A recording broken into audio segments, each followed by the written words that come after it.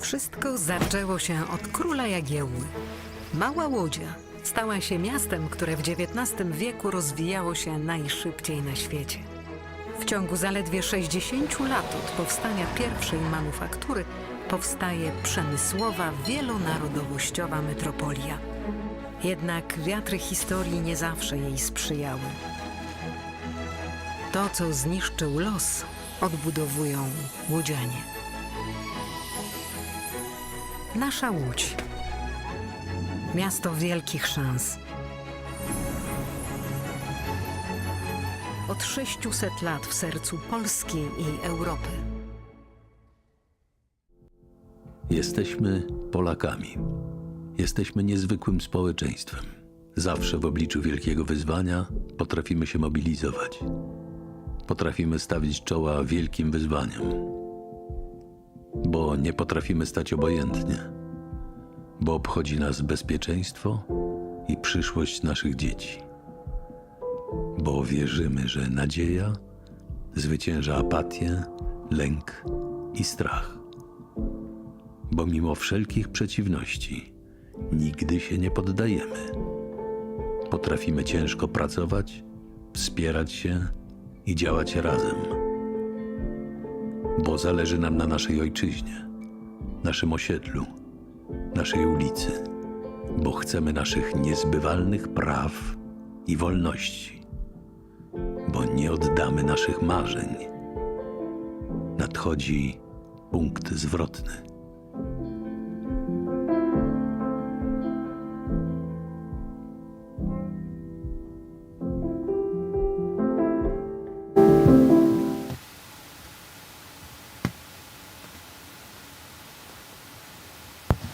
Good morning, everybody. I suppose there are people here. We are very much blinded by the light here. So, but I suppose you're here. So, good morning, everyone, to this session on economic education in an age of populism. And first, I introduce myself. My name is Detmar Döring from the Friedrich Naumann Foundation office in Prague. Friedrich Naumann Foundation is a German civic education institution that promotes liberal values, freedom, rule of law, human rights, free markets around the globe, and is a long-standing partner of Freedom Games. With Freedom Games, I've come to the topic of freedom. If you look at all indicators, indices about freedom worldwide, Freedom House, Human Freedom Index or so, you will find last year's freedom has been in decline, in recess for a considerable time now. Same is true with economic freedoms. Whether on the left or right, it seems that some interventionist, protectionist policies on the march forward everywhere. And the corona crisis did its had an effect too on this. And we also have to observe, and maybe, and that's what we will discuss here, this somehow connects with it, state of economic education in our school system. In many countries, it has been replaced by other political subjects, and even our Minister of Finances in Germany recently said that we need more financial and economic education because people don't know what they're doing here. They may act in a way that with good intentions, but don't see the consequences of it if you don't have any economic theoretical background. So we have a wonderful panel here. I think I will introduce them just in one sentence or so, from left to right. There's Adam Barta, he's director of Epicenter Network. It's a think tank network for Europe based in Brussels. So he comes in contact with oodles of people who are the best experts and they do educational matters themselves. We have Aneta Vaine, the vice president of the Lithuanian Free Market Institute, which is, to my knowledge, one of the most active think tanks in this field. When economics is taught in Lithuanian schools, it's usually based on something she has written or one of her colleagues has written. There's Marcin Duma, executive director of IBRIS. It's a Polish think tank.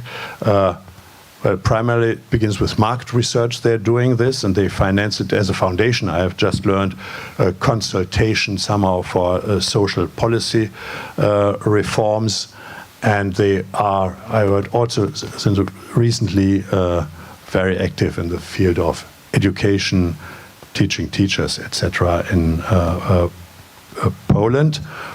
We have Tom Palmer here, who is Executive Vice President for International Programs of the Atlas Foundation. Everybody knows what the Atlas Foundation is, who is active in the world of think tanks, liberal and free market think tanks. And he's, so to say, heart of soul of the whole thing. And well, we have somehow the name Bata is overrepresented in but this is a Hungarian spelling with TH, and this is Matej Bata just with the T, Slovak version, because he's an analyst at INES, Slovak economic think tank, and they are organizers of the Economic Olympiad, school contest all over the country, an idea that has spread around in Europe recently quite a lot.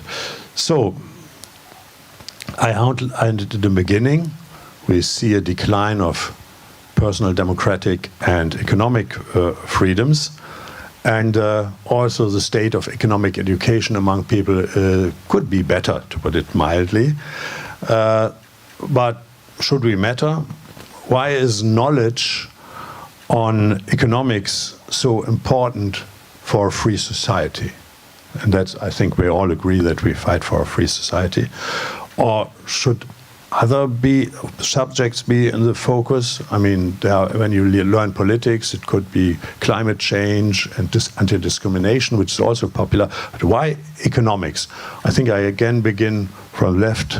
Adam Bata, what do you think? Sure. Just somehow 3 minutes or so. I'm going to be even shorter, I promise. Education is always a topic where we think it's super important because of the long term, right? But there are so many short-term challenges that it often doesn't come to the forefront. So I'm very happy that this discussion is taking place. And you asked whether economics should be taught or should be taught at the expense of other subjects. I don't necessarily think it's at the expense of other subjects, because economics is part of everything. If we actually set up the school curriculum correctly, then we're going to see that economics is part of history, economics is part of biology. You mentioned environmental challenges and climate change, for example. I think if students would be much better aware of some of the basic theoretical concepts of economic ideas, like trade-offs, like the price mechanisms and the rest, then we could have a much better and much more intelligent conversation about a lot of the challenges that we regard as contemporary. So just to give you an example, when history is taught in Central European schools, it's always about, how big statesmen are acting, what are the wars that we are fighting, and there is very, very little discussion about kind of the economic progress that we had made over time.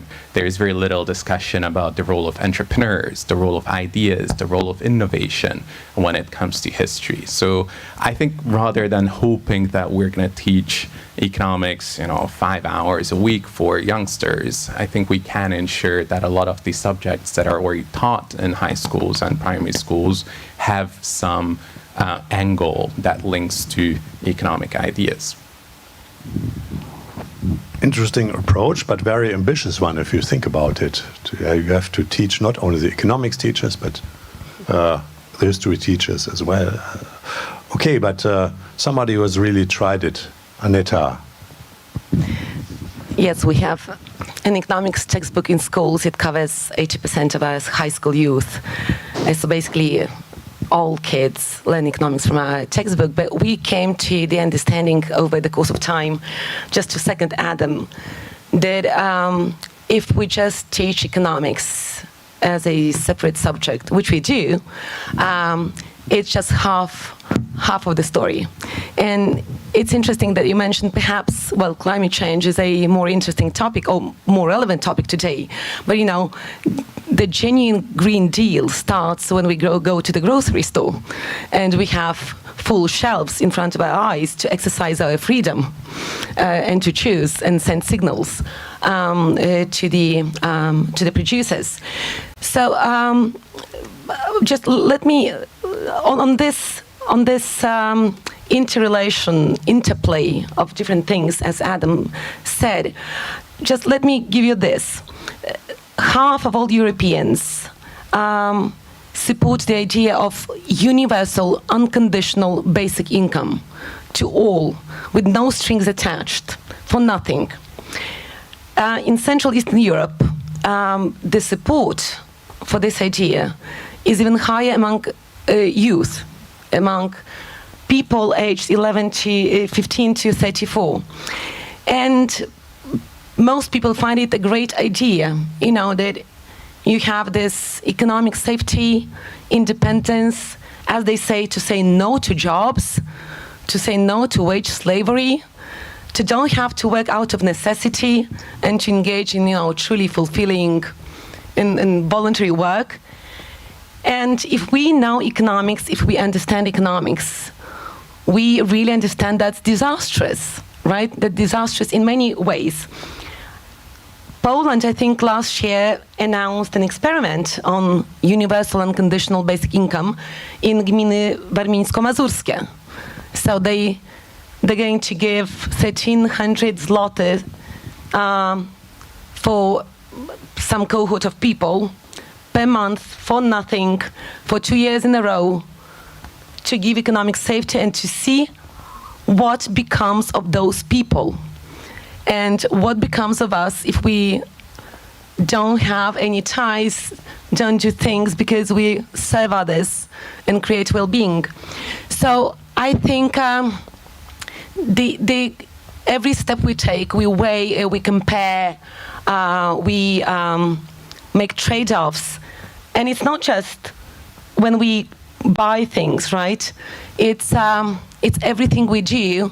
So basically, economic action underpins everything.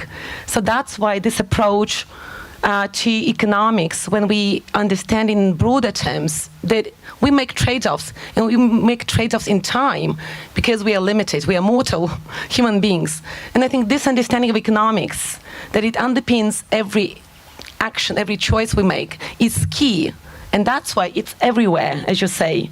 And we should promote this kind of understanding of economics. It's our trade-off every step we take because we are mortal and limited in time. And thankfully. Your turn, please. I think that regarding the economical education, we have both problems on input and output. Let's start from the output. We observe that the populist parties, the populist political movements, well, they are rising and they are getting more and more strength in terms of a political market. And we observe that in Poland too. Is it a lacking of knowledge on the basis of economy?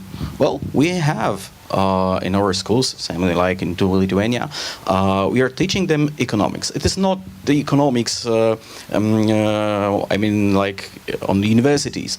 These lessons are called entrepreneurship lessons, and the pupils are given all needed knowledge in terms of prices, inflation, and the market mechanisms. And we operated survey, and we have confirmed that they understand that, they know how it works, and still they are more eager to vote on far right or far left populisms than party more liberal or in the center. Why is that? It is a problem of input, I mentioned. What is the problem with the input? Okay, they got some knowledge, some instruments in a school, and yet the main source of their economic knowledge is not school. It is the internet. that TikTok is more popular than in school lessons as a source of economic knowledge. The YouTube is same popular as a TikTok. So they are shaping their views, not in school, not at home. At home, they are not shaping at all their approach towards economy and its mechanisms. They are doing this on their own in the internet, and this is a problem of input. And the problem of output, you've mentioned that. Thank you. So that's even a more enormous task to change the input and change the contents of TikTok. Now, let's see. Tom. Well, are we on? There we go. Let me address it directly politically, as the last one did. First of all, I'm a little skeptical about most classroom experience. We also find classes on identifying disinformation at American universities when they test the students with fake news stories versus ones from real newspapers. At the beginning, at the end, it turns out at the end they score worse. So this is very depressing. These classes are not working. And so I'm all in favor of having classes on economics. They have some positive benefit. But remember, it's in a wider embedded context of TikTok and it's not Twitter, X, and so on. So let's look at what populism is. It's a general approach to politics that posits an enemy, often a hidden enemy, and it's based on magic. Our leaders, our Gandalf, the wizard, or whatever, will chant magical spells and attack and destroy the enemy. We have a scientific approach, and it's a little difficult in the narrative to fight magic with science, because magic is cooler, more interesting, and easier to accept into your life. So we have to talk about trade-offs, and Netta mentioned this. I think it's extremely important. You can talk to people and say, well, if you get more of this, what if you get less of that? And that, I think, helps to undermine the whole populist discourse. It's not all magic. Maybe there are trade-offs. There's cause and effect. And then the other element is to talk about incentives. And most people grasp it. Change incentives, you change behavior. How do you change incentives? By changing the rules. And that brings us into a discussion of rule-based order rather than magic. So I think this can be done in popular discourse. It can be done even on TikTok to talk about things like trade-offs. And then finally, what's the real cost of all these populist programs? It's very difficult for us to grasp billions and billions of euros. It's too big. What we can do is understand percentages. So Tax Freedom Day, I think, is one of the most powerful methods against this runaway statism. You calculate it. What is the day that the average person in your country stops working for the state and begins working for herself or himself? Find that day, work with accountants, and then on that day, all across the country, have people handing out zloty notes. Be very careful you don't get in trouble with counterfeiting. But instead of saying 100 zlotys, it says 40 zlotys. Which is to say that's what you're really getting from your 100 zlotys after all the taxes are collected. And I've seen in a number of countries these are very powerful means to focus attention on what are the real burdens that we bear, most of which are hidden. So I think in public education there are a lot of techniques that we should use that have been used very effectively in a number of countries, and they need to be deployed outside of the classroom as well as inside. So, next speaker, thank you. Yes, thank you. I just maybe want to add something on top of what Tom said. And it is true that at the heart of populism, there is a divide between us, the good guys, and someone else who is corrupt, who is doing bad things to us. And I personally think that at the heart of liberal economics, there is cooperation, right? Through this liberal economic education, we can really understand the benefits of what happens when we try to cooperate peacefully and productively with as many people as possible. So I truly think that nowadays we have very different kinds of populism, but at the heart of each of it, at the heart of each kind of populism is this divide, which can be tackled if we really understand the heart of economic cooperation. And this then spills over not just into the economy, but also in the society more broadly. I come from a country that is post-communist. There is not a big tradition of very liberal economic behavior or education. And you can really see that people very easily believe all these populist promises. And again, there are two dimensions. One of them is that people don't really think about what the protectionist measures mean and what they will cause. But also, the society is extremely polarized, and people don't really grasp what they could get out of a coherent civic society that cooperates inside of it. So I see economics could be almost some kind of peacemaking process, encouraging cooperation. Now, if I sum up this first round, I would say, yes, everybody thinks that economic education, good economic education is absolutely important. It's in the vital interest of every good society, but whether our educational system can do it, or can they just integrate it in other subjects, or things outside the educational system, which might sometimes may even be counterproductive in its effects, do better. So the question is now, if I would sum up, if I would look at schools all around the globe, I would ask questions: have schools somehow really failed? Can they teach economics properly at all, or do they sometimes not only amplify the agendas we don't want to see, agendas on the left and right? I mean, my wife, for a long time when we were still in Berlin, was at the Parents' Council for School Administration, and she always had to do with the curricula, what actually is taught at schools. I mean, we have been probably even then too idealistic, at least when it comes to Berlin. Okay, that's usually not a really benchmark. Berlin. So, question is, can this be done? Can we really succeed? I mean, we see some examples, Lithuania, but I think that might be an exception or so. Mate already touched on the role of polarization, so I want to link it to it and challenge Tom a little bit when it comes to, the importance of this traditional type of education. Because you're right, I think lectures can be very boring and, people are not super engaged.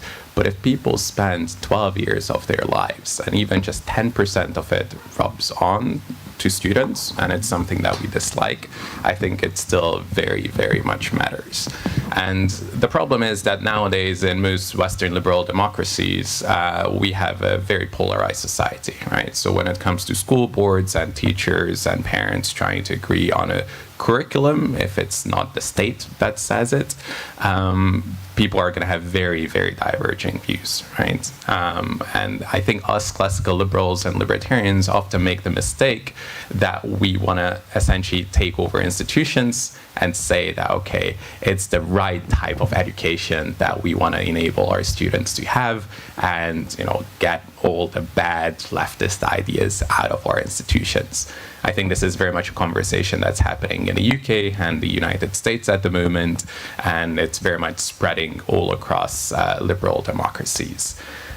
I would say that that's the wrong way to go about it. I think we have to accept value pluralism and essentially foster an environment where very different ideas, sometimes totally opposing ideas, can be presented to students in a reasonably objective manner. So what am I talking about? I think in English-speaking countries, you have a lot of debate culture going on, right? So if we try to reform schools and encourage school boards to essentially say that, okay, you're very welcome to invite a speaker that believes in, high redistribution and socialist policies, but on the other hand, we are very happy to provide you with a speaker that's going to explain the benefits of market economics to you.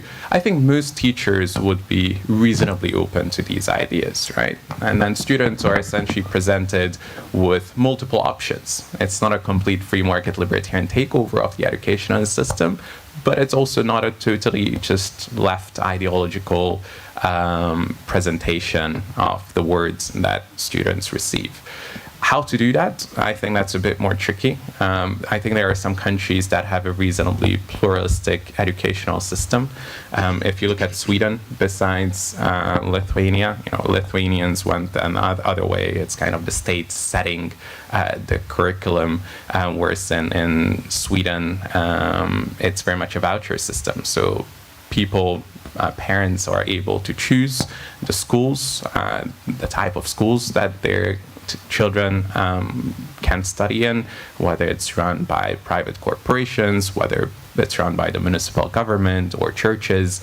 I think you're going to have a much more pluralistic society with fostering different type of ideas than in a French type of system where the state really says that this is the curriculum and on that day all the students in the country ought to be studying X. So if libertarians and classical liberals are pushing for a more pluralistic rather than state-run educational system, I think that's one way to go about it.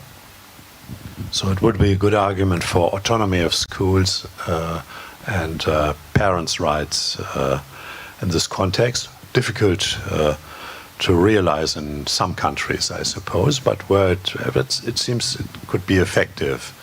So, yes, Lithuania does it better, yes, we know. Yeah, but now I will challenge you, Adam. And I think the problem is precisely because we ideologize economics.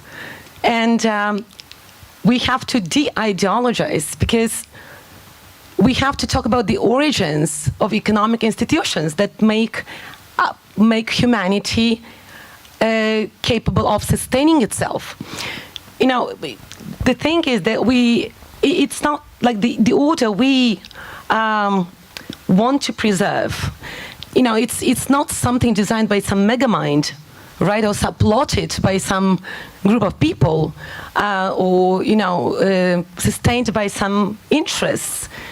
The institutions that underlie economic action in our economies, they are humanity's natural response to the givens of our existence, which are lack, scarcity, time, and those institutions that we want people to appreciate and embrace and acknowledge and preserve in order to preserve basically humankind, the institutions of property, exchange, profit, money, they evolved as our natural response in the course of time, over the course of human history, as our natural response. They got, repeated, spread, and they transformed into institutions. And that's, you can rewrite economics to the left, to the right, but economics is economics. It's just our response to the principles of existence, to the order of being, and in line with human nature. If we take work, it's just an effort, it's just human action. And there was this Menger was, I think, the first to say that property, which is very often attacked, property is the result of scarcity and not the cause of scarcity. Jean-Jacques Rousseau, he was trying to argue that property causes scarcity. But it's the other way around. If we look at, there will be a panel, I think, the discussion or presentation by Professor Balcerowicz on property. I think he'll touch upon some of those things. Then if we take profit, which is demonized, which is penalized by windfall taxes and is treated as a source of social harm, if you look at it, profit is just this principle of multiplication, which is encoded in nature. It's encoded in us. And financial profit, just one form, one type of multiplication that we have. When doctors work, they want more health for their patients. When the policemen work, they want more safety in their communities. When some other examples I like, when educators teach, they want greater knowledge. So it's always more. It's always economizing, but also producing more. That's how we sustain ourselves. And with entrepreneurs, with financial profits, it's the same. It's just this principle of multiplication. So, and then, of course, in all of this, there is an acting moral agent. That's where freedom and morality comes in. So I think we need to really speak about the origins of economic institutions, and people, we act. So it resonates with us. Can I jump in on this very quickly? Because I think there's a key that the de-ideologize economics. Start with number theory. Kids learn 1 and 1 is 2, not 11, right? That's not ideological. And I think that explaining costs and trade-offs in this context. So I do think schools ought to be doing basic financial literacy. They used to. When I was a boy, you had to learn how to write a check. No one has seen a check in years, but you had to understand, you had to balance your checkbook. I don't remember how old I was when I was taught this, and that was pretty helpful. But it's not theory, it's just numbers. And getting at that level, I think, can help people to understand magic doesn't work. You can't conjure up more in your bank account than you saved to put into it. And so that's why I think, and I'll mention what Ines has done. You have a great track record of fighting this populism in Slovakia in a clever way. The Price of the State program, I don't know if that's still going. Sometimes these things run and then they fizzle out, but it was wonderful. It showed you had the opportunity to say, what state would you like to buy? And you got to then check out, and you said, I'm willing to spend this much on sports stadiums and this much on education, this much on defense. And said, now, congratulations, here's the state you got. And it's huge. It's much bigger than the one you were willing to buy. That was a nice way to put it clearly to people. You did videos that were so funny and so clever, and they did it in such a way that they didn't say who produced it. They were just put out, everyone's saying, who made this funny video? And they really did a great job of mocking idiotic populist measures. I think the one about everyone should have a dog was very clever and funny. So these things that start with basic number theory and then build out on that and show this magic doesn't work. And I think that's a way that we can go without having to start by revamping the whole curriculum. Start with the real basics, numbers and financial literacy, and then public education campaigns that build on that. Well, thank you. Of course, not everybody should have a dog. Every dog should have the appropriate human, as we all know. So thanks for this intervention. It seems that we slightly disagree on some matters about the extent what economic teaching and also what should be taught, the content or so. So I'm looking forward to what you will say, Mr. Noah. I'm so tempted to address the magical thinking issue, but I understand the question is different. Maybe we'll have some time to go back to this. Say what you want briefly, but you no. I will try to be brief. All right. Has the educational system failed?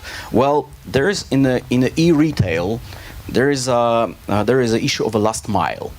You can produce the merchandise, you can advertise the merchandise, you can transfer it from the factory to the place when it will be distributed.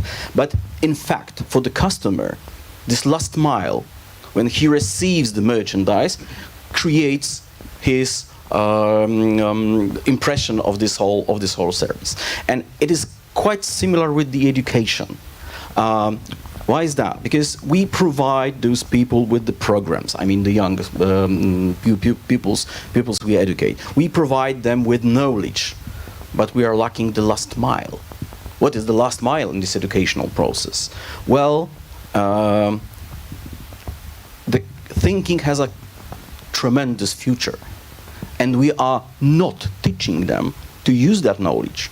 We give them examples, we give them theories, but that's it. Do whatever you want with that. And this is the moment when the magic comes in. Because if something is quite complicated and we are not prepared to cope with that, our brain, is looking for the most straight way, the shortcut. And the shortcut, using a magical thinking, is so easy. The magic solves every problem you just appear. And one thing more, because we observe that in Poland, that this magical thinking, it is not bound to any social group.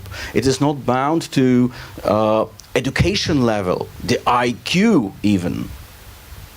The most important factor influencing this desire for magical thinking is lack of control. I mean, if you are lacking the control over your reality, no, not only self-control, the control of the reality, if you cannot influence the world outside your flat, your family, you are exposed to those communicates of magical thinking. The wizards just spot you and say, well, that's our prey. And that's what they do. And we can be easily approached by these methods. Never mind the whole process of preparation of knowledge that was passed to us. Thank you. Thank you. Yeah, magic thinking. Okay. Yeah. Maybe just to return a little bit to what has been said about de-ideologizing the schools. I'm a bit torn here because on the one hand, I really like the idea of not having any value propaganda and really just focusing on the economics. The problem is that what I see in Slovakia is that because of the communist heritage that there still is, teachers in the schools are scared to put forward any values. What happens is that I think we even have that in our constitutions that schools should be apolitical, but how the teachers and the school system interprets this is that anything remotely related to what political parties do, and this includes, of course, some value propositions, they stay away from it. And I'm not really sure that's the way to go, because I personally don't think that values such as freedom and liberty and things like that, which are ideological in a sense, I still think we should not be afraid to really try to push them forward. So that's one thing. The second thing now to the question whether schools have failed. Maybe to put a number on it, we analyzed the results of the first round of the economics Olympiad in Slovakia, and just for your information, it's for high schoolers, right? And the questions aren't that difficult. It's about like which measures are good to tackle inflation, or like what will happen if we open ourselves up to other markets. The average success rate is 45%. So like of all the questions, only 45% get the correct answer. So apparently there is a problem. Now, I'm a bit reluctant to really put it on the school system. To put it on the schools specifically, because they are to a large extent controlled by the state, right? The state dictates what should be taught, very often even what books should be used for it. I have also anecdotal evidence. My mom is a teacher, and I saw it firsthand that she really has to prepare every single lesson based on what the state thinks is the best way to do this. So I must say that I really like the idea of opening up the school system in a way to really create a market of ideas in the schools. And yes, of course, there will be some collateral damage, let's say, in the form of schools that will be teaching stuff that maybe we as liberals don't necessarily agree with. But I think that every other mechanism or every other strategy contradicts liberal thinking in itself. So, yeah. Can I Go offer ahead, a yeah. compromise? I think for the whole ideological question, if I can offer kind of a solution that may make us happy around the table. When it comes to primary school, I totally agree with you on it. I think it's possible to teach the basic foundations of economic theory in a totally non-ideological manner. You know, price mechanisms, trade-offs, all of that. I think that can be non-ideological. Later on, when people have more kind of experience with politics, some people may be part of youth movements in their high school years and may have a lot more ideological ideas, then I think it's very important to have these type of debates. Then, you know, do you want more redistribution through the state or not? Do you want government ownership of the means of productions? Do you want a more open society that's willing to take immigrants in? These kind of questions that have a massive impact on the economic performance of a country, I think we can debate them in an intelligent manner later on in life. Can I also add? I'm all for value-based education, but that's where we combine economics and ethics.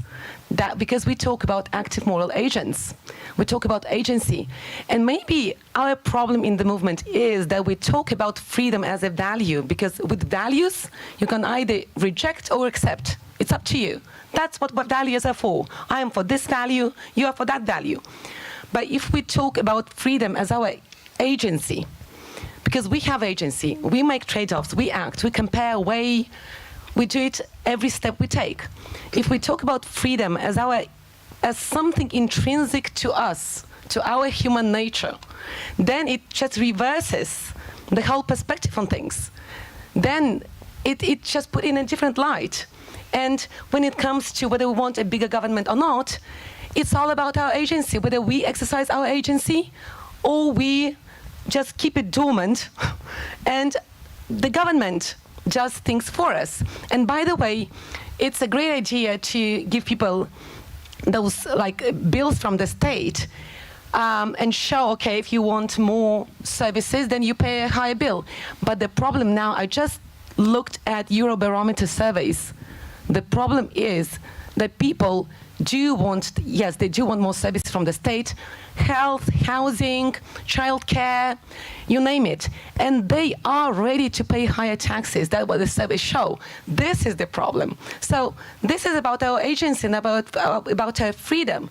So let's talk about freedom as something inherent to our nature, intrinsic to us. And do we want to give it up? To give up our human nature and the way we respond to our human condition, basically. That's a quick my suspicion, but there's some way to go to our marketing friends to find out, is most people don't know how much they already pay in tax. That's true. And so what they want is for other people to pay higher taxes for all these services, which is kind of understandable. So I think part of our project is explaining what is the real burden they face. So most people don't know what they pay in VAT, right? They don't know what the VAT on petrol is. They have some sense it's higher price in Europe than it is in America, but that's it.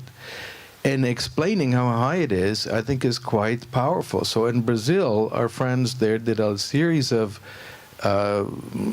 programs on O Globo television, very funny. Again, funny is important, in which someone starts, a lady's filling up the tank in her car, and along comes a tax collector, a gentleman in a black suit, and he just takes it and fills up his gas tank with it, and then puts it up, and she says, what's happening? And then it shows they're paying 60% tax on petrol. No one knew that in Brazil. As our friends did public opinion polling, the average Brazilian, when asked how much tax do you pay, said, I don't pay taxes. Rich people pay taxes, but they do. So I think that's really important, is to make it clear, what are you really paying? And one last point, just a little dig at Adam, whom I admire so much, but you set up a 70-year strategy. Milton Friedman proposed school vouchers in 1960. We're now getting them in 2023. So 63 years later, we're getting this a little bit of school choice. And I don't think we have 63 years given this re-emerging threat in Europe. Seems to be quite more difficult than I thought. I thought there might be more harmony among us, but there seems to be some difference about neutrality and ideology. Harmony is boring. Which is I know it's a complex system, neutrality and ideology, because everything that's neutral is, somebody will suspect it's still ideology. As we know now, you have feminist chemistry or mathematics or something like this. But you wanted to comment it as well? Yeah, just a few sentences. I would like to propose a solution. May I? You're right. I think we should give up spending money on teaching pupils economy. We just should let them, when they are adult, pay their taxes, but not through the entrepreneurs. In 15 minutes, there is a lecture of Leszek Balcerowicz. He introduced a substantial change in Polish tax system. He put the duty of fulfilling the old taxes, papers, all paperwork, and transferring money to the state on entrepreneurs. So the employees, they got their salary, and that's it. Maybe they heard about netto, brutto salary, but that's it. If we let them pay those taxes monthly, even without the papers, even without the paperwork, I think that we'll experience a huge liberal change. Thank you.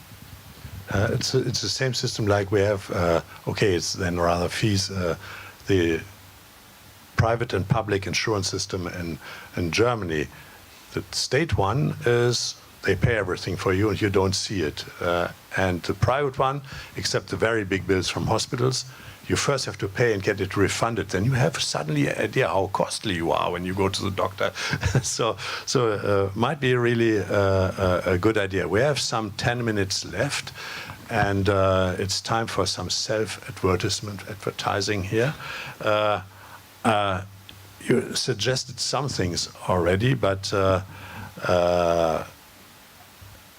we are here all representatives of NGOs or think tanks, and we know that the world outside, our schools, our educational system, our universities are far from perfect and not fulfilling the ideal, neither the ideal of being pluralistic or being liberal, whatever we're talking about, usually it doesn't really work.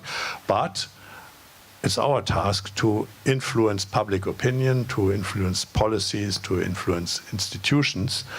So what can NGOs, think tanks of our kind do to improve the teaching of economics in schools? Simply begin. I'm going to be like a politician and answer the questions I want to hear, not what I've heard. So yeah. I'm going to address Tom's question and criticism that I was too long-term oriented and say what we could do in the short term, medium term, and long term. And what we could do in the short term is very much what a lot of our member think tanks are already doing. I think do the work ourselves. Besides the educational system, organize a lot of student conferences, seminars, internships, discussions, and kind of the community building for students that a lot of the think tanks in this conference are already engaged with. The problem is that we can only reach a pretty limited number of individuals through that, right? We don't have unlimited budgets, we don't have unlimited time, so it's only going to be a small fraction of the society that we're going to reach. But I think in the short term, that really does make a difference. In the medium term, I think some think tanks are already doing that. I'm going to let Aneta talk about the LFMI's work on this front, but essentially try to engage with the teachers and help the teachers through contributing to the curriculum with their own books, to provide speakers. What my colleagues in the UK are doing, for example, is to provide a speaker from the Institute of Economic Affairs for every student in the country that's studying economics. I think that's almost 100,000 people. So they go there, they give a couple of talks, and they kind of present it in a pretty non-ideological way what free markets and what classical liberalism is about. I think through that we can already reach a higher number of people, but I don't think we can forget about the long term. I think the school reform is very important. I think focusing on the voucher system and kind of this pluralistic educational system is very important. So I hope that there is going to be some think tanks who work on the long-term reforms as well, because the short and medium term is only going to get us so far. Okay, Aneta, I know how much you are doing, so I have to warn you, keep it brief. Yeah, on school choice, at least on school choice within the state system, we did nail this reform in Lithuania back in 2008, starting with higher education and then with secondary schools. So it's possible, it's doable. On economic education, probably we are lucky in Lithuania that we have this very sound system of getting textbooks into schools. Like ourselves as an independent, non-partisan, private think tank, we can produce a textbook, get independent reviews, get official approval, and get those books into schools. So now we have 3 textbooks in schools in Lithuania. Economics, later on we did interdisciplinary economics, civics, ethics, which basically puts the acting moral agent at the center of everything. And the kids say, so we cover topics like work, enterprise, like poverty, equality, and kids say, no one has ever talked to us about those things. So we are lucky in this way, in this sense, and we just, this September, brand new textbook went into schools for early teenage learners from us. But we also do integrate tools like personal tax calculators, which give you your personal tax freedom day, your personal bill from the government.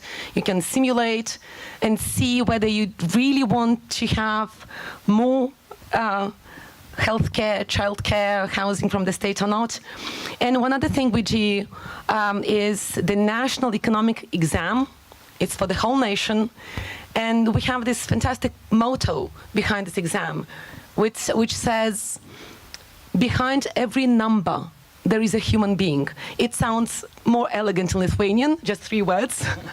And that's how we convey the idea that it's not just financial literacy, it's not just financial economic education. Maybe that's the problem, that we talk about finances. It's not just finances, it's human action. So it's just a snapshot of our work, but maybe we are just lucky because we are in Lithuania. I like the good old days when we had 2.5 hours, 1.5 hour time for a panel. It's such a topic. Okay, so we could discuss it for hours. We have less than 5 minutes, so. Yes, we have a kind of a clock here showing us, counting down to deadline. All right, I will go back to the research we have conducted with the school headmasters, and one of the topics was the supporting of their educational effort in the area of economics, and that's what they said is they are so open for any cooperation. The cooperation they are lacking. They seek for different opportunities to enrich those lessons, and there are in in Poland there are such programs. For example, one of the private banks and one of the consultancy companies, thanks to COVID, because it has make the online lessons quite easier, they are putting CEO of the National Bank, the CEO of this consultancy company, and make them explain quite complicated things in quite easy way. And these are for primary school students, and the evaluation of the facts gives us an information that it works. So there is a huge desire for such measures. Thank you. Thank you. So how can we convince people that they thought only that they had a free lunch, but didn't? I'll be very short. One, I'm all for school pluralism. It's just not the answer to this problem, in my opinion. It's a diversion. But then the second thing is, our big problem is visualization of the cost. We think about the long term. That's characteristic of liberalism in general. How do you get people to think about the long term? It's hard. One way is to show them their grandchildren. It turns out that older population who want bigger transfer payments switch their views when you explain the impact on their grandchildren. There will be no pension for them if we do this. And so I think how to visualize the future is a big challenge for us. And I think, Ines, really, in the past, you've done a good job. You have to do better in future, given the challenges. And then finally, humor. Be funny. And that's a problem. Liberals are not funny overall. We're boring Come on, and Tom, you're tedious. hard on yourself. We talk about numbers and long-term boring. So be funny, and to get people to pay attention. Terrible for me, a German and a liberal.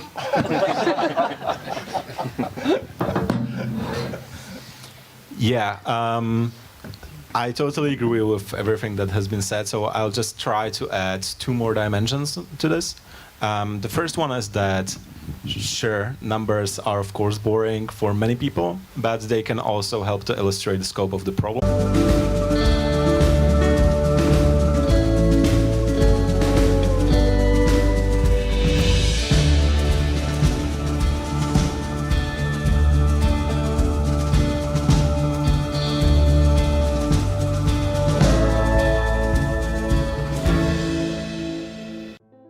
Jestem z zawodu lekarzem, zajmowała się diagnostyką chorób nowotworowych. W Białorusi zajmowałam się mikrobiologią i molekularną biologią. Byłem nauczycielem szkoły podstawowej. Naszym celem jest budowanie umiejętności, które są ważne na polskim rynku pracy. Szybko nabierają takiej pewności siebie, bardzo szybko się uczą. Wszystko możliwe, kiedy starasz się.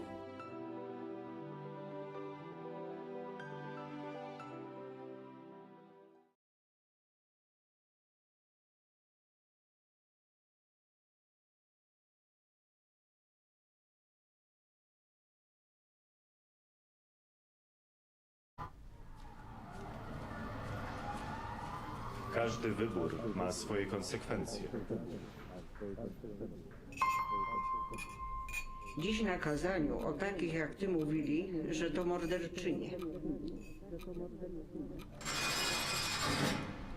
A wiesz, że ta, która ci pomogła, trafi za kraty? Trzeba mieć sumienie. Jak mogłaś to zrobić własnej matce? Aborcja to najgorsza zbrodnia. Gdybym ja podjęła taką decyzję, nie byłoby cię tu.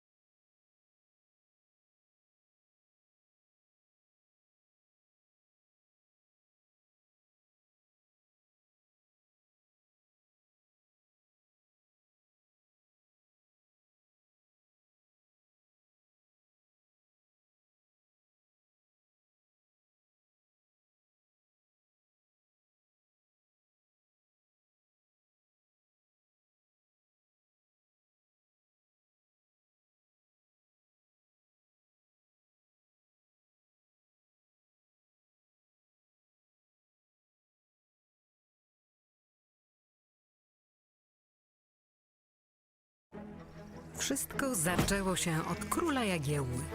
Mała Łodzia stała się miastem, które w XIX wieku rozwijało się najszybciej na świecie. W ciągu zaledwie 60 lat od powstania pierwszej manufaktury powstaje przemysłowa, wielonarodowościowa metropolia. Jednak wiatry historii nie zawsze jej sprzyjały. To, co zniszczył los, odbudowują łodzianie. Nasza Łódź. Miasto wielkich szans. Od 600 lat w sercu Polski i Europy. Jesteśmy Polakami. Jesteśmy niezwykłym społeczeństwem. Zawsze w obliczu wielkiego wyzwania potrafimy się mobilizować. Potrafimy stawić czoła wielkim wyzwaniom. Bo nie potrafimy stać obojętnie. Bo obchodzi nas bezpieczeństwo i przyszłość naszych dzieci. Bo wierzymy, że nadzieja zwycięża apatię, lęk i strach. Bo mimo wszelkich przeciwności nigdy się nie poddajemy. Potrafimy ciężko pracować, wspierać się i działać razem. Bo zależy nam na naszej ojczyźnie, naszym osiedlu, naszej ulicy. Bo chcemy naszych niezbywalnych praw i wolności. In 2019, from my colleagues, and worked at the Ministry of Finance for 10 years, and for many years I was warning ministers of finance against excessive spending. And I suppose that probably all of you that the special funds created by the Bank Gospodarstwa thing, the strengthening of why is important to fight against the corruption, and also to explain the negative long-term effect of this corrupt regime. Thank you so much. No właśnie, bo to jest tak, że czas. Yes, that's true. Sometimes we are very short-sighted. I think that we are increasingly more short-sighted. Radosław, I'd like to address you. Istvan has just told us that political corruption is dangerous, that it increases and it's hard to detect. Sometimes it's even impossible to find it out without investigative journalists and free media. Well, that's true. It's not possible. And I gave the title to my broadcast after this book, the book written 6 years ago, which seems prophetic because I found statements there that before the election campaign, it may turn out that party nominates will be paying money to the party, to the political party budget. So this is a plan of a mafia state. So we have a situation where functionaries responsible at the top positions in the country either have businesses which, if they lose their positions, mean that they will go to jail. I can give you a lot of examples. One thing more, speaking about the rule of law, let's draw our attention to the fact that this ruling party, what have they done? And Kaczynski says it openly, they have changed the system. They are awaiting the third term of office and they want to change this system formally. Have you voted for the change of our political system? The problem is that in Hungary, they had the constitutional majority for that. Well, in Poland, we don't have any constitutional majority. There wasn't any referendum about changing the political system of the country. And this mafia network was developed by the doing away with different democratic institutions. We have zombie institutions. We have a constitutional tribunal where nothing happens, where the president is described as excellent cook. well, nothing, no transparency at all. When the judgment is made, the journalists can't be there in the chamber. It's only available on almost CCTV-like camera. And the anti-corruption office is a kind of political police. If you look at what they have done, they mainly cover up all these problems by inciting or system and creating pathological institutions for destroying the rule of law in the country. But EU funds create some space for our domestic funds. Had it not been for the international money from EU, the slice of pie of murky water, example of InPlus, is not from European money. It's from our own money, but the ministry ruled by Minister Czarnek. Okay, first of all, it's the same officers or officials. Some of those officials under the leadership of Minister Czarnek distribute EU money. Possible that the money is distributed correctly. We know what happened in Hungary, but the next room, other officials, also under the supervision of Minister Czarnek, distribute Polish money, just like in Villa Plus. So the thing is, should those units be certified, those units distributing European money? There are also some charges from the Supreme Chamber of Control.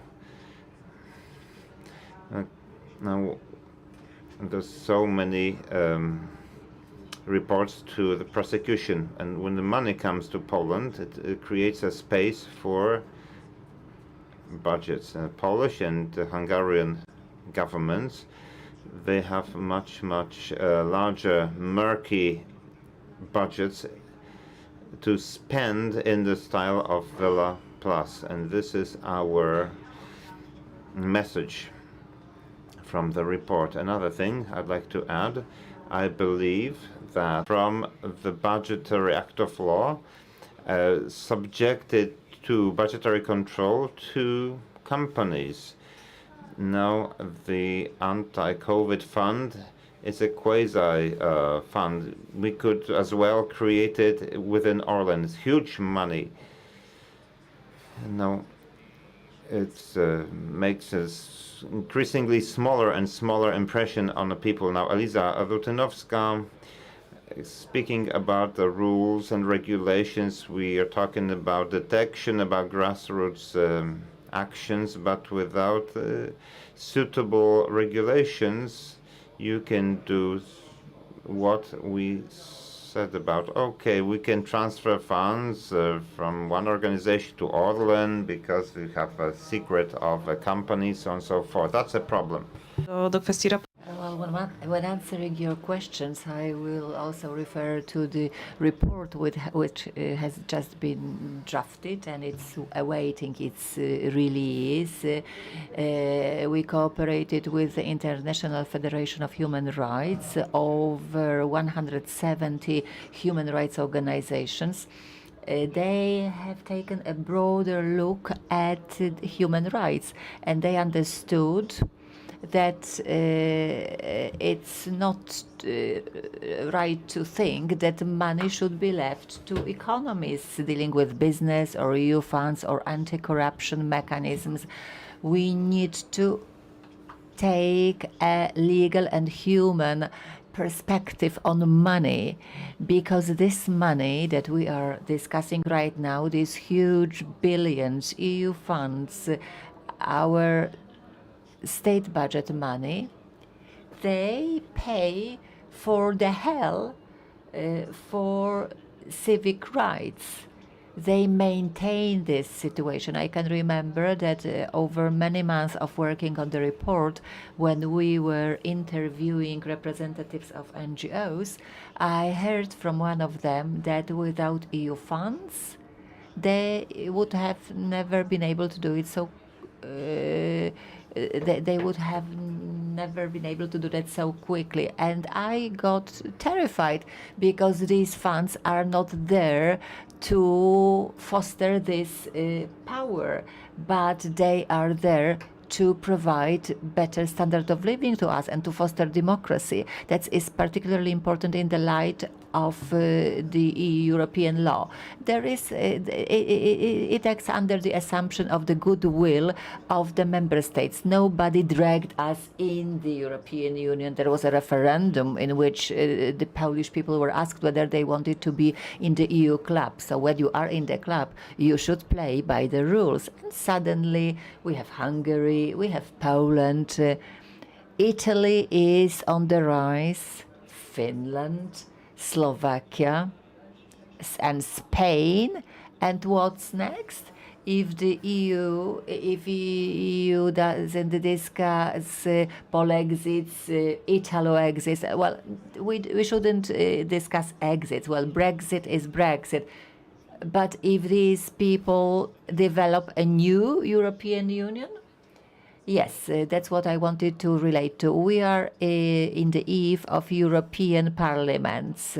The same people will be applying for being maps. You can build also an autocratic European Union, and we will have Polish presidency and Hungarian presidency on the horizon, and these countries will be telling us what democracy is about, what human rights are about, and one fundamental issue that we are also examining in this report from the human perspective. And also using the not a legal language, how this rule of law mechanism, money for the rule of law, the mechanism which was there in the EU before the COVID fund, the fund that we know under the magic KPO abbreviation, this rule of law mechanism was put in place earlier after long months of negotiations between the member states. And of course, there were a lot of fears and misgivings. This is not a paper tiger.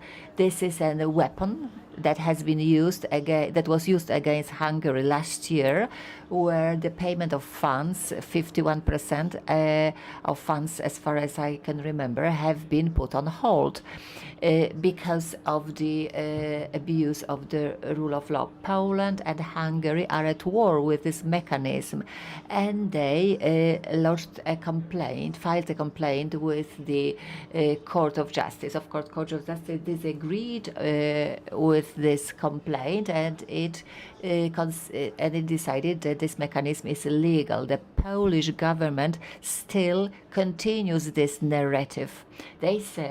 They continue to say that these are arbitrary decisions, discretionary decisions made in Brussels. And I'm coming from Brussels, and I give you my word of honor that there is nothing imposed by Brussels, but besides the regulation on the so-called money for the rule of law, there are guidelines, over 85 pages of guidelines which explain what should be understood as financial abuse, direct link between the breaking of the rule of law, which may imply the loss of EU funds. Thank you, Radek, for telling about this formula that I'm using. Yes, I'm always repeating that we are currently zombie apocalypse in Poland. We have zombie prosecutors, zombie constitutional tribunal, and without giving back the right meanings to the words, without giving them the flesh, the content, we will not do anything. Because you moved from Hungary to Poland, and I think that after a few years you've got the same situation than years ago in your country. You said about little hope in Hungary, but different than our hope in Poland. But is there any hope? And hope is, hope is important, but you are economist. The count, the number, income. It's important for countries and that rule of laws. So what more than hope we need to change our situation? First of all, I like very much this zombificacja. this term is very good, zombificacja po polsku. Yes, Hungary has another type of hope, but I cannot explain this because we are here in Poland and we have to talk about the Polish situation. I think the situation is absurd, and we have to take consideration that this situation could be more absurd in the near future. For instance, in Hungary, we will be the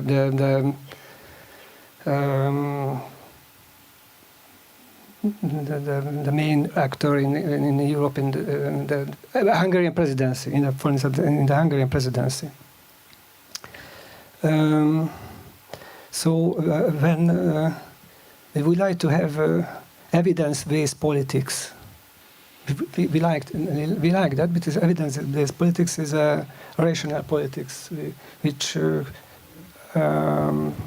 looking for the social wealth and the optimal solution of how we can arrange our assets and our public money. So when we would like to have evidence-based politics, we have to have data.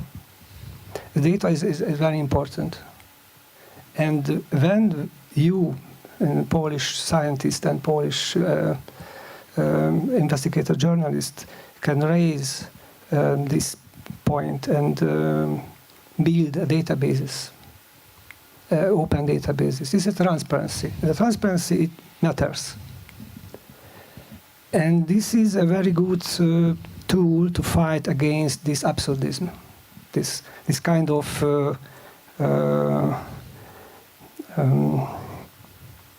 phenomenon, the negative phenomenon. We try to do that in Hungary, but so it's very hard to do that. It's complicated, but you have maybe more resources to, and you have our experiences. So that is a reason why I said that there is more hope in Poland and other maybe the last point. Can I raise a last point that the cooperation between the investigator, journalists, scientists, lawyers, it's very, very important because it give us a synergy. Not competition, cooperation. As I am a player in Hungary, and sometimes I feel more competitions between the NGOs than cooperation. It's a bad thing. So more cooperation is less competition. This is better in this situation to avoid a more absurd world. Thank you so much. To już zmierzamy powoli do końca, więc będziemy. Okay, we are moving towards the end. Let us summarize our panel with hope, about which István talked. But later on we can continue our talks in the lobby outside of the panel. Now, it was said that transparency is critical. That's what István said. Could you summarize our panel in this context, the transparency? First of all, I'd like to quote Orwell, who used to say that transparency is the the greatest enemy of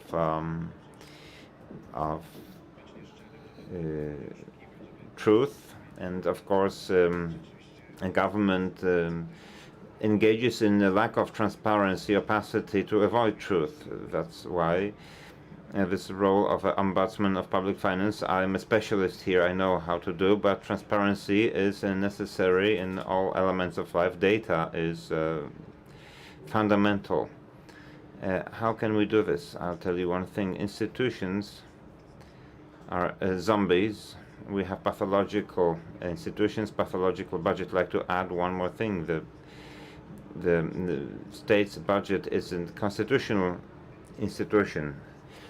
In the light of law, institutions are not only buildings, people, it's systemic solutions. So the budgetary process is an institution. Yes, even in the Constitution, the central bank is supposed to combat inflation. It's not working to that end.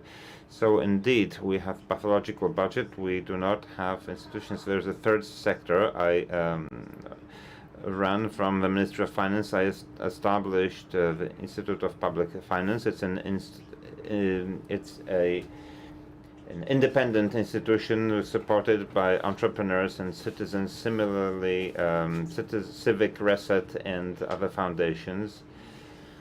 Istvan says that organizations need to cooperate. Yes, they need to have some financing to be able to work. So the solution is to support those institutions, support NGOs, but unfortunately it's a difficult situation. It's a similar situation in Hungary. Istvan established a Center for Corruption Research.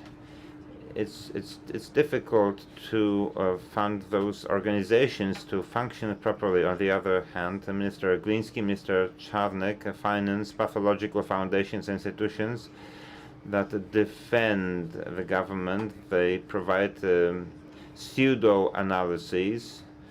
It's a fight between David and Goliath.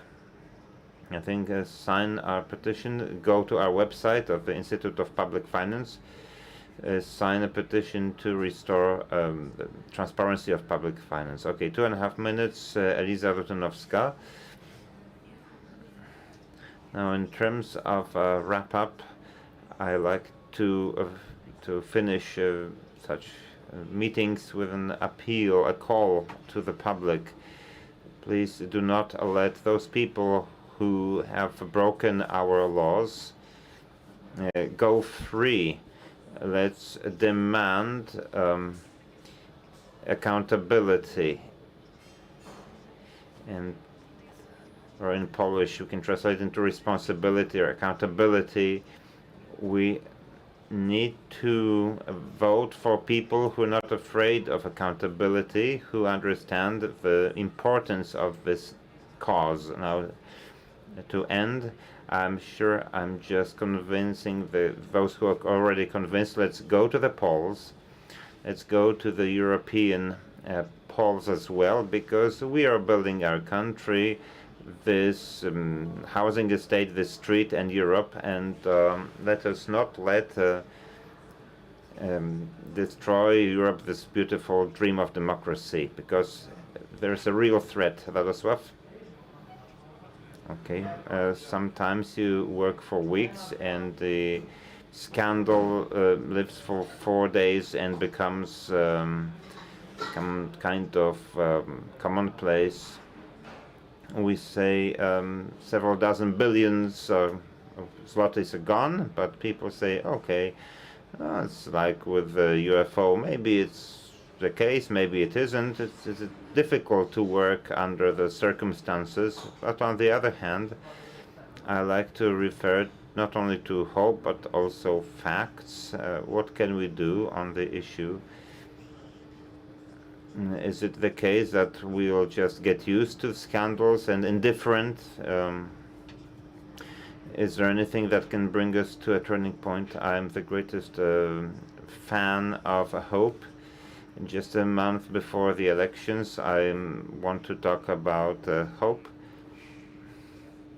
And we can stop only when the power changes and we'll be able to look into the data sources that are unavailable now.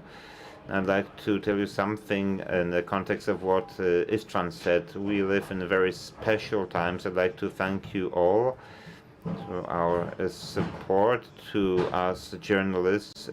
There is something good that has happened because our society has started looking at individual journalists rather than the media overall, because it's not so easy to say that all people from TVN are bad or all people from Gazeta Wyborcza are bad. I'd like to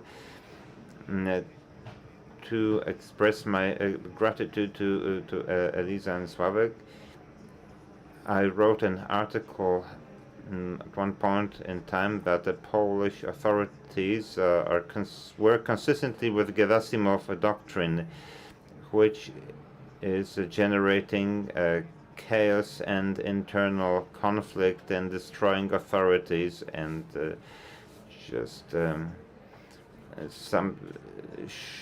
a few minutes ago, I listened to Agnieszka Holland, who is being destroyed in a systematic way, and a lot of authorities have been destroyed.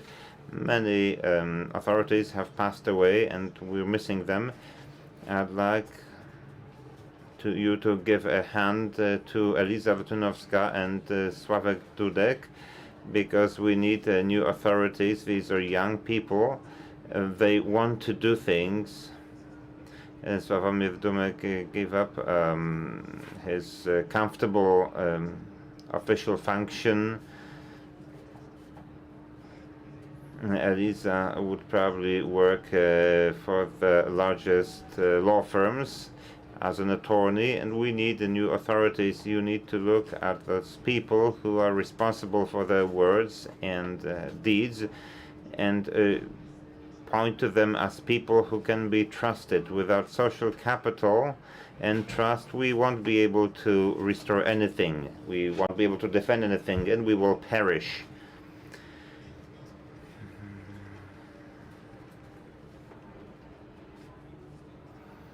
Okay, all is left to me is to add that we need to add the deeds to hope. All of us can work for as long as we have a free choice. Let's use it, because it will not necessarily be like that. Sławomir Dudek, Istvan Janusz Tatat, Tadosław Gruca, Eliza Wytunowska, Paweł Orlikowski. Thank you very much.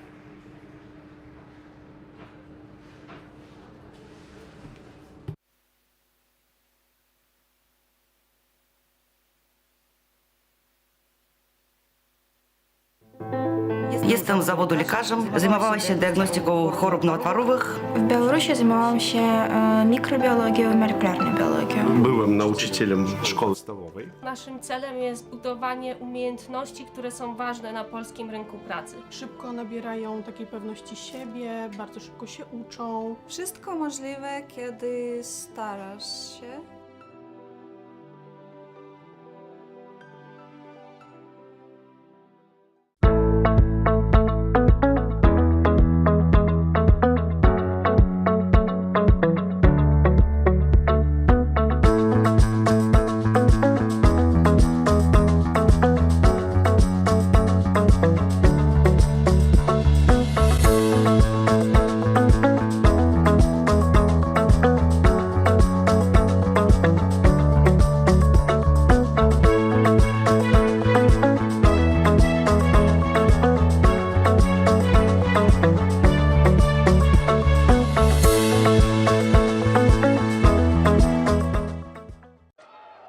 It's not always easy to recognize. It may look like this, or like this. It may be a burden, but it is a responsibility that we embrace nonetheless. But if it means this for one person and this for someone else, maybe it ultimately means being there for one another. It isn't handed to us, but we know where to find it and how it feels. how it tastes, and what it sounds like when we finally have it. It means different things to different people, but for many, it means everything. And if we all fight for it, it will eventually bring us together. Ihre Ausreise.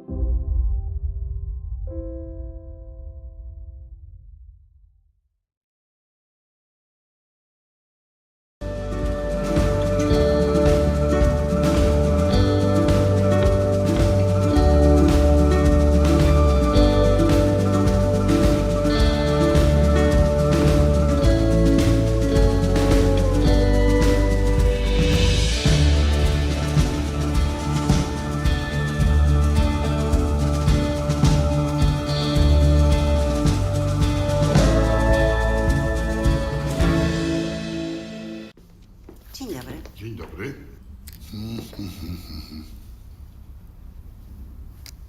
Pan Zbigniew Hołdys. Zgadza się. Dla znajomych Zbyszek. Serio? Zbyszek. Nadchodzące wybory są zbyt ważne, żeby zostawić je bez kontroli. Dołącz do obywatelskiej kontroli wyborów. Zróbmy wybory bez picu.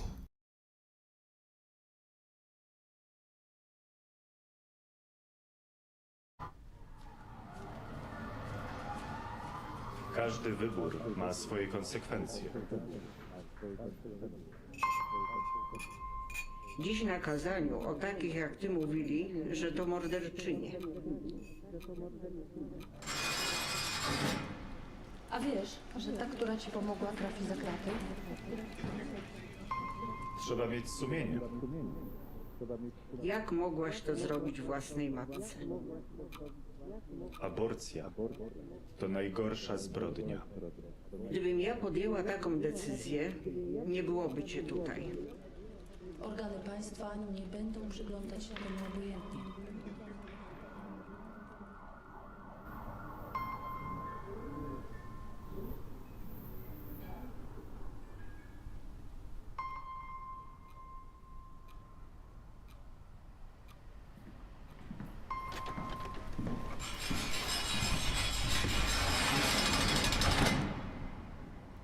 Życie i zdrowie kobiety jest najważniejsze. Stop kryminalizacji aborcji. Kobieta decyduje.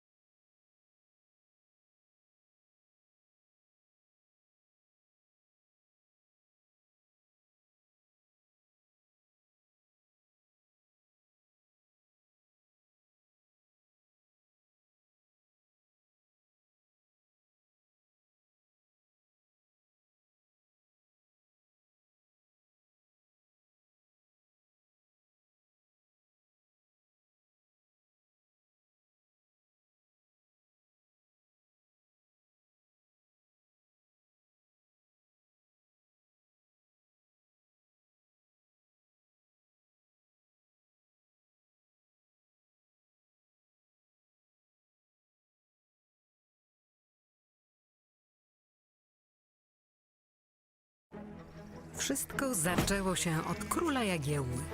Mała Łodzia stała się miastem, które w XIX wieku rozwijało się najszybciej na świecie. W ciągu zaledwie 60 lat od powstania pierwszej manufaktury powstaje przemysłowa, wielonarodowościowa metropolia. Jednak wiatry historii nie zawsze jej sprzyjały. To, co zniszczył los, odbudowują łodzianie. Nasza Łódź. Miasto wielkich szans. Od 600 lat w sercu Polski i Europy. Jesteśmy Polakami. Jesteśmy niezwykłym społeczeństwem. Zawsze w obliczu wielkiego wyzwania potrafimy się mobilizować. Potrafimy stawić czoła wielkim wyzwaniom. Bo nie potrafimy stać obojętnie. Bo obchodzi nas bezpieczeństwo i przyszłość naszych dzieci. Bo wierzymy, że nadzieja zwycięża apatię, lęk i strach. Bo mimo wszelkich przeciwności nigdy się nie poddajemy. Potrafimy ciężko pracować, wspierać się i działać razem. Bo zależy nam na naszej ojczyźnie, naszym osiedlu, naszej ulicy. Bo chcemy naszych niezbywalnych praw i wolności. Bo nie oddamy naszych marzeń. Nadchodzi punkt zwrotny.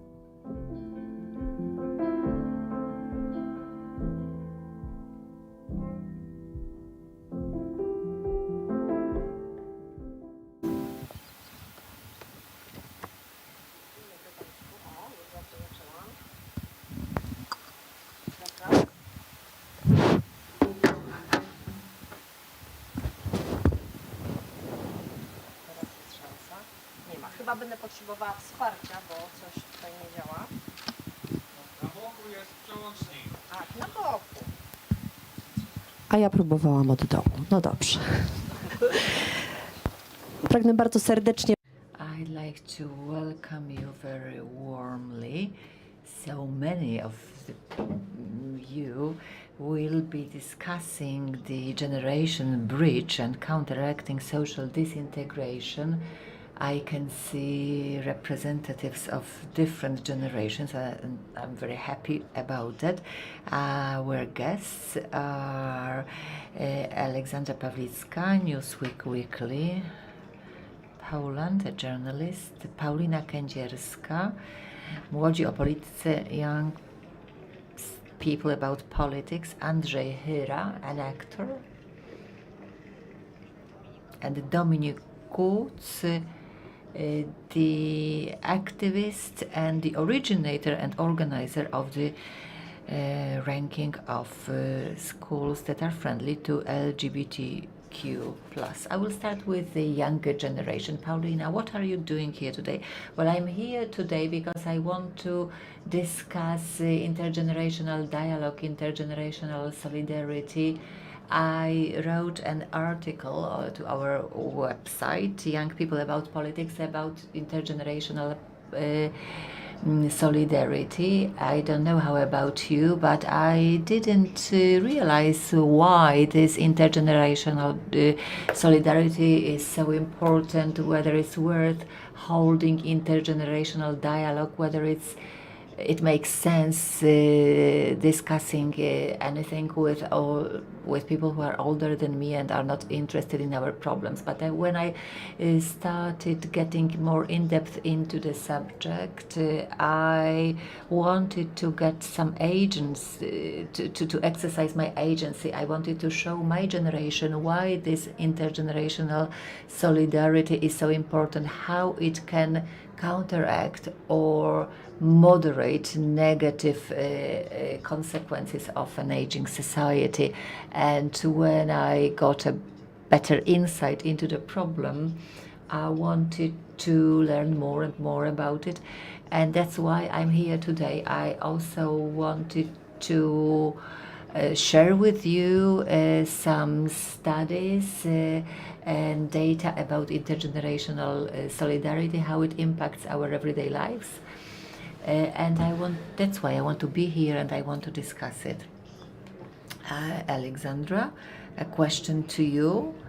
Can you see in your everyday work a gap, not only between generations, but also the social disintegration, because we are living in our own bubbles?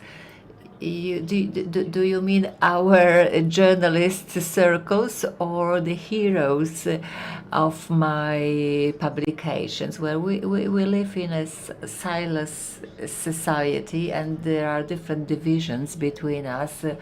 Well, of course, there is this sociological, political division which divided our country and created two legal realities, two media realities, because there are different media for these different silos, two systems of values, two models of a lay state and more fundamentalist state. Well, we are divided, but we have come here together not only to find out whether it's possible to build these bridges, but also to engage different generations in common activities. Because what we journalists are worried about, and we often write about it, is the subject of the latest report of the Batory Foundation, from which we may read that about this turning point, the elections that we are approaching will be decided by those undecided, which still hesitate which party to choose. And we'll be discussing it, I'm sure, which groups are those who hesitate, who are the silos or in the bubble to which we cannot reach out, and how to reach out to them. Andrzej, I studied two subjects which may seem very different and diverse. I studied law, I am a lawyer, but I also studied at an art school, and I must say that when I looked at our relations between students and our professors at the law institute and at the art school, these were completely different worlds. Do you see these bubbles of younger and older, or is it not the problem of the world of arts? Yes, Ola, you started with the divisions, but we are living in a paradigm of division. We here in Poland, maybe not only in Poland, but I think it's very strong in Poland. Old and young, women, men. This is not a political division, but we on this democratic side, where it's not religion or faith which puts our values in order. In our world, without faith, without religion, we don't have a decalogue, although there are different decalogues for women, for environmentalists. We are trying, but we are still divided, and I think that these divisions, they get deeper and deeper. We are making moves towards integration, but in fact, these diverse circles, groups, genders, whatever they are, we are constantly discussing it, men or women. And the problem lies probably in our mutual respect and in treating others like partners. That's what I can see when young people come, like here we have young people in the panel. Well, it's a different generation, maybe I should use this term. So when a different generation comes, these older ones, this older generation likes it very much, and then, in fact, well, I admire you, Paulina, for a very partnership proposal for cooperation. So let's meet at the level of not emotions, but at the level of agency, concrete activity.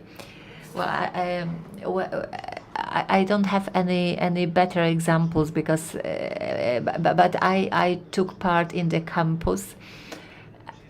I have an impression that I thought that the goal for this meeting is to listen to them, to give them this super freedom to let them speak, because we don't listen to them. We say, well, listen to us and we will listen to you, but we don't. If we treat ourselves as partners, there is no problem. Well, also in the world of arts, I think that this division was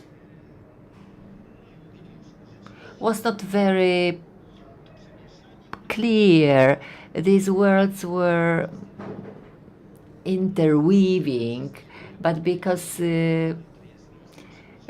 recently we learned that the theater is a space for abuse. And young people at the campus told me, yes, theater is a place for abuse. No. We developed narratives which groups used vis-a-vis each other. And yesterday, when I was listening to this concert, Anti-Wyspiański, where a diagnosis was made of a Pole, of Polish people, and this diagnosis was rather gloomy, like this voice of the turning point and the melody from this video spot. We are gloomy people. We were constantly celebrating a mess for the nation and for our homeland, and suddenly abuse, violence has become a tool in the fight for our position and for our borders, because in this psychological course offered, or discourse offered by feminist journals, but not only, these individual borders of an ego, of myself, are very clearly delineated. Well, we are using our ego, I, me, myself, that we have done, that we have got rid of we. I took part in the filmmaking of a series for Netflix, The Monsters of Krakow. I am a professor of pathology there. There are ghosts and dark forces in Krakow, and in Krakow we have to defend the world from the evil. So I played there in this production with my students, 10 people from school, the theater schools, and it was very, and I understood very quickly that I was sort of excluded. Maybe I was trying to integrate too much. I was offering them cakes and sharing cakes with them, and I was talking to them, but mainly I focused on my job as an actor, because that's my main focus when I'm making a film. And suddenly a joke that they were sharing with each other provokes a completely different response in me, and that's my practical experience. So I ended up in the category of grumpy old man, and that's but I also called them overdoing activists, or and I have my impression is that at the time when we should integrate at different levels and understand that this is our common interest and our common world, and we are suddenly playing games on details, and this disintegration. And I think that these voices like yours, they are very necessary, but they are in minority, like in our tour the Constitution. Well, we have eminent lawyers, but we have just one van traveling across the country. And wherever we go, there are people, of course, white collar workers. But do you think that in the countryside, in small towns, villages, these people come to meet us at the tour of Constitution? Retired people, while the young people, when they see maybe those elderly people and the word Constitution, which has been ridiculed and disregarded completely in the official public discourse, while it's worth reading, at least the first two chapters. So my response to it is that disintegration in our democratic community, democratic circles, is so deep. We are building our identity on contrasts, in contradiction to others to whom we want to preach or to whom we want to impose certain conditions. That happens, but we need, well, that's as much as I wanted to say. Jak już jesteśmy przy tych warunkach i Once we talk about principles and conditions, now I'd like to ask you, in your work, you take care of schools as well as some suicidal practices. How do you find it possible to build an intergenerational bridges in an institution such as a school that, let's say, has been prepared by adults for young people? Is it at all possible? I think that in each school is a microcosm that reflects a variety of social relations that we can see. We've heard here about the disintegration within a statistical school in Poland. It will be very visible. First of all, let's remember that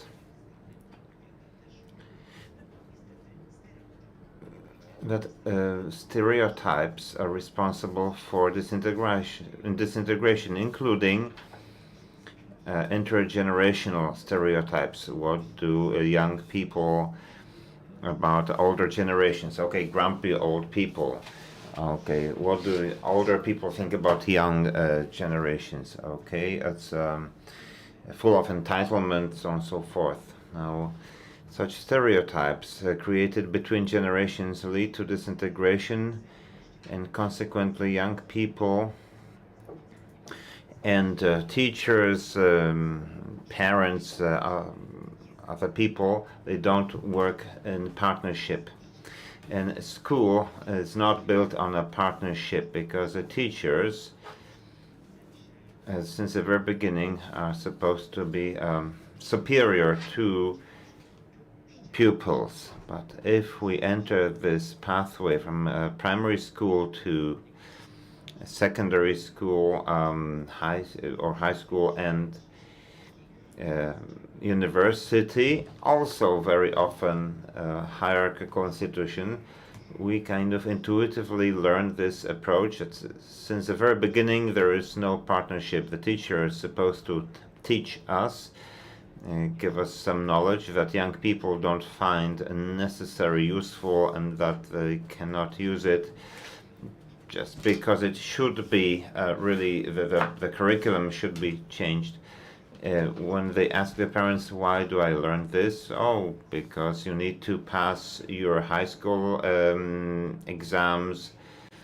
You need to be able to be accepted to a good course of study. This doesn't build partnership because this doesn't create a good pathway. Why do I need to learn biology if I'm interested in, acting, for instance? It's impossible to build a partnership. What I think about how to counteract this phenomenon is what we said was solution orientation. We need to realize that these generations may learn a lot from one another because we've seen that there are a lot of issues interesting to different generations. For young people, it will be climate, human rights, mental health, and for older generations, these could be democracy, free media, courts of law, and those issues that have attracted people since 2015. It's not a bad situation, but this is just the basis on which generations can learn from one another. At least part of the people, let's say, generation of teachers can understand how important human rights and mental health is important. And others may understand how free media and democracy build our civil society. And perhaps they will go to the polls in the last sentence. In both generations, of course, they have their problems. The young generation, the radicalized, they vote for Confederacja to a large extent, and the older generation largely vote for Law and Justice Party. Okay, so speaking to what you said, okay, the young generation finds the climate important, the mental health. That is also a kind of stereotype. Now, I'm from a different generation. Okay, and for me, myself, the climate is incredibly important. Now, I'd like to tell you how we can translate this into action to find common grounds, common issues. Once we find a common issue, we can break through a lot of barriers, work together. We have this problem today that we're not sure how the young generation is going to vote, because where we are here today, it's the result of 2015, when the young people voted for cookies as an anti-systemic party and the Law and Justice Party as a party of change. And 4 years later, perhaps they understood it wasn't the best change they expected, and young people, say 18 to 25, largely voted for Law and Justice. Today we hear that quite probably they won't go to the polls. Okay, in 2020, young people went to the polls because there was a wake-up call because of a terrible attack on LGBT from President Duda. And quite a lot of them went to the polls under the circumstances. And right now we're facing a question mark of what choice will be made by young people in 2023. Now, research shows that they're not sure whether to go to the polls, and young women especially, they don't know whether to go to the polls. Well, we have had the largest demonstrations on abortion after the tribunal's decision on abortion. The question is whether this great outrage, anger, let's say, our fight against taking our rights away from us. So is it possible or not to translate it into votes. I talked to Marta Lempart, who is the head of the Women's Strike, the main organization for a long time. She was against to participate in a pro-voting campaign, but as she heard that two opposition parties promise to legalize abortion up to the 12th week if they win, and only alliance of civic platform with the left can do it in the parliament. She's preparing a campaign that's going to start over the weekend. I think that the politics is not that important, even if you don't care about political parties, if you find them cowards and tricksters. For the first time in the Third Republic of Poland, we can get 231 green dots for abortion. Let's get united for this. Let's go and vote. We went out in the street. We carried out enormous protests. Right now, 70% of Polish people, irrespective of people, support abortion. Let's pull it through. Let's legalize it. This can only be done if we get 231 green dots in the parliament. This can be done with all issues. We can look for common ground, common issues. My children are older than you. I was opposed to a situation where other people told me what should be important for me, how I should live, what my happiness should be. My mother had plans for my career until 1980. Once I finished high school, I took a completely different path, but it doesn't mean that we don't have a lot in common, that we can talk to one another, and that's possible to be translated into all kinds of human relations. Also, speaking about this vital issue, okay, once we lose elections, we leave the country. Why should we leave it? So I believe that this search for common ground, for common issues, rather than great bridges, we do not have to follow one way, one guideline. We just need to find a common ground, and then we will split and go, each of us, their own way. Okay, so the common goal, that's a very important point. Now I'd like to ask Paulina. Now, this year, you are participating in a Tour de Constitucja, a movement. If you haven't heard about this project, it's scandalous. Okay, I'm joking, but the Tour de Constitucja is touring the country, talking to people in larger and smaller towns, mostly smaller ones, about the constitution and rights and voting rights. Mr. Hojda is the author of this project. This year we invited young people to talk about politics. What are your feelings? Is it possible to bear us? Or yes, it is possible. Sometimes it's difficult, but it's doable. I think that what the most important thing I learned in Tour de Constitucja, the Constitution Tour, is that I usually meet with older people. So you're treading a fine line, indeed.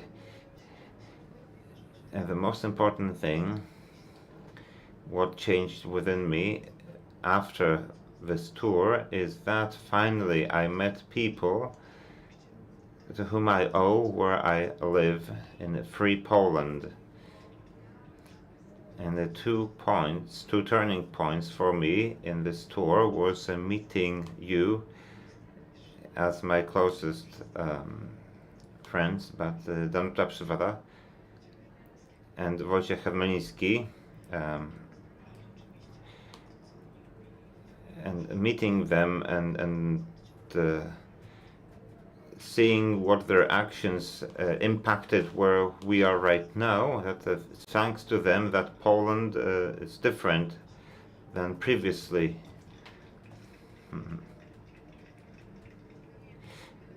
And it has changed a lot in me, and even though I already had written a paper on intergenerational solidarity, I felt greater motivation. I wanted more to do something for Poland. I want to strengthen this intergenerational dialogue because I felt I owed something to them. They fought for free Poland. I can't stay at home and do nothing. I need to talk to people who are older than myself, who have experience, to understand what they think and translate it into my own actions. And I believe that this tour has given me this motivation for doing more, especially that I met those people, I wanted to work with them. I feel great on the tour. I'd like to speak to what was said here, voting spots. Of course, all of us, we need to attend and go to the polls, but I haven't participated in any elections yet. The previous one, I wasn't 18. People do not understand what's the ballots and so on and so forth. They have poor knowledge. We can go on tour, we can educate people without a systemic change, without changes in education on voting rights or civics. I remember when I went to high school, only one chapter was devoted to elections. There wasn't anything that would translate into where I go to the polls. I can't remember anything from that lesson, so we don't have any practical lesson on elections. That won't be done by NGOs, but conducted by teachers who are trained, who have the right knowledge, and young people will know what election is. How can I vote? What's the DONT system? What are the ballots and mandates? And we need to focus on a situation where in small towns you have children who have one lesson in civics over 4 years, and they don't really know what elections are about. These practical things. Okay, you could bring some voting, some ballots, show children how you count them and so on and so forth, and only then people would understand how important it is to go to the polls. I think it's impossible under Minister Czarnek. Dlatego czekamy jeszcze ten. Well, that's why we are waiting these 4 weeks to come. Well, very briefly, yes, I can see, yes, I can see it, but because speaking of school, I'd like to come back to you, Dominic, this microcosmosis that you have mentioned. Paulina has just told us that we have just the theory, which is often boring. I am a lawyer, but honestly speaking, from the lessons of civics or civic education, I learned nothing. I usually didn't take part in these classes because they were really very, very boring. So can we translate this microcosmos of a school into real worlds which don't teach theory but identify common goals? Is it possible under this system? Yes, of course it is, but by changing the system, because now the situation is more or less it's like this, with these micro universes, or this micro universe of a school. They are founded on on people. So this anti-discriminatory, climate-related education rests on teachers, headmasters who want to do it, even though this is not supported by the system. They are going to do it. So they want to have proper classes in civic education, and you can have them if there is a teacher and a headmaster who supports it, and a teacher who can convey this knowledge in an interesting way. But in practice, even though we may find 200 or maybe 2,000 people, teachers or headmasters like that, still there are many micro-universes around. Well, the change is possible, but it is possible when we engage all the system to build civic education, starting from the very beginning, from the primary school.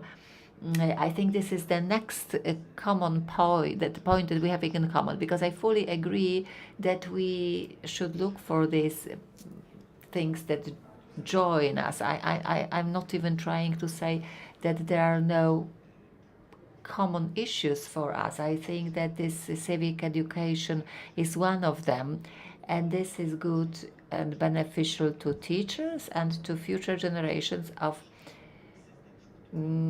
pupils. But on the other hand, a system where we have teachers and pupils, currently these two groups are oppressive vis-a-vis one another. Today, a young person in many schools in Poland don't find any psychological help at school. Over 400 municipalities don't have any possibility to ensure that.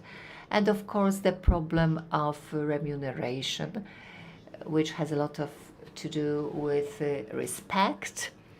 So there are aspects that have to be changed, and this change must take place across the country for primary, secondary schools, because we want to teach young people critical thinking, problem solving, because only then will we be ready to build civic society. If we invest in education now, in 12 years, after the whole educational cycle, we will know that we are having, or we are coming closer to a truly civic society.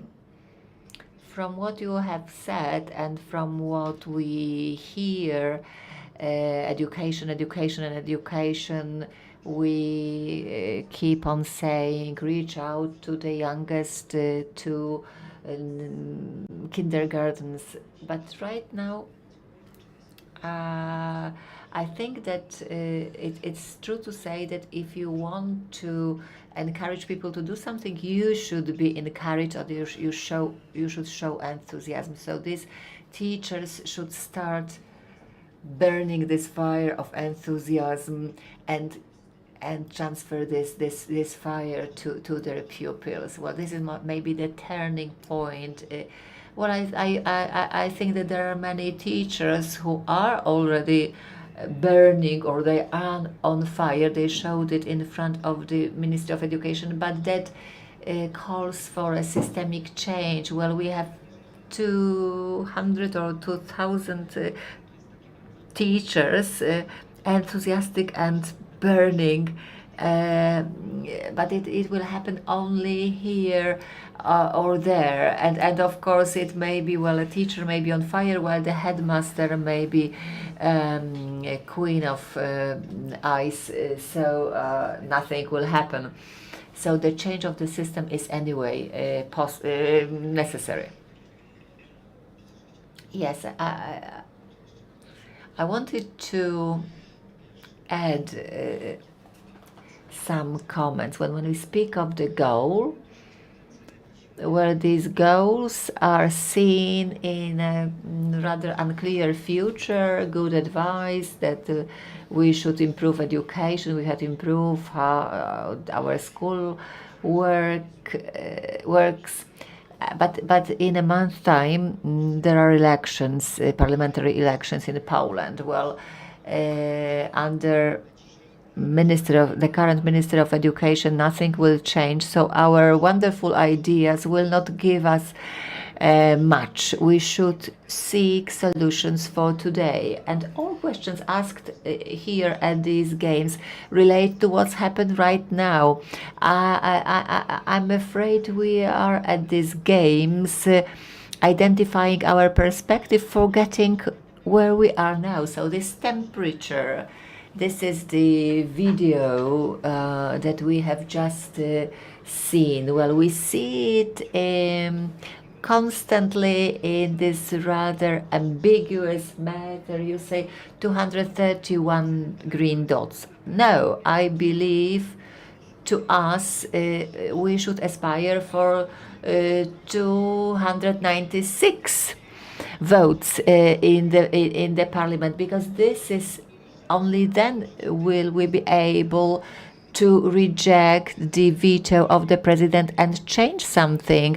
What are we thinking of? Will be we will want to act, we want to do something, and will be stopped every time? Well, this division has made us completely divided in these elections. Well, those politicians, if they came here, they would learn how the votes are counted and what the DONT system is about.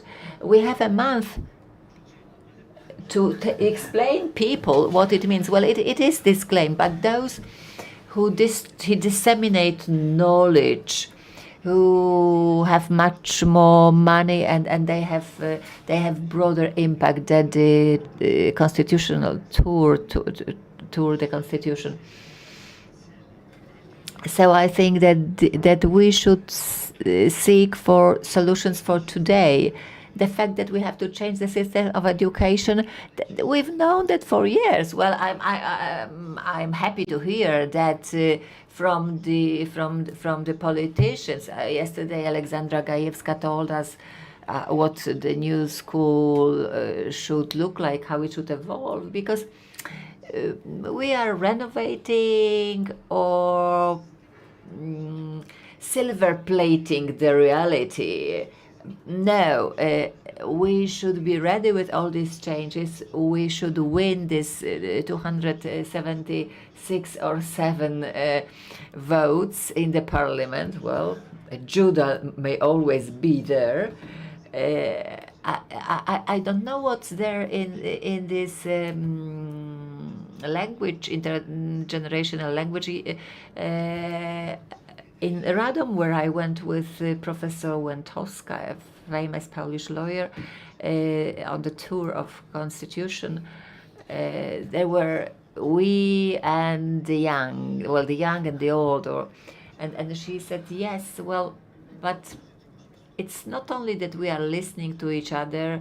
Yes, our language is different. We speak different languages. Well, what is stereotype? What is not? Who's interested in the environment and in independent courts? But we need to understand which subjects are at the top of the agenda in different groups, and that's how we target this content addressed to them. And this language is very difficult, because this language has become increasingly more closed. Maybe we are using words and terms like society, our Polish society. We've heard that it's incredible and that we are ready to fight. Well, we'll see. We hope that on the 1st of October we will see that, because only this impetus or this can give us all that is this 277 votes in the parliament. Or these are the goals, because then we will not think whether we will fall down or not, but we'll just go ahead. Well, I heard yesterday people saying, well, I'm afraid, well, it's 80% sure that we will lose. I didn't tell you everything about Wyspiański yesterday. A very poetic and clear thing, and three young guys who go away from the place. 5 minutes later, one says to the other, what the fuck they are talking about? Well, they always say things like that. And if I heard it in the Piotrkowska Street in Łódź, I would smile. But here, I heard it here, and that means that that the damage done to authorities or to artists, well, we are doing that by this, theater, there's a space for abuse campaign. Artists are not heard. What are they saying? They have nothing interesting to say. I'm not saying that all artists are worth listening to, but some are, and sometimes they make it easier for us to understand where we are. I bought a volume by Marcin Świetlicki, and at the meeting in Radom, I opened it and I found a poem in June 1986. 1986, you know what the date is about. I often pass Majdanek. It's hot, people are getting sunburned on the grass. Some people go through the through the fence, and they feel even more secure at Majdanek, which was a concentration camp during the Second World War. February 89. Awkwardly and without faith, although women praise it, we cannot trust in these cases. They want something different, but I give them something warm. So I give it to them, a package of cigarettes that ensures my independence, stones, batons, balance, universe. I can step aside and move independently. I can go inside and move without faith, not being in the very center after all. So I think that these two poems that speak of the times that have already passed. Yesterday we heard about the studies carried out in closed structures, social, cultural and anthropological studies of these bubbles are very interesting, because then they can be translated into the models of open societies. So the researcher told us how our attitude to reality changes when you are in a closed institution. Well, the perception changes, but when we look where we are after these 8 years, 4 more years, 12 years, children who started school at the age of 7, they have right now graduated from their primary school. So they spent their whole primary school in the environment of law and justice, language, politics. I don't know what they understood as democracy, freedom. There is a total chaos. There are simple solutions given by God. So everyone is finding a simple solution to a situation. But what really happens, how these societies work, I think that when I read these poems, I'm at the third stage of being in a closed institution, in a prison. Well, this Majdanek concentration camp has reminded me that sometimes being within the camp, we feel more safe than outside of it. Konformizmu i So we need to consider the kind of conformism and apathy that the people are in. It's individual people forming this society. Now everybody can understand it for himself or herself. So to finish this perhaps a little convoluted utterance, we need 3/5 of vote, and we should be ready for that. Rather than whether we reach the finish line or perhaps we pee our pants before.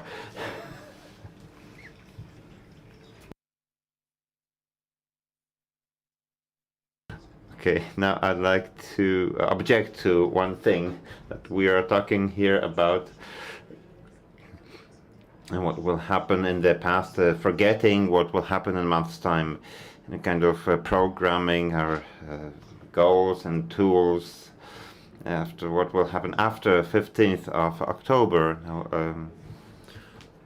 was told us about very fantastic social action focused on here and now. That is a campaign on young women for them to go to the polls. That brings together different generations of people of different ages because they have one goal. Therefore, I would like to speak to what you said. Well, I wouldn't like to generalize, but looking at what's going on here overall, some people say a month is a lot of time, other people say it's not much, but still we have some time. I don't feel this. Okay, this place should provoke us to broaden our knowledge, understand reality from different perspectives. But what I miss,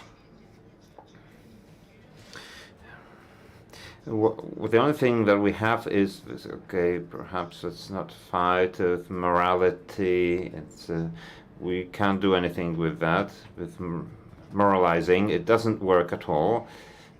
I'm waiting for a very specific issues and projects that we can still do right now. Okay, let's plan it, but for the time being, let's take this step so that we could start implementing what we plan. Sometimes great things happen exactly within one day and change reality. Well, revolutions usually begin with something unexpected and are unpredictable, including the fall of communism, the fall of the Berlin Wall. It hadn't been predicted by the political scientists. These 8 years I talked to Andrzej as 8 graduating classes of doctors, lawyers, and they have a different point of view. Now, today's world is a world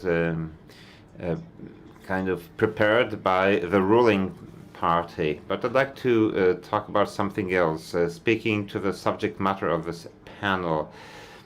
I'm not sure if you realized that Professor Strzembosz 4 days ago published a letter on the occasion of his 93rd birthday. It's an open letter to young people in which he asks them to go to the polls. He says he's not going to tell them who to vote for, but so that they voted in such a way as his experience would not have to be reiterated. I'm just going to flesh it out, but this experience is something that differentiates between generations. As Paulina said, it's not really your birth date, because how old you are, it's your head, how you feel, whether you can or cannot talk to one another. But experience is something that, well, depends. It can is kind of set us up the wrong way. But we can tell other people what we lived through. Strzembosz wrote that he was born before the Second World War, Hitler's time, before Stalinism, communism, before People's Republic of Poland. He remembers judges who sentenced to death members of the Home Army. He remembers hungry people in the People's Republic of Poland who were fed by the government, and in this way the authorities bought their support for a long time, and sometime later those very people toppled those authorities, because it was largely workers who toppled the government. So there are some unpredictable events, and if we find such convergent points, so then perhaps a 93-year-old judge of the Supreme Court can meet an abortion activist, and they can have the same objective goal, or can meet as a young person who says he's not interested in public activity, but he who wants to live in a country where nobody tells him or her what to do. Or maybe he can meet a businesswoman who doesn't want the state to thwart her business plans and try to destroy her business. So we have a lot of points in common. We can find more, and we can go and get not 231 but 277 mandates. Sorry for my failed metaphor at the end with peeing your pants before the finish line. It shouldn't happened, but I believe this election is already won by us. I think that what happens on the 1st of October happens, then we will win. So important it is how many of us go to the polls. We need to have a lot of polls, because large parties have a big bonus. So those who decided to go on their own, they will be it will be difficult for them to pass the threshold. Yeah, what you mean is the 15th. No. What I mean is the ignition point that will bring us out of this this strange dance. Okay, so 30th of September, I'd like to invite everybody for the grand finale of Tour de Constitucja. It's near the Mermaid. The wonderful people. The 1st of October. It's another very important event. The 30th of September is very, very crucial for us to feel patriotism in our hearts. It's something that is not obsolete, but we have representatives of a young generation. Now, I don't know if you know that Dominic is also on the board of the Foundation of Congresses, now on the 15th, and a great request for you. I'd like everyone here to find among your neighbors, friends, family, one person who doesn't want to go to the polls. Please take them by the hand, convince them, and take them to the polling station. Now, many thanks to our guests, Aleksandra Pawlicka, Paulina Kędzierska, Andrzej Hyra, and Dominik Kutz. And my name is Kinga Dagmara Siadlak. I represent the foundation of the Federation of Democratic Movements. It's on board of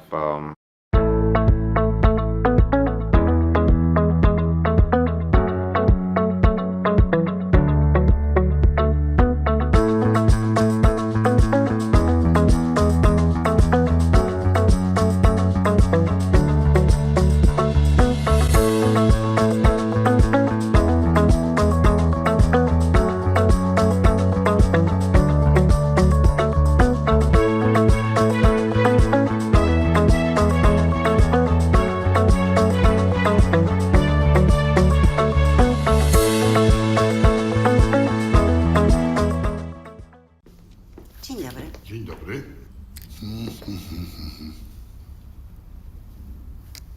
Pan Zbigniew Hołdys.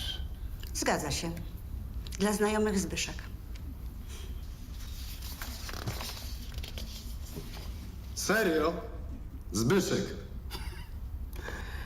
Nadchodzące wybory są zbyt ważne, żeby zostawić je bez kontroli. Dołącz do obywatelskiej kontroli wyborów. Zróbmy wybory bez picu.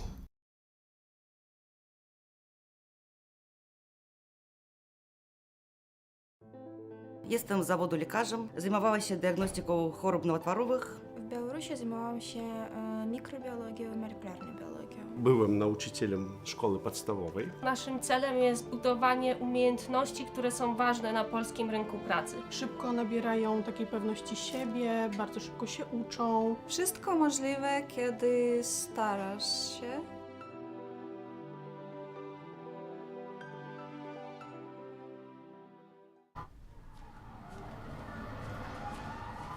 Każdy wybór ma swoje konsekwencje. Dziś na kazaniu o takich jak ty mówili, że to morderczynie. A wiesz, że ta, która ci pomogła, trafi za kraty? Trzeba mieć sumienie. Jak mogłaś to zrobić własnej matce? Aborcja to najgorsza zbrodnia.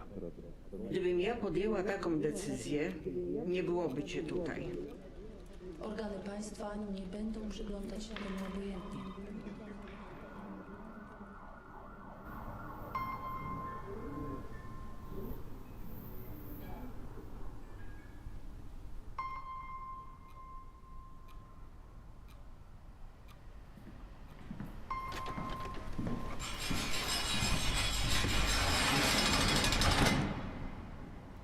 Życie i zdrowie kobiety jest najważniejsze. Stop kryminalizacji aborcji. Kobieta decyduje.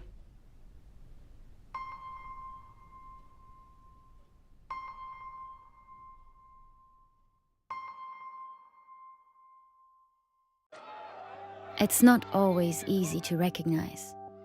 It may look like this, or like this. It may be a burden, but it is a responsibility that we embrace nonetheless. But if it means this for one person and this for someone else, maybe it ultimately means being there for one another. It isn't handed to us, but we know where to find it and how it feels, how it tastes, and what it sounds like when we finally have it. It means different things to different people, but for many, it means everything. And if we all fight for it,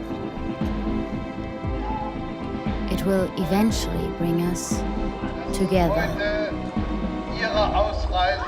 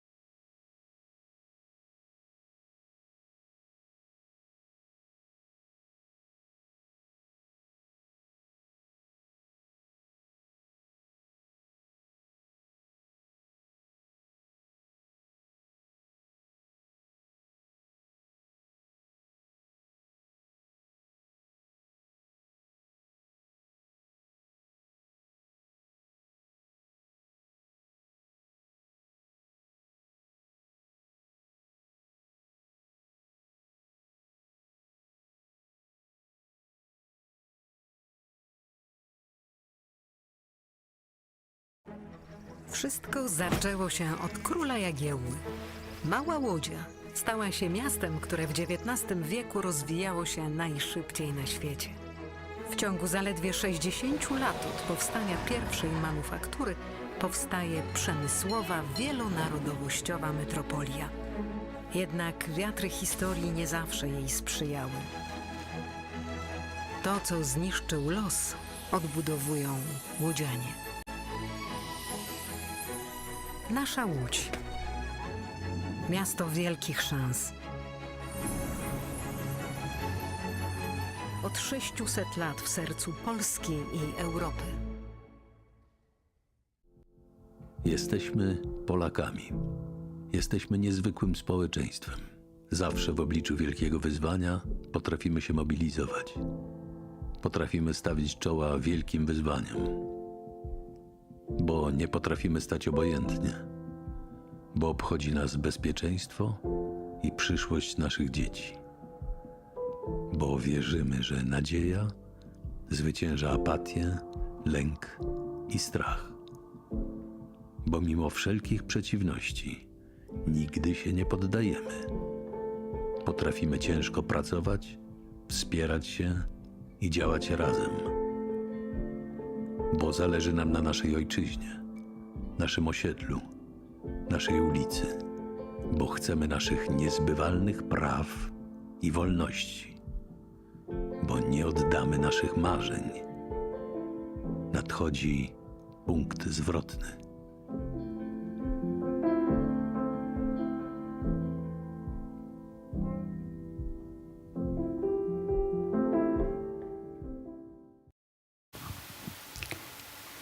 Dzień dobry Państwu.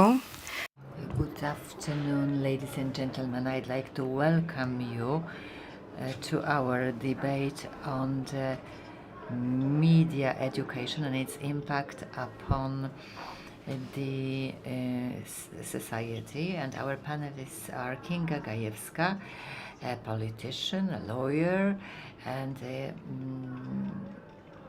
an MP. Grzegorz Stunża, media educator. He works at the University of Gdańsk, and he is the author of the podcast about the future. Agata Łuczyńska, expert in education, co-founder and CEO of the Szkoła z Klasą Foundation, and Marcin Olender, manager for government relations and public policies for the region of Central and Eastern Europe. And my name is Joanna Łopat, and I will be moderate this debate. Well, when I was preparing to this panel, I Googled media education, and I found the government website. Is it a trustful source? I will see what I can find there, and I will give you a definition that I found on this website, and it draws attention to a certain aspect of media education. This is the ability to use media knowledge and understanding, which allows the citizens to use media safety. The media literacy should equip citizens with critical thinking necessary to make assessments, analyze complex realities, and distinguish opinions from facts. Well, I think that critical thinking and the distinction between opinions and facts will be discussed, but I'd like to ask my guests to tell me what media education is to them. Let's start with the Member of Parliament. Good afternoon, ladies and gentlemen. I must say honestly that I did the same as our moderator. I used Google browser to find out what media education is about, and really the first link was to the government website, but I used the second link, and I think that was the one by your foundation of media education. And number one, distinguishing between facts and false information, critical thinking, something that we don't have. We miss so much from the current school education, and I'm not saying that we lack it because teachers don't know how to teach our children, or that they don't want to do that. The problem with these additional competencies, which should lie at the foundations of our education, is the problem of too busy curriculum. If they have exam requirements, hundreds of things to be taught, because they will be assessed by the attainment of the children. So then it's very difficult to teach to give these soft competencies to pupils, to work on them. And I went more in depth on this website, and I looked at how or what kind of classes you suggest. There were scenarios for classes for as early as the kindergarten, very detailed scenarios, how we can convey this knowledge, use it with the official curriculum. Because that's something that teachers don't have time for. So to me, the solution to the problem and to give media education to pupils is to change the curriculum and to give more freedom to headmasters and to teachers, using, of course, these NGO scenarios. Well, if I might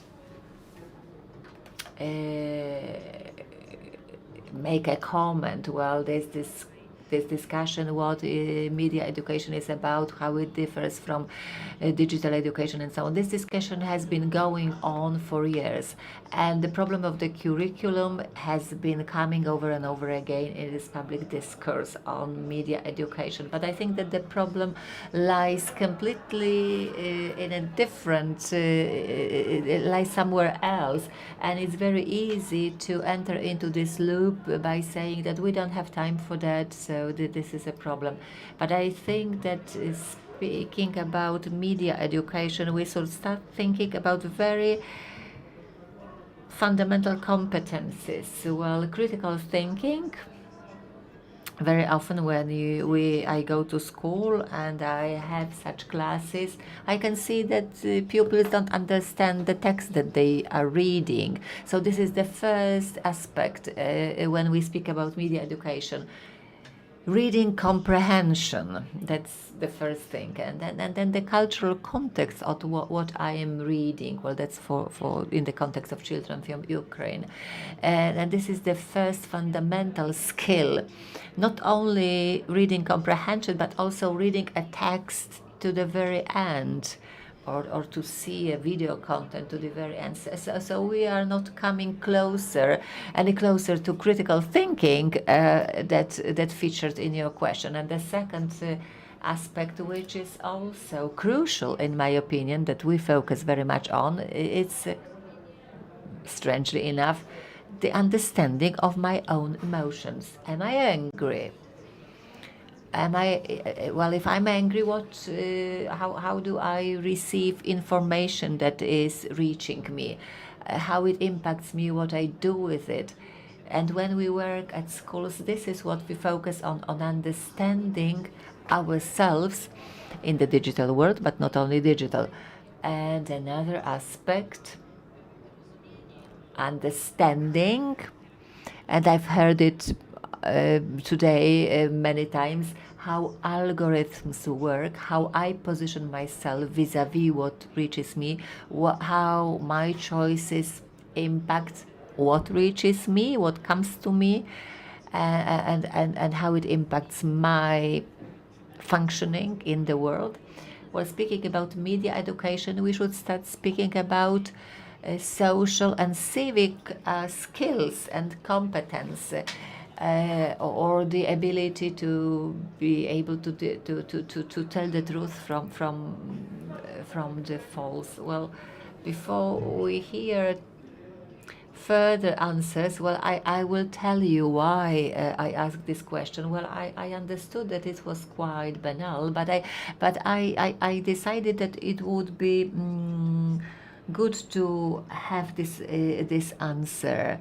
Mathematics is obvious, biology is obvious. We've been discussing media education for several years or more.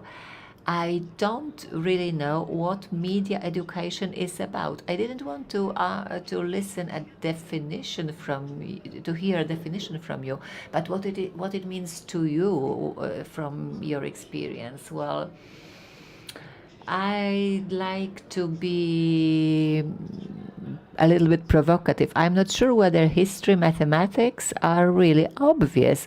We are reproduced according to a matrix, the Prussian education system, which changes, but it still goes on as it was invented.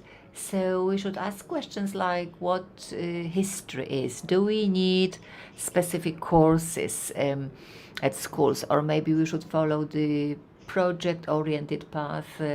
I've always heard my biology teacher saying about correlation between different courses. Well, that why don't we speak about chemistry at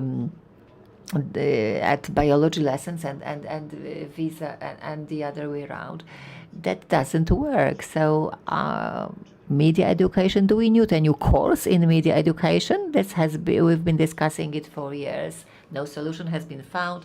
There was an interdisciplinary course. It was optional. It was, I think, media literacy or something, and then it disappeared. Nothing new replaced it. And I remember that 10 years ago or even more, together with the Modern Poland Foundation, we were working on a project for media education. I didn't look up for it because I'm afraid not much has changed. We are using technology more often. We have laptops for fourth year graders. We discussed it before this panel. This is something like a technology fetish. We used to have labs, sacred spaces for the headmaster and some other people. Then we had the multimedia boards, and now we have laptops. Although studies from Romania carried out 10 years ago or more showed that children who got access to this equipment, they first focused on entertainment. Well, in the smartphone age, maybe it's different. The question is whether these laptops will be useful to anyone or maybe only to those who know what to use them for. That's very difficult. But what media education is about, well, the national board understands media education in a narrow way. What if we critically assess messages that reach us? Well, in the context of public TV, we can speak of fake news. But if we don't say how this knowledge can be used to publish content, to use, well, we speak that media platforms are bad, but they give a opportunity for communication. So we can use it for social purposes, for what Agata has just mentioned. Edukacja medialna. In fact, should media education be fragmentary? The past several years, as a Polish Society for Media Education, so Alicja from Center for Civic Education, it's a model.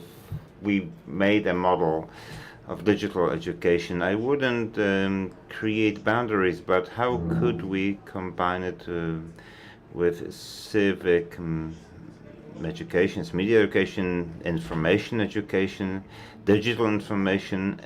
These are important things, and taking this opportunity, holding the mic,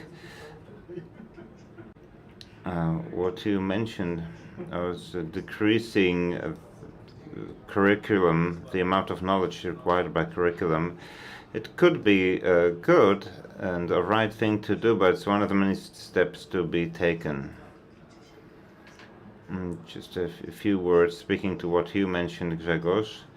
Speaking about those laptops for fourth graders, very often we want to solve difficult problems in an easy way. Laptops are like that. It's very easy to give someone a laptop and say, okay, we filled this technological gap, and now all children, especially those with from the poorest families, will have access to laptops. And unfortunately, this is the case in many places. In digital education, it's easier to tell people how to protect your accounts with difficult passwords. It's easy to do, but it's much more difficult to introduce those elements of media education that change attitudes that are based on relations and relationships. And one of the critical issues here, in addition to what I mentioned in the context of emotions, that is the pupil as a subject or as a person in relation to the teacher. Teachers often say you must not enter certain websites. I'll tell you how to use these tools. And the teacher doesn't know exactly how algorithms work. Who does? I don't. And this hierarchical message increases how can the pupil work with teachers in a kind of as a partner. Now we have this space for our discussion that is a discussion about something that is not very well known, that may be a little uncertain. That is this critical thing is that we don't really know. We can stand vis-a-vis our students and tell them it's super difficult and we don't really know, we are not sure. And we can initiate a discussion based on an attempt to understand each other. Okay, Marcin? Okay, good afternoon, ladies and gentlemen.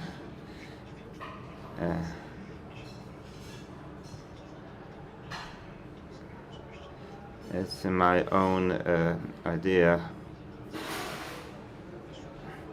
In addition to what we can find on Google, we don't have any definition for myself as a citizen, as a parent. Media education is to produce well-informed citizens. Okay, say, okay, we solved the problem because we provided some equipment to someone. Okay, it doesn't even touch the problem at all, because providing equipment is more about creating problems, especially in our country. Why fourth graders should be given this kind of equipment and not some other equipment? Why they? So to create well-informed citizens, of course, we know that algorithms are around us. We probably talk about content selection algorithms. Then we say kind of passé, thing of the past, because right now we have to do with generative algorithms, content creating algorithms, artificial intelligence. I don't understand algorithms myself. I'm only a lawyer. You can't demand too much of me. But citizens do not need to know exactly how algorithms work, but you need to understand generally how they function and how you should approach the results. And OpenAI, when it first appeared, okay, it was Bart. Look what Bart said. It didn't say anything. It wasn't aware of anything. What did Bart say? Okay, we shouldn't expect a Bart or Google to give any truths, but I shouldn't perhaps give reveal such information, but certain official was really unhappy that a certain image was associated with a certain query, and they said, okay, Google, according to Google, this means something else. No, not really. It's only an algorithm that returns certain correlations in association with certain queries. Of course, I'm not a methodologist, although I'm starting to go through school with my children, and I'm already astonished by the curriculum. But the effect should be that we should have people who know how to consume and actively use technologies to participate, as Grzegorz said, actively participate via creation. There are a lot of opportunities. The problem is not the opportunity. What we need is rather motivation and opportunity, and I think we should inculcate this not while teaching children separate subjects, but we need to work with a certain set of values. We can do this while teaching children some other things, and we can show and point to certain issues and phenomena, and we need to work with young people as well as older people, because the level of our skills, shouldn't be restricted to children and youth. It's a continuous need, and the whole society needs to be educated. For example, this Gen I mentioned, it was released last year. Certainly the world has changed. Okay, I need to learn as well. I didn't know how to do this myself. These are some loose remarks. I'd like to ask you how media education looks like in Poland. You mentioned laptops, equipment for teaching rooms and curriculum. Now, especially in what Agatha said, we are responsible, we face a challenge. We? What do you mean by we? Who is responsible for media education? Who carries the burden of carrying out this education? Oh, it's probably a question for me. Of course, it's not. It's obvious that the general education should be taken care of the Ministry of Education. So what we as politicians can do is to work with the experts, with practitioners, to create a curricula ensuring a space for this kind of education. Now, myself, I belong to the group which I think represents the biggest problem in the curriculum, obviously in addition to Minister Czarnek and the government. But putting in so much content and apparently unnecessary information, the teacher is restricted temporarily in terms of transferring knowledge. They do not have autonomy to create lessons, to keep up with the changing world. On the other hand, the students cannot develop their own interests or seek truth or check information whether something is true or false. It takes time. Another thing for directors, this curriculum is a problem.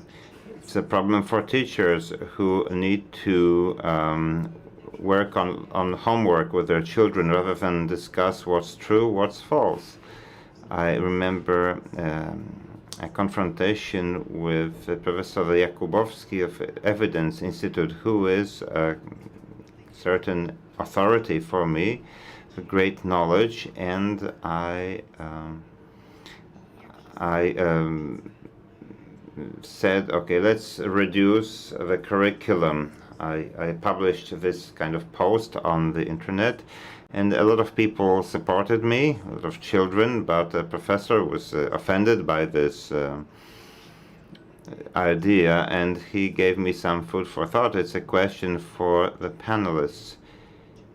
If we reduce the basic knowledge, the foundations, won't we take this foundation from the children, some basic knowledge, to be able to tell between falsehood and truth? There's, flat earthers are becoming increasingly popular. Okay, especially as we are in a planetarium here. No. Now, today, even some obvious facts are doubted, such as the Earth orbits the Sun. Now, if we think about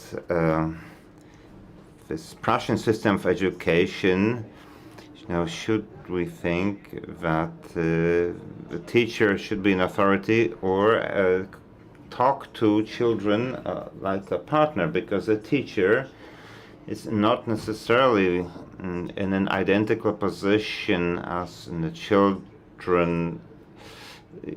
He or she perhaps cannot allow the children to say whatever they want. I wouldn't like it to sound in a Prussian way, but the teacher should be an authority.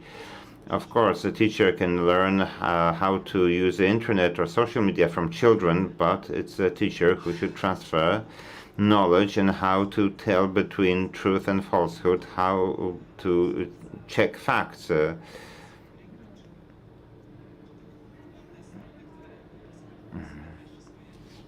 And where they can find some reliable sources of information. It is an open question. Should we have more information at school, or only soft competence?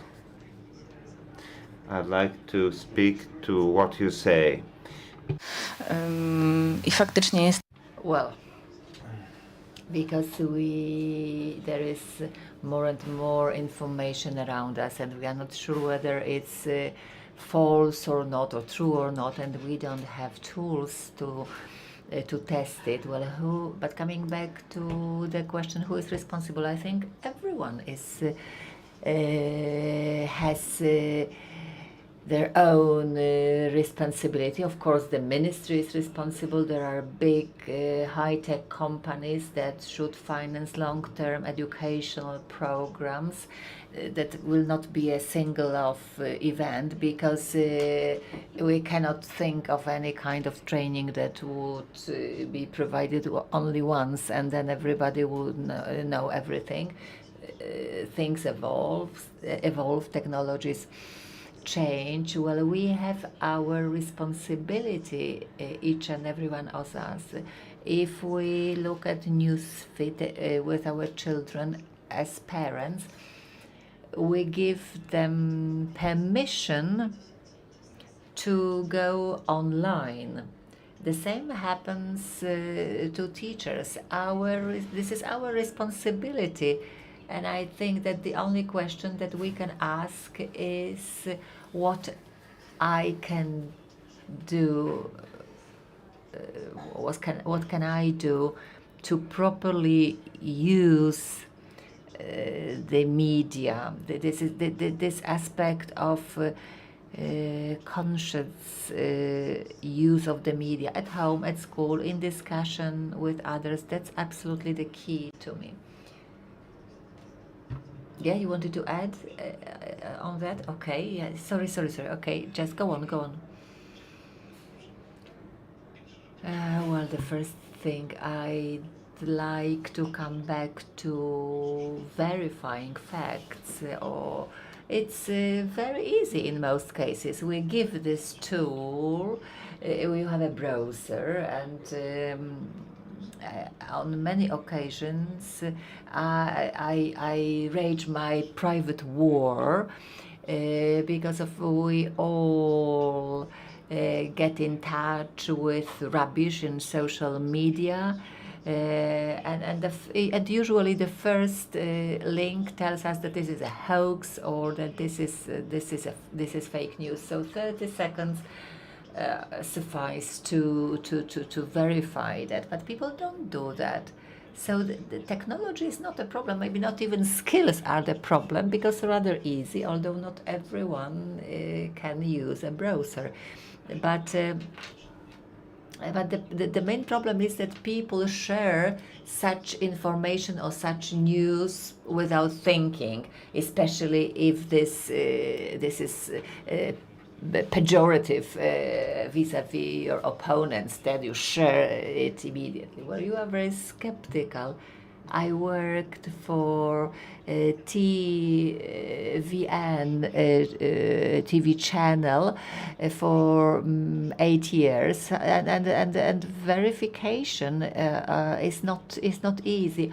Well, in most cases it is. Well, for investigative journalists, of course, you need to double check it, but in most viral chains it is distributed, but the verification and stopping it is usually relatively simple and easy. Not always, but in most cases it is. That's one thing which is very important. Speaking of role models or roles, I will take on responsibility for that. Yes, everybody is responsible for that. I've understood, Agata, your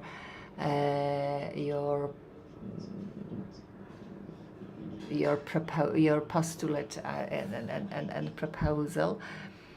We never know whether we don't go bankrupt next year, but we'll continue doing that. Of course, this is also the responsibility for offering specific products that promote certain attitudes and deter from adopting other attitudes. Well, you shouldn't be paternalistic.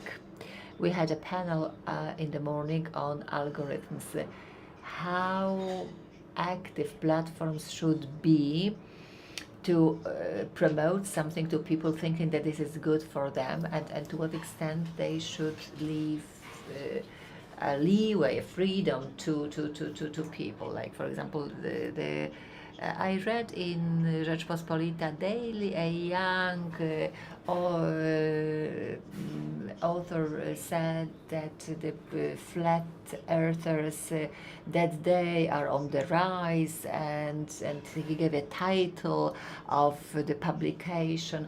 So I used the same title, and I saw all they were rebooted. So yes, there is content, but this content says this is not true. So the person who wrote this article about media competence and media skills didn't even check it, didn't even spend time on doing it. Why? Because we are browsing through the internet. There are very strong signals telling us about the quality of information. Even if you look for flat Earth, then you should first get video content telling you that this is not true. Should we remove video content about flat Earth from the internet? That's another issue. We should have we should provide adequate tools and play our role in a responsible way, but maybe not too invasive. Well, today in the morning, one of the social platforms closed down the account of Mencen, the leader of Konfederacja political group. They have given it back. Well, at least they tried. But I see the role of the media. We have Demagogue portal, Oko Press portal. I myself, as a politician, preparing myself for different debates, I use, especially for controversial subjects, I use these websites. And for sure, something that encourages us to double check on facts is the fact that you can be sued, especially during the election campaign, where this legal route is much faster. So I think that this legal fast track, maybe flat earthers, this is a kind of slogan, something that you give as an example, but all of us know the contributions of politicians or experts who say that humans have no impact upon the environment or the climate.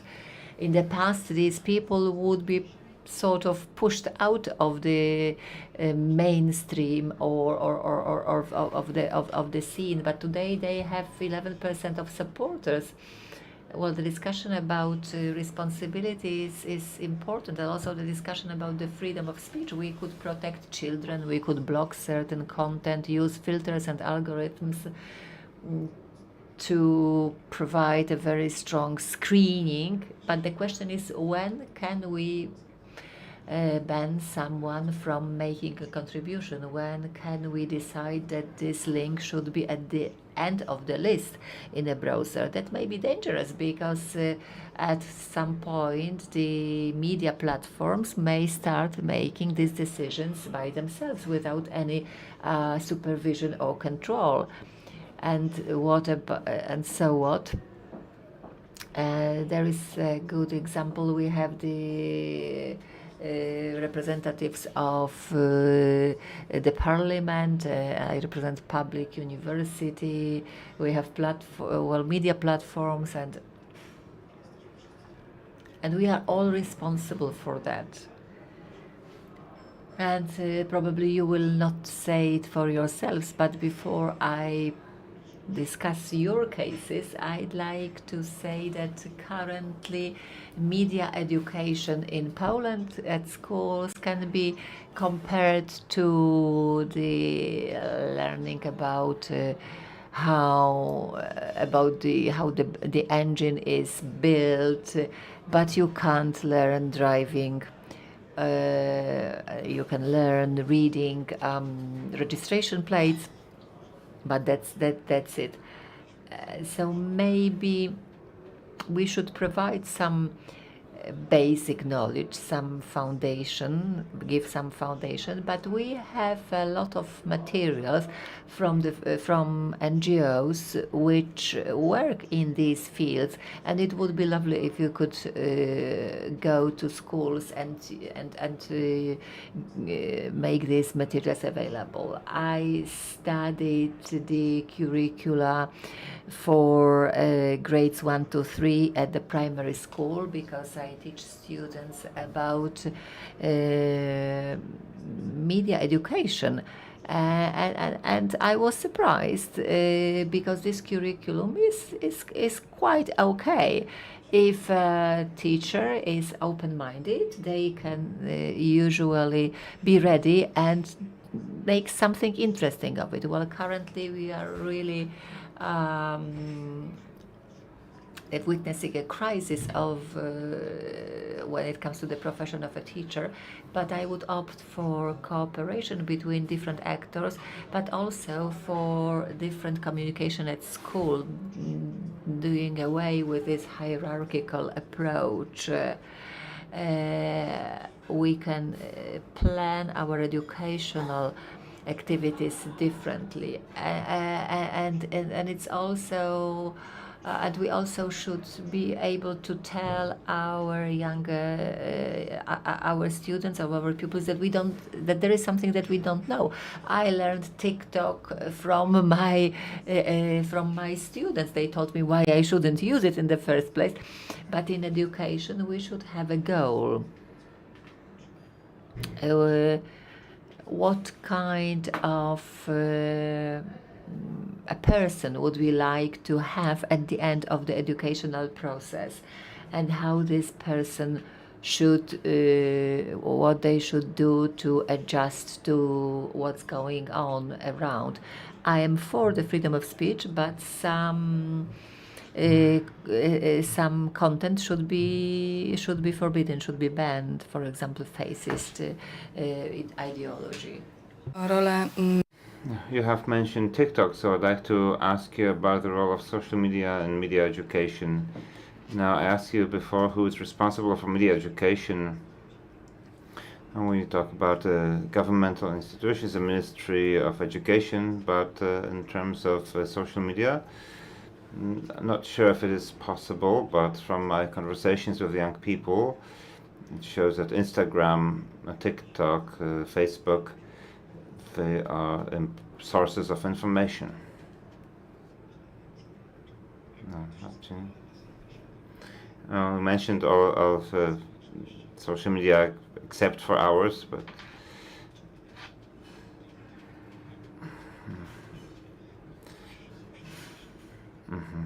somebody, I saw Richard that Google Class has 0 users, so our social media have not been successful. Okay. Now we'd probably have a lot of problems. Now we have one problem less. And I'd like to challenge you on one point. Maybe wrong because I'm not an expert.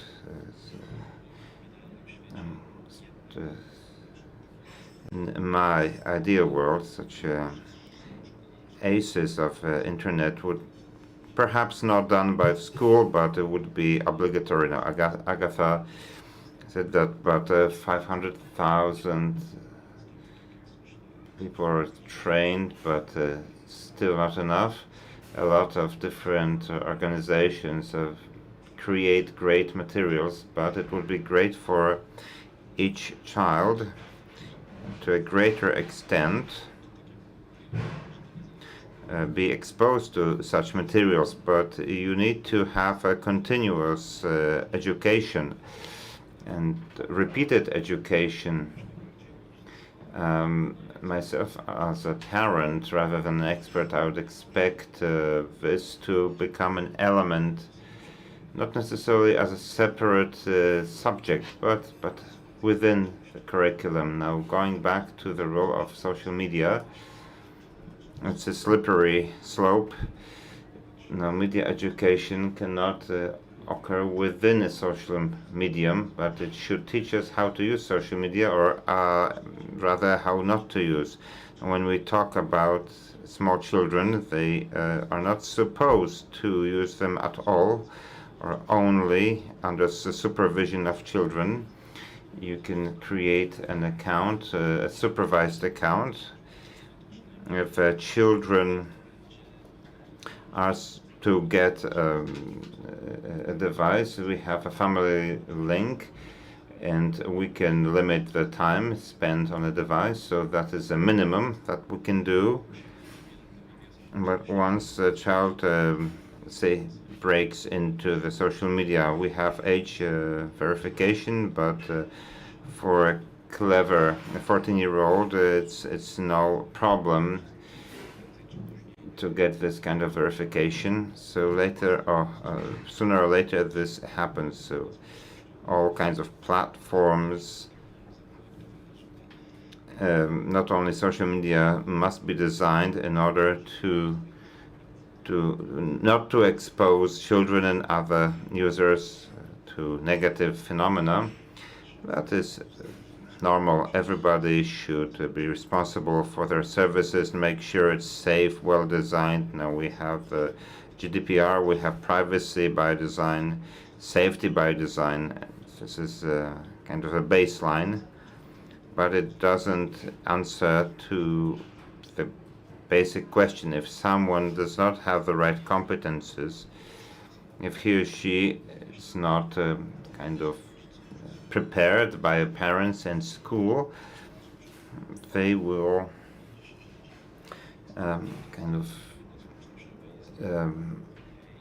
have problems using social media. So social media are appropriate for media educated people who can use them properly. Now I'd like to speak to the two of you. It's an important aspect. It's communication modeling and how we work, when we work with teachers. It's how they talk to students, and certain conversational culture. It's so important. I believe that we should go beyond the social media discourse, speaking only about the platforms and search engines. We should go back to basics. When we go to schools, very often we don't even get to the point of using the network, using the internet. We need to work with the basics, with the trifles, the ability to hear the communication from the other person. You don't need the internet for that. And social media is just another layer imposed on the basic competences. And I would like this discussion on media education to be about a social education, emotional education, civic education. It's all linked. And that's what we are doing with Professor Pyżalski, who is present. We are preparing a program for community centers and therapeutic centers. It shows us how to work with excluded young people, and we had to stop this moment of working with internet. We had to work with making people aware of how my choices affect what I will hear, what I hear, what I understand from what I get, and going back to emotions. How does my emotional state make me vulnerable to information? Okay, the biggest lie is, okay, I get a certificate of resilience to misinformation. Okay, 10 points, that's it. No, because when, for example, when I'm angry or touched, it stops working. So I'd like this conversation about media education. Yes, I agree that on TikTok you can easily find an instruction video material how you can cut yourself so that your mother doesn't see it. Now it's a dramatic problem, but we need to make sure that the media education is not only on a digital level. Yes, certainly. It was high time a long time ago, but we should stop talking about virtual reality. It is not virtual reality, it's a social reality.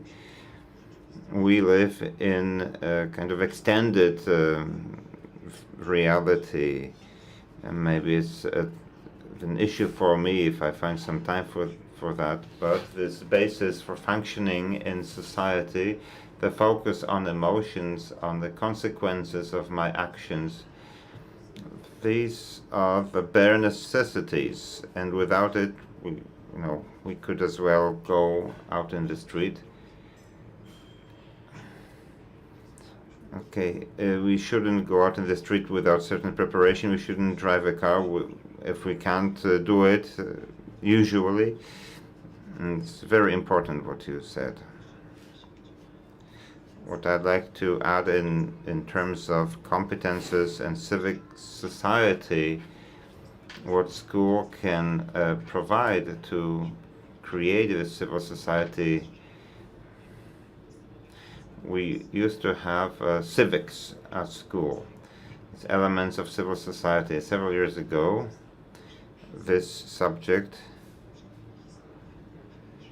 was changed into history and current times.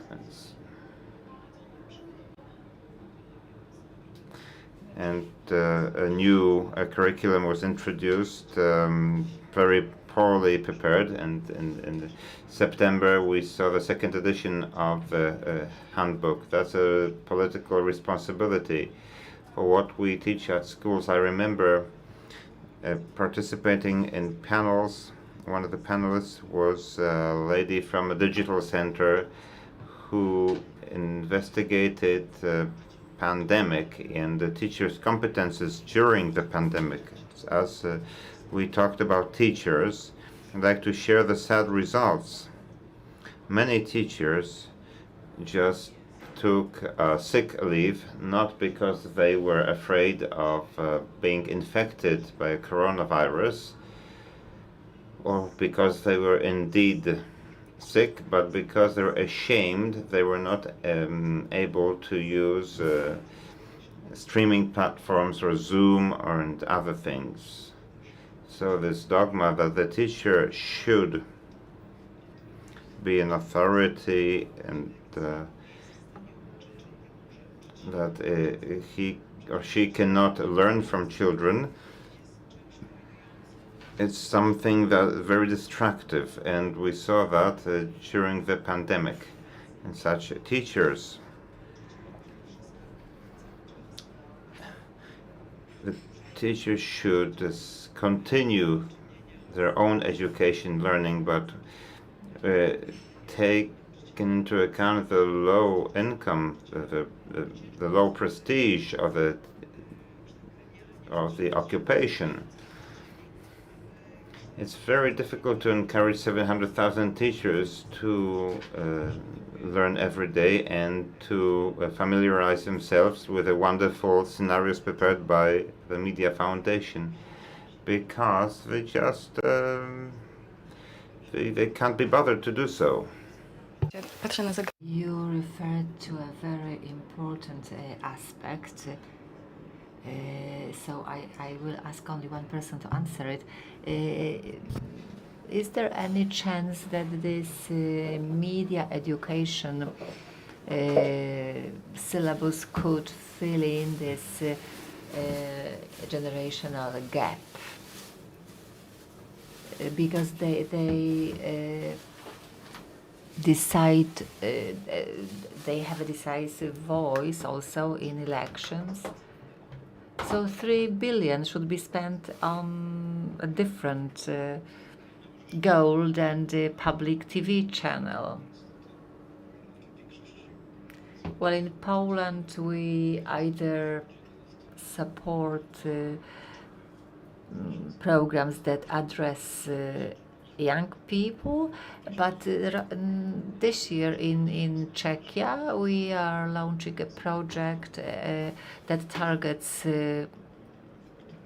elder generations, and if it works out, if this program is successful, we will replicate it in other countries, hopefully. Well, do we have any questions?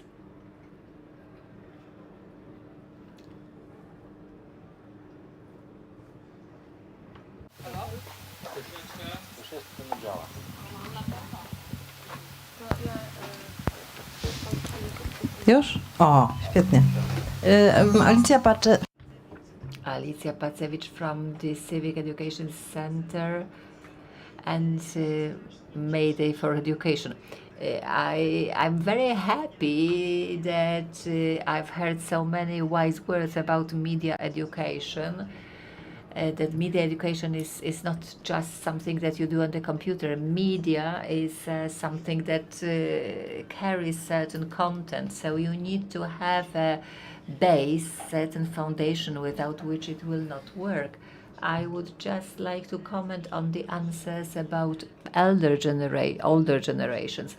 Well, my impression is that thanks to the pandemic, many teachers have learned how to use the media, how to use this is a gigantic leap and increase in potential, and I'd like to refer something to what we do, but we need good teachers and good headmasters.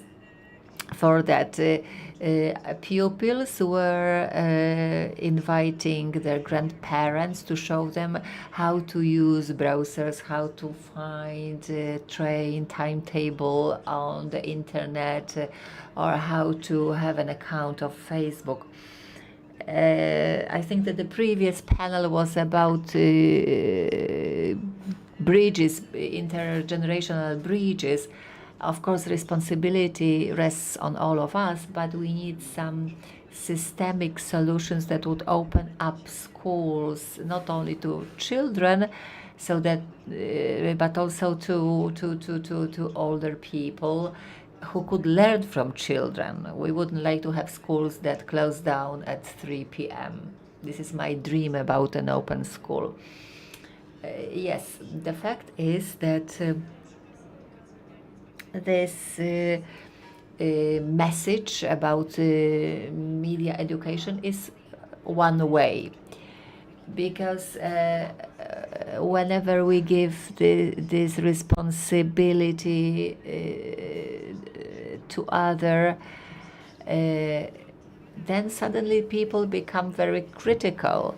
So it takes a lot of effort on the side of teachers, but we had examples of schools for disabled children where young when pupils were teaching their grandparents, they were showing also for schools for mentally disabled. They could teach them something where suddenly these when we share the responsibility with them, when we give them some of our responsibility, not on the face of it, but really, then they suddenly start thinking differently about it. We are trying to do it at our level, but it's really far from meeting the needs. When I'm listening to that, I'd like to be back at school at a good school. I'm not sure whether you know David, but to do reverse education, reversed classes. That is, the teacher teaches for 10 minutes or 15, and then they start discussing. But that calls for reverse education. Well, I'd like to ask you about one thing more, because what is important in media education is the quality of media, and media is created by journalists. Being a journalist, well, a journalist's job is not prestigious anymore. Contrary to what the journalists think about themselves, this is not a prestigious job in the eyes of society, or a job where what you sacrifice then comes back to you in the form of high retirement or pension. So don't you think that we should encourage people to be journalists? We know that studying journalism means there are nice parties, but not many journalists studied journalism. Many good journalists studied journalism. Well, we have media workers, and the best journalists that I knew, they have already left the profession. And media are in trouble right now. Well, I do agree this is a similar problem as the one that we have with teachers. I fully agree. Janusz Moss from the Łódź Center for Teaching Excellence. I'd like to tell you that media education cannot be an addition to the education process. It must be at the heart of this process, but for it to properly resonate like civic education and other types of education, we need to do whatever we can to change this, or to lose this straitjacket of school where we have classes, grades. We should go for projects and then we could have a revolution, a real evolution in education, where a teacher becomes an architect of knowledge that is created by those who learn there. And this is a way to approach media education not as an additional element, but as a process which is there, which is at the heart of the educational process, called by tutors, teachers who assist pupils in the creation of knowledge. So this role is very important, and we learn from children. For many years I've been conducting academy for creators, and these young creators, they offer trainings and classes to their teachers, and I think this is a real educational value. Yeah. I see space in each subject for media education to be there. I wouldn't opt for a separate subject or a separate course, but I think it should go in the mainstream of each and every subject. Well, I can see a lot of potential in teachers and also in pupils to mutually share knowledge. Well, I'm afraid we should be coming to a close. The time has passed, so we need panels that will go on for 2 hours. Well, I think that this is a very important discussion because I'm quite pessimistic about what we have achieved so far in this field of education, because when we see how young people are going to vote in the context of the coming elections, well, this is really horrifying. So I think that we'll be coming back to the problem of media education. Thank you very much for this exchange of views. Thank you. And thank you for your kind attention. Thank you.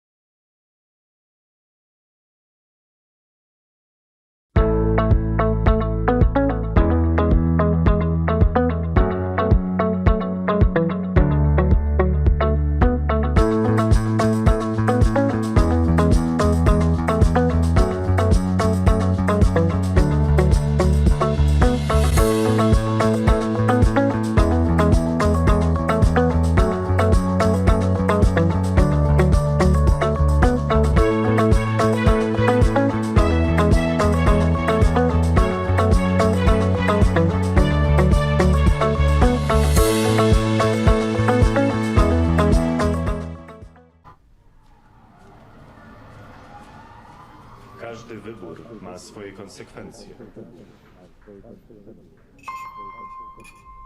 Dziś na kazaniu o takich jak ty mówili, że to morderczynie. A wiesz, że ta, która ci pomogła, trafi za kraty? Trzeba mieć sumienie. Jak mogłaś to zrobić własnej matce?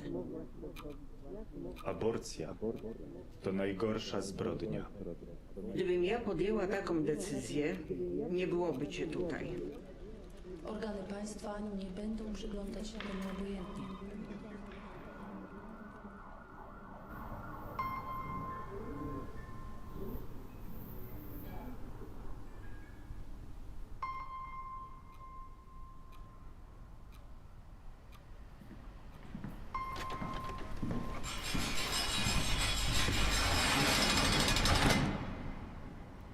Życie i zdrowie kobiety jest najważniejsze. Stop kryminalizacji aborcji.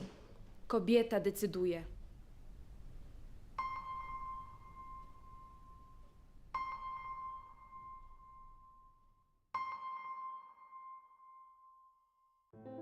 Jestem z zawodu lekarzem. Zajmowała się diagnostyką chorób nowotworowych. W Białorusi zajmowałam się mikrobiologią i molekularną biologią. Byłem nauczycielem szkoły podstawowej. Naszym celem jest budowanie umiejętności, które są ważne na polskim rynku pracy. Szybko nabierają takiej pewności siebie, bardzo szybko się uczą. Wszystko możliwe, kiedy starasz się.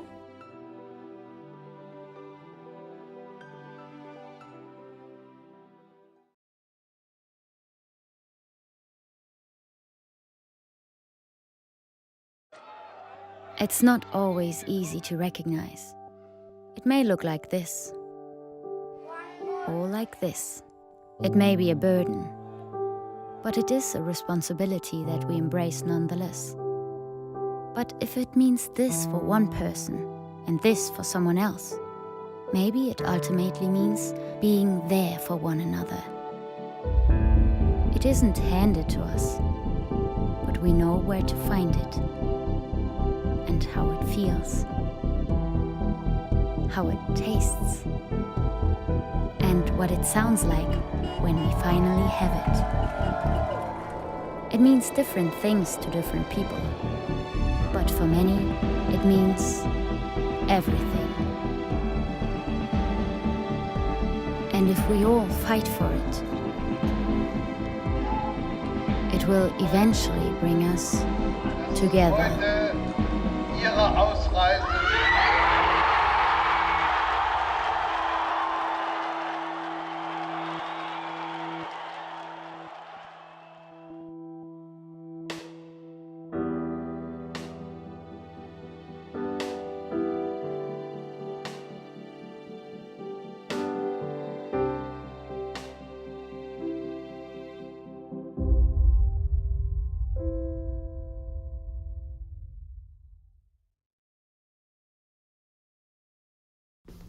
Dzień dobry. Dzień dobry.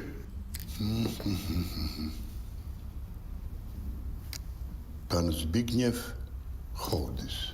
Zgadza się. Dla znajomych Zbyszek. Serio? Zbyszek. Nadchodzące wybory są zbyt ważne, żeby zostawić je bez kontroli. Dołącz do obywatelskiej kontroli wyborów. Zróbmy wybory bez picu.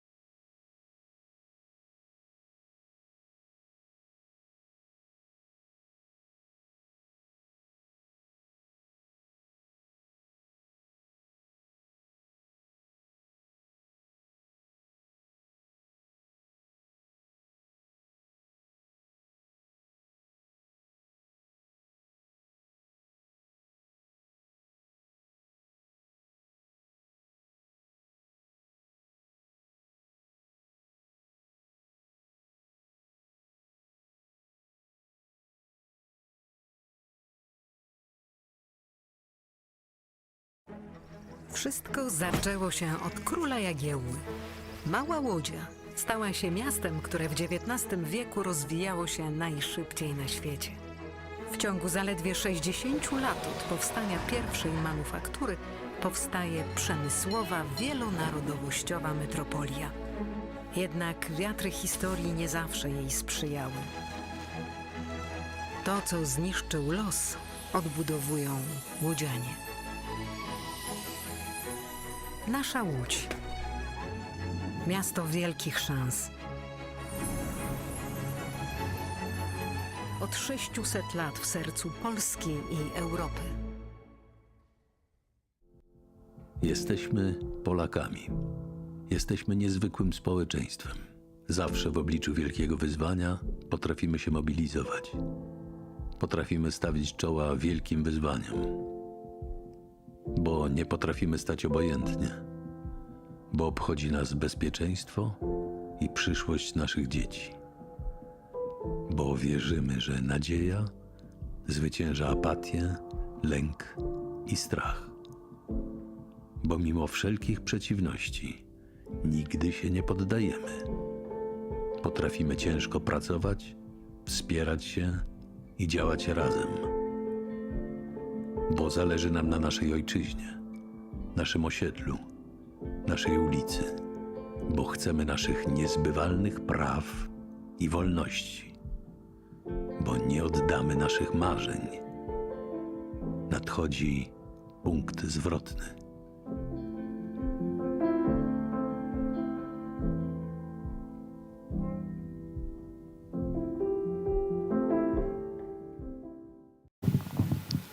Dzień dobry Państwu. Jednym z elementów tego punktu zwrotnego. Good afternoon, ladies and gentlemen. I hope that one of the elements of the turning point will be our panel. My name is Wojtek Maziarski. I'm a journalist with Gazeta Wyborcza. We've got great panelists here. I'd like to introduce them. Klaudia Jachida, a member of parliament from the Civic Coalition. Her two passions are theatre and politics. I think that politics is also kind of theatre, a kind of tragic comedy, perhaps with an emphasis of the prefix tragi. Piotr Szymlewicz, a philosopher, sociologist, journalist, head of the trade union Alternative, in the past OPZZ. I have the pleasure to publish his texts from time to time. I'm always interested to read them because his ideas are quite unpredictable as for a trade union leader.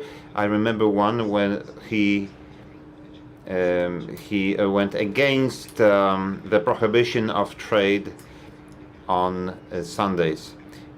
Alicja de Flatyka, an economist, the author of the project Interesting Numbers, in light of what our economy is like, our budget deficits and so forth. I think the numbers are not only interesting but also dramatic. Bartosz Dliński, a political scientist and academic teacher, a co-founder of the Ignacy Daszyński Center, member of the Aleksander Kwaśniewski Foundation. It's Amices Europy today. It takes a lot of courage to declare friendship for Europe, because increasingly often we hear that Europe is our enemy. Good afternoon, ladies and gentlemen. The title of our panel, Do We Want to Work Longer? At the beginning, I'd like to suggest, okay, if you want to object, you can do that, of course. I think we all agree that the preservation, the maintenance of the current pension system without any changes, given the demographic trends and economic changes, means an impending catastrophe. We're following into an abyss But what can we do about this? Over the years, any attempts to do something about it led to election loss. As it was 8 years ago when this Civic Platform and PSL increased the pension age and they lost elections. So we need to do something about it, but what exactly?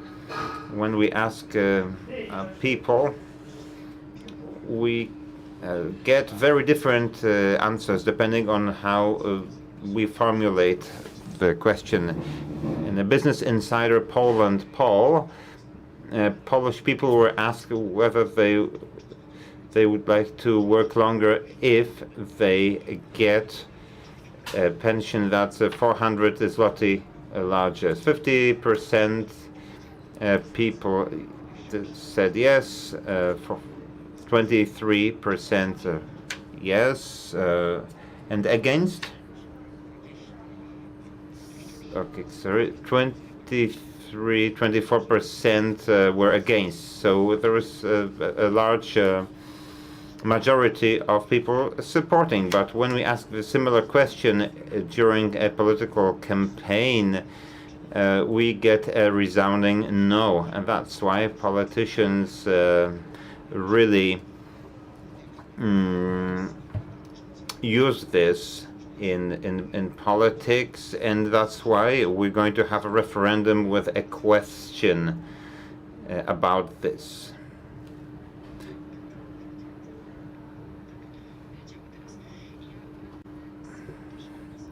Myself, I also conducted a study to check what people think about it, and indeed a lot depends on how you ask the question.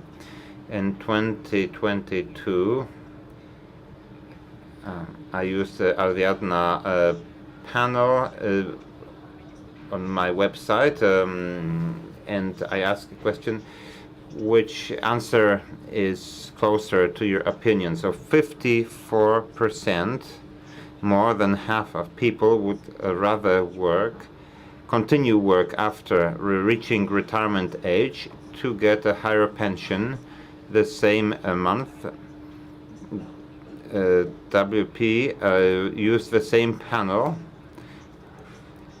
without adding that you get a greater pension, and they got the opposite results, because 62% of people would like to retire immediately. Only 34% would like to continue working. So the difference is 16 percentage points. Law and Justice Party introduced this question into the referendum without this information that a lower retirement age implies lower pensions. Also, we've got calculations from the ZUS insurance system that the mean pension is lower by several hundred zlotys, even by up to 1,000 zlotys for women. And now, do you realize the gap between women's pensions and men's pensions in percentage points? About 30%. It's a huge difference. And the very fact that women have a lower retirement age, they get less money. But it's also related to the fact that their mean salaries are lower, and they also take a leave for raising children, but without informing people but the consequences, you can get very different answers. It's like asking people, would you like to be young, rich, and beautiful? Well, if you ask people, would you like to work shorter? Yes, sure, why not? But if you tell them, okay, but then you'll get very low pension, then, you know, the answer will be very different. So this referendum question is very harmful in many dimensions, and the whole campaign providing this argument of work until almost death. So they suggest people that 67 years is death. Because if we are to increase the effective retirement age, let's say encourage people to stay on the work market for a longer time, if you scare people and tell them that it's 2 years, in the case of men is death, then it's very, very dangerous in many dimensions. Protestowałem. Yes, I can hear Klaudia Jachira protesting, but I would like to give the floor to Bartosz Rydliński, who I know has numbers for us from his survey. Well, not only Alicja, but also our Daszyński Center has interesting data. In May this year, we published a report seconded by Friedrich Ebert Foundation. We carried out this survey together with Ibris, Katarzyna. There were 3 authors of this study, of this survey, and to our question that we asked at the beginning in the early 1923, should the retirement age be equal for men and women? 60 for 60 years, 60% of said yes.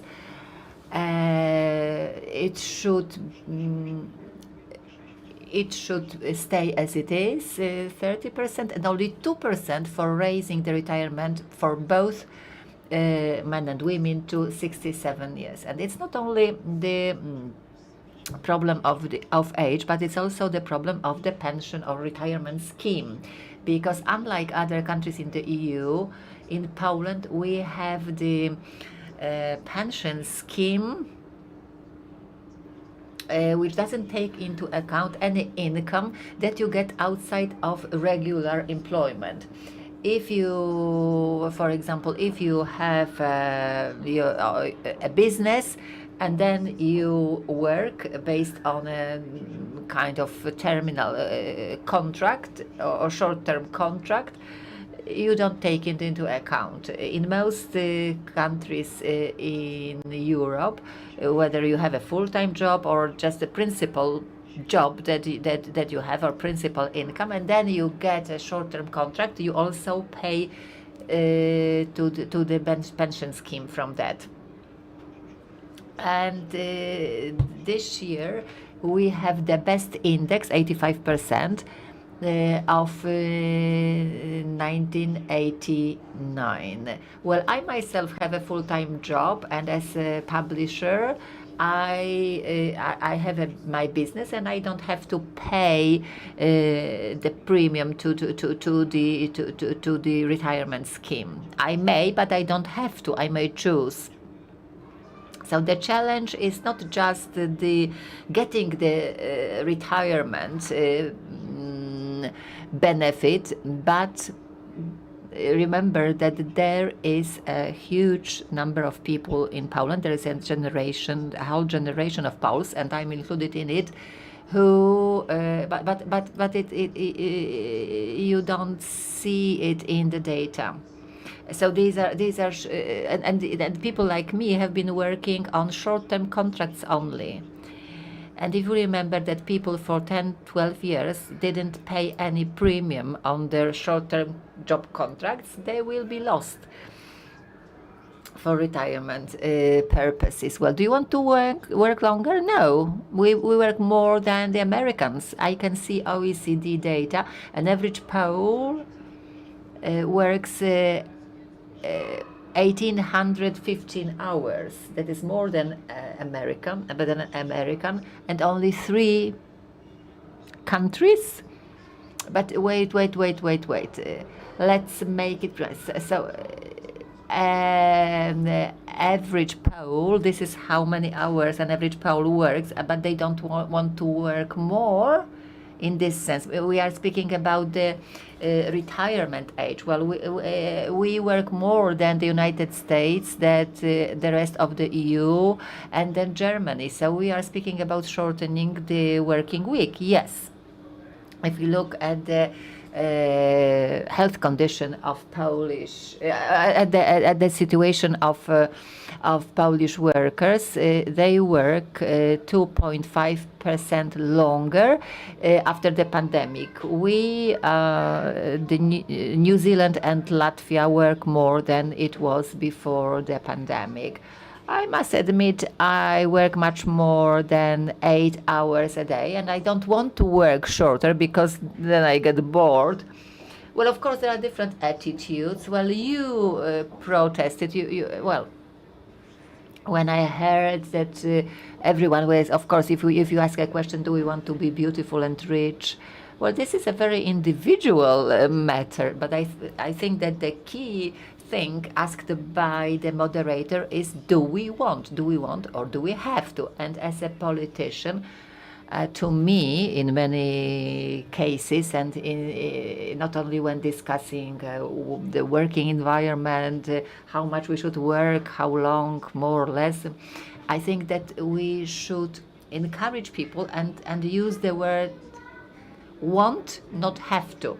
So because I think that the mistake was that we wanted to force people to work longer, and that allowed the populists and also the law and justice to scare people with work in the forthcoming referendum, because also how work is perceived in our cultural context. I think that we should stop thinking of work as a kind of punishment, as something bad for us, because that diversifies the discourse and lets the populists scare us with work. Well, the lack of work is bad. Well, we are not scaring people with being unemployed, but with being employed.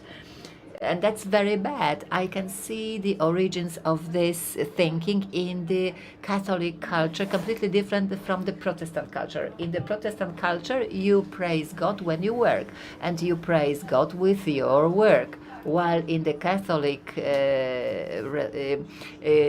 culture, this is a kind of cross that you carry. But see how wrong this thinking is. Or it's well, if this were the case, the suffragists would be empowered by that, and they would get social, that would advance on the social ladder, because I'm the last person who'd like to force anyone to work. If there are people to whom work is a burden and they are counting the days until the day of retirement and they want to retire, they should do it.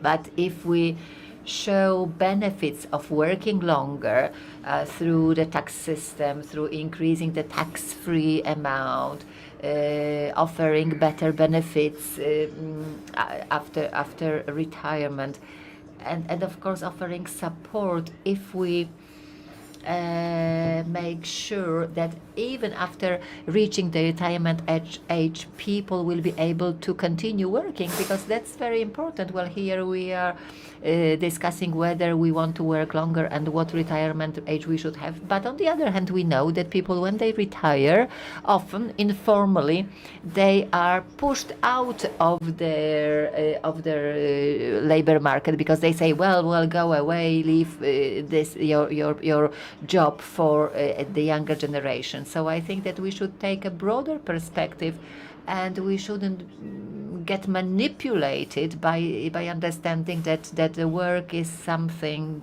bad and unpleasant.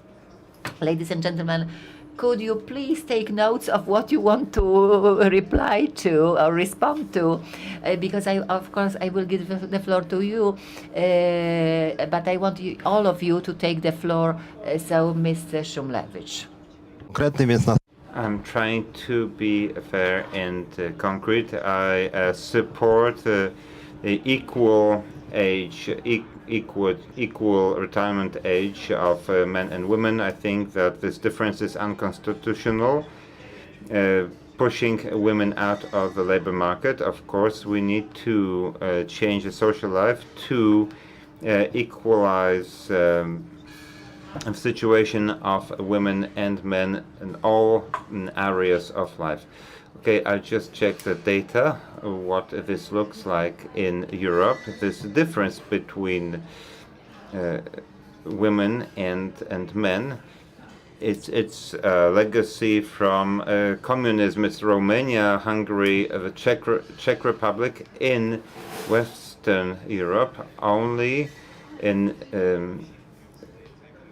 Austria and Switzerland, those ages are different. Only in Poland, Belarus, and Russia, these the retirement ages are never equated. In all others, there may be differences, but by the end of the day, they become equal. So I'd like to tell you, quote some data. Since 1990, men now live longer by 8 years and women by 7 years. Now, a 60-year-old person lives on average 20 years, and a 60-year-old woman 24 years. So it's not about working till death. Now, this referendum is a cheat because, as a matter of fact, when the PO stopped ruling, actually the real age increased. So I think that even now men and women work longer than retirement age. No, and the Law and Justice Party conducts its policy in such a way that it doesn't hold anymore. Another important indicator of the past 10 years, we've got 300,000 more people working while retired. The average age is 67 years old.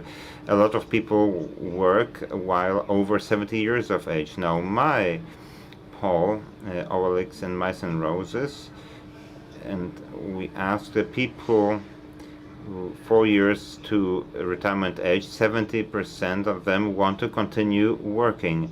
So 70% of them want to extend retirement age, and against 20%. Now, I am more like a Scandinavian, as now the civic platform idea to extend retirement age and remove bridge pensions. They said, okay, people will be healthier, environment will be better, they will eliminate the bad conditions at work.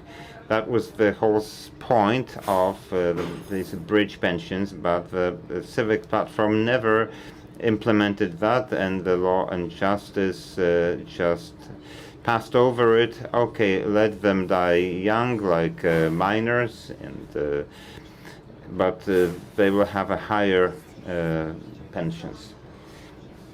So, in my opinion, we need to improve the quality of workplace health, and so our work, the work of people, of foreigners who work here, we should be able to have satisfaction of work. And it's a Scandinavian model, where in Scandinavia trade unions did not oppose increased retirement age, because they made sure that they've got better occupational health and safety. So they were able to work longer. I do believe that our objective should be to activate citizens and introduce flexible solutions, like in Sweden. I like it in that respect. After you're 60, in consultation with the local insurance company, for example, we consult a doctor, we can shorten a week of work to 30 or 20 hours.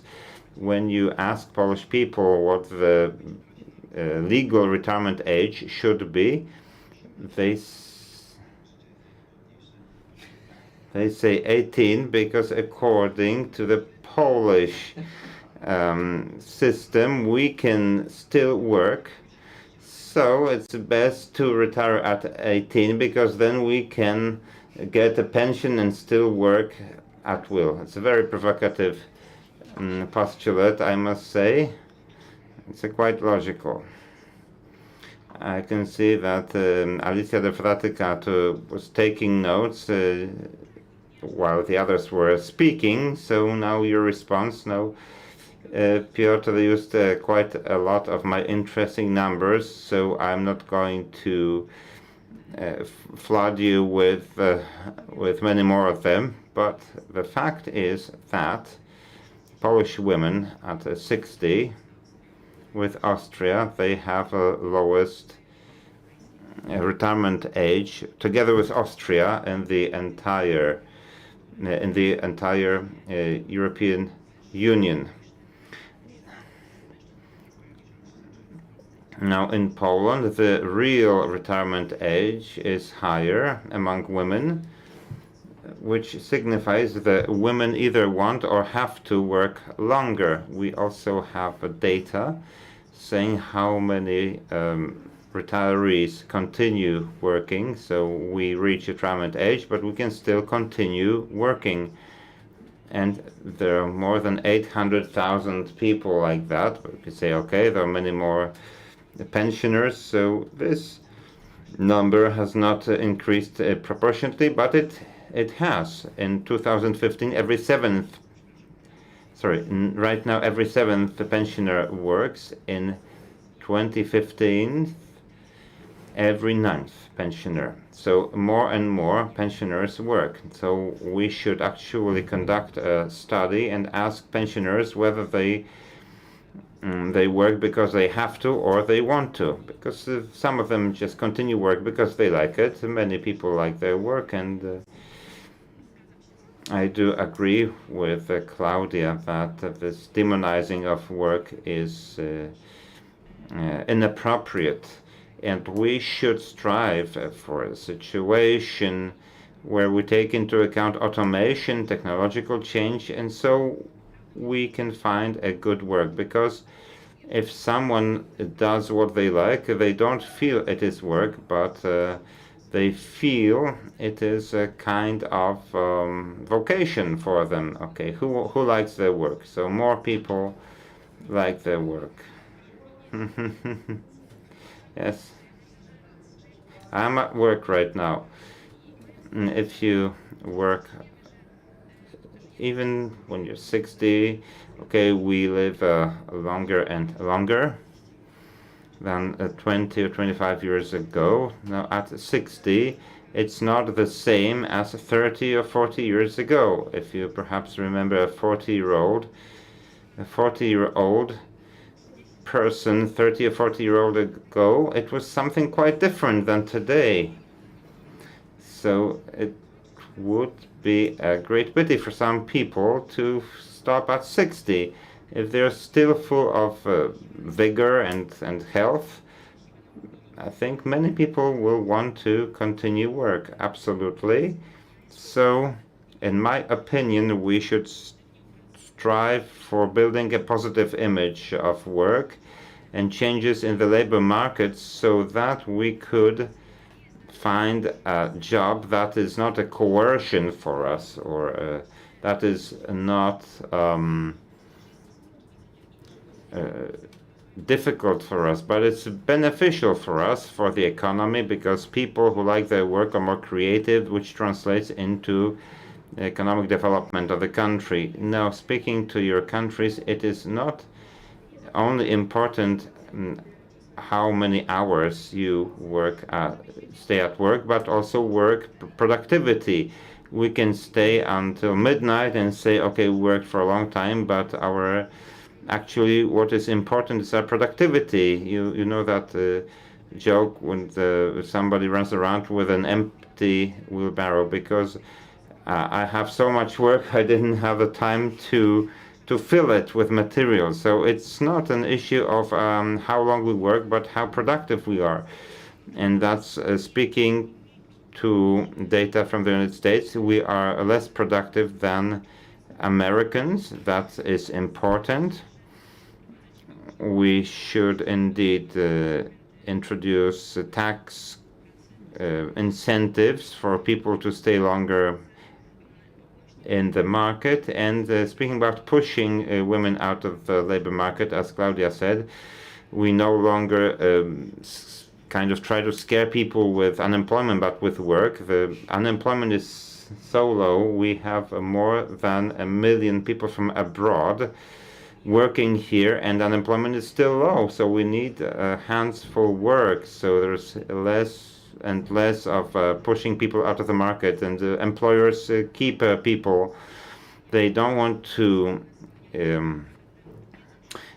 lay off people as easily as in the past, because once they lose older workers, it may be difficult for them to find new ones.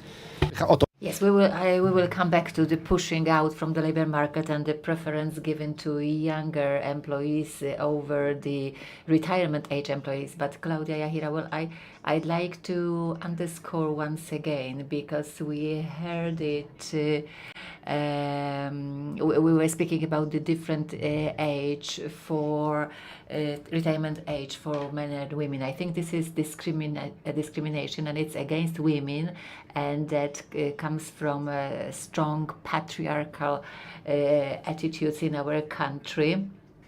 And in the case of Poland, this is a clear attribution of care functions to women. So this retirement age is differentiated because these women should get out of the labor market to take care of their care duties at home. This is how right-wing governments think. They want to get women out of the labor market because they should look after their grandchildren. Women should have a choice. If they want to, they should do it. But a 60-year-old is not there to spend time with her grandchildren. Of course, she can do it. She has the full right to do that, but she also has the right to have her own accomplishments and to be happy, to be satisfied at the age of 60, 70, 80, or even more years to decide about her life, instead of feeling that she's obliged to do something, that she's obliged by the state.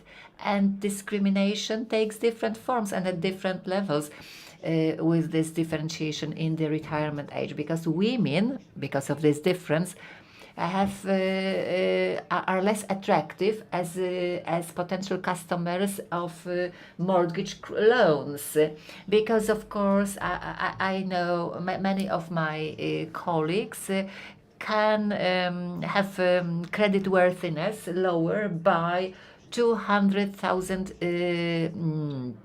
zloty, even if their salaries are the same as the male salaries, but because of the retirement age. So so a single woman and a single man have completely different credit worthiness, and I totally disagree with that, and I wanted to stress it. Bartosz Rydliński. Ladies and gentlemen, when I was looking at your hands going up, interesting numbers, but I think that you represent the middle class.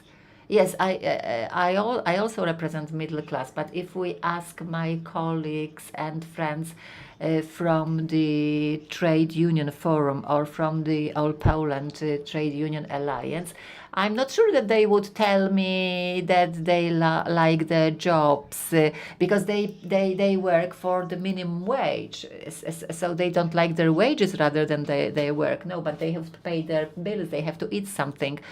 So who was there? People from the Social Security, people from the postal services, university administration.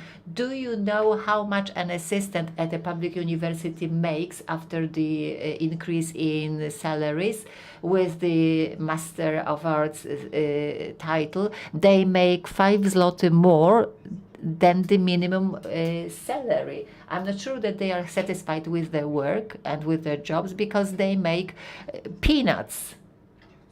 I agree with MP Jachira. people want to work, from the age group 40, 54 years. I don't want to work and die at my workplace, but I wanted to be in touch with people, to stay on the surface, not to be pushed out to the margins of life. And I want my mental health to be with me. Retired people should be respected, and they are not in Poland. So I'd love people to be encouraged to work longer. But of course, but ladies and gentlemen, if somebody is works at the railways, if they have to defrost or take snow away from the rails, don't make them work until their 70s, because it's physically difficult. And this is our life and health that depends on them. Not everybody has difficult physical hard work. Yes, but this Piotr Szumlewicz told about this differentiation according to the health status. Well, I disagree. I have different conflicts with the Forum or with the All Poland Trade Unions Alliance, because they were collecting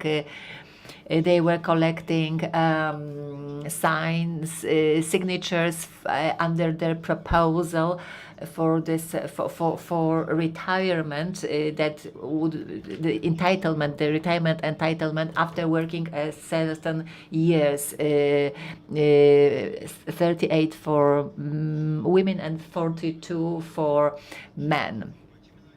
When we get retired, the social security system, they take the money that has been accumulated on our account, and then they divide it by the theoretical number of months that the person will survive. And women live longer, so this is another level of discrimination. But let's take these two things apart. The working time. This is a very good act. Well, the reduction of working time, gradual reduction, 38, 35. This is the Western trend. But in the West, on the other hand, they invested a lot in the improvement of health conditions, working health conditions, to offer breaks to people if people have stressful jobs, or we are doing away with mining because not only because it deteriorates the quality of our environment, but also for the people, because it kills people. Mining is harmful to the state and to miners. But if you say to miners, they may disagree. But there is just transition. Well, we should do it relatively quickly. And I'd like to remind you, in 1999, it was a bad solution. We put in place a system that my retirement benefit depends on how much I pay into the system. And some sectors like judiciary, mining, the church are excluded from it. And the more groups are excluded and the earlier they retire, the more we have to pay for them. And I believe that if somebody works hard and lives shorter, in the trade union alternative, I make an average salary for the country. And I'm ready to pay more to the system to redistribute it. But people don't want to pay higher taxes. If you don't want to pay higher taxes, then don't think of higher retirement. And that's used by the Law and Justice. We will never reduce the retirement age. Never. We will never increase the retirement age. I'm sorry. Never. And if we live until 100, so what? Germans who stopped the retirement age and they didn't increase it over 3 years, and they made huge investment in the healthcare, in assistance to people with disabilities. And after these 3 years, they increased the retirement age, and it was very much approved. So politicians, be more ambitious. But I will tell you about the work until death. Bartosz quoted a statement that somebody didn't want to work until they die. So this is this message that is replicated by the Law and Justice. So people have already encoded it in their heads. So we have to unveil this myth, because you see at what it leads to. And another mistake that we are making, these retirements for 30 years of working and for women and 43 for men. These retirement benefits will be even lower, and since 2015 the lowest retirement benefits, lower than the minimum retirement benefit paid to women who worked for 20 years and men 25 years. This number of the lowest retirement benefits is increased, and it accounts for 25%, and 90% of these lowest retirement benefits are drawn by women. And this will this population will increase. We are an aging society, and we are aging very fast in Poland, at the highest rate, one of the highest rates in Europe. And about interesting numbers, in 2007 we had more young people entering the labor market than people aged 60 plus. Right now, people aged 60 plus are they outnumber this young group by the factor of 2. So how many people have to work for these retirements of over 9 million people who have retired? And in the years to come, this will be the statistics will be even worse. So this replacement rate, that is the relation between the average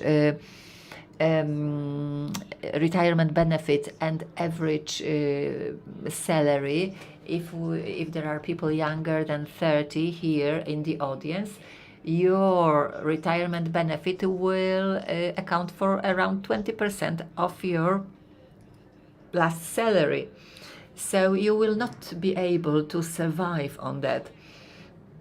So we need a mental change. Before you introduce any changes, you have to prepare people. I agree that the healthcare should improve, and also automation and technology, which will make us change our jobs. But speaking about Germany, they didn't increase their retirement age rapidly, but they are contemplating currently linking the retirement age with the average length of life, of lifespan.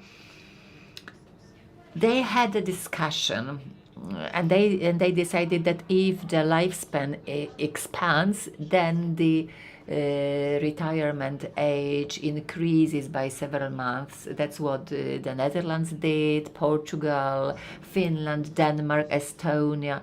And in Poland, we should make a regional differentiation, because average age in certain economically lagging behind regions is lower.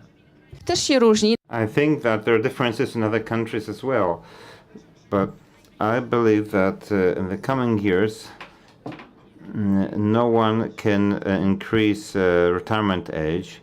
You said that we force people to do that. No, it won't happen in the near future, but in the long-term perspective, and say next term of parliament, And once we stay in the tail of Europe with the lowest retirement age for women, so Austria perhaps will change their legislation. So we'll need to have this discussion, and I think there will need to be mental changes, changes in the narration about work, and so on and so forth. Once I learned that I was going to be in Alicia on the panel, I must say Alicia is right on one point. So right now the replacement rate is about 40%. In 2060 it's going to be 25%. That is the ratio of current of your current earnings versus your pension.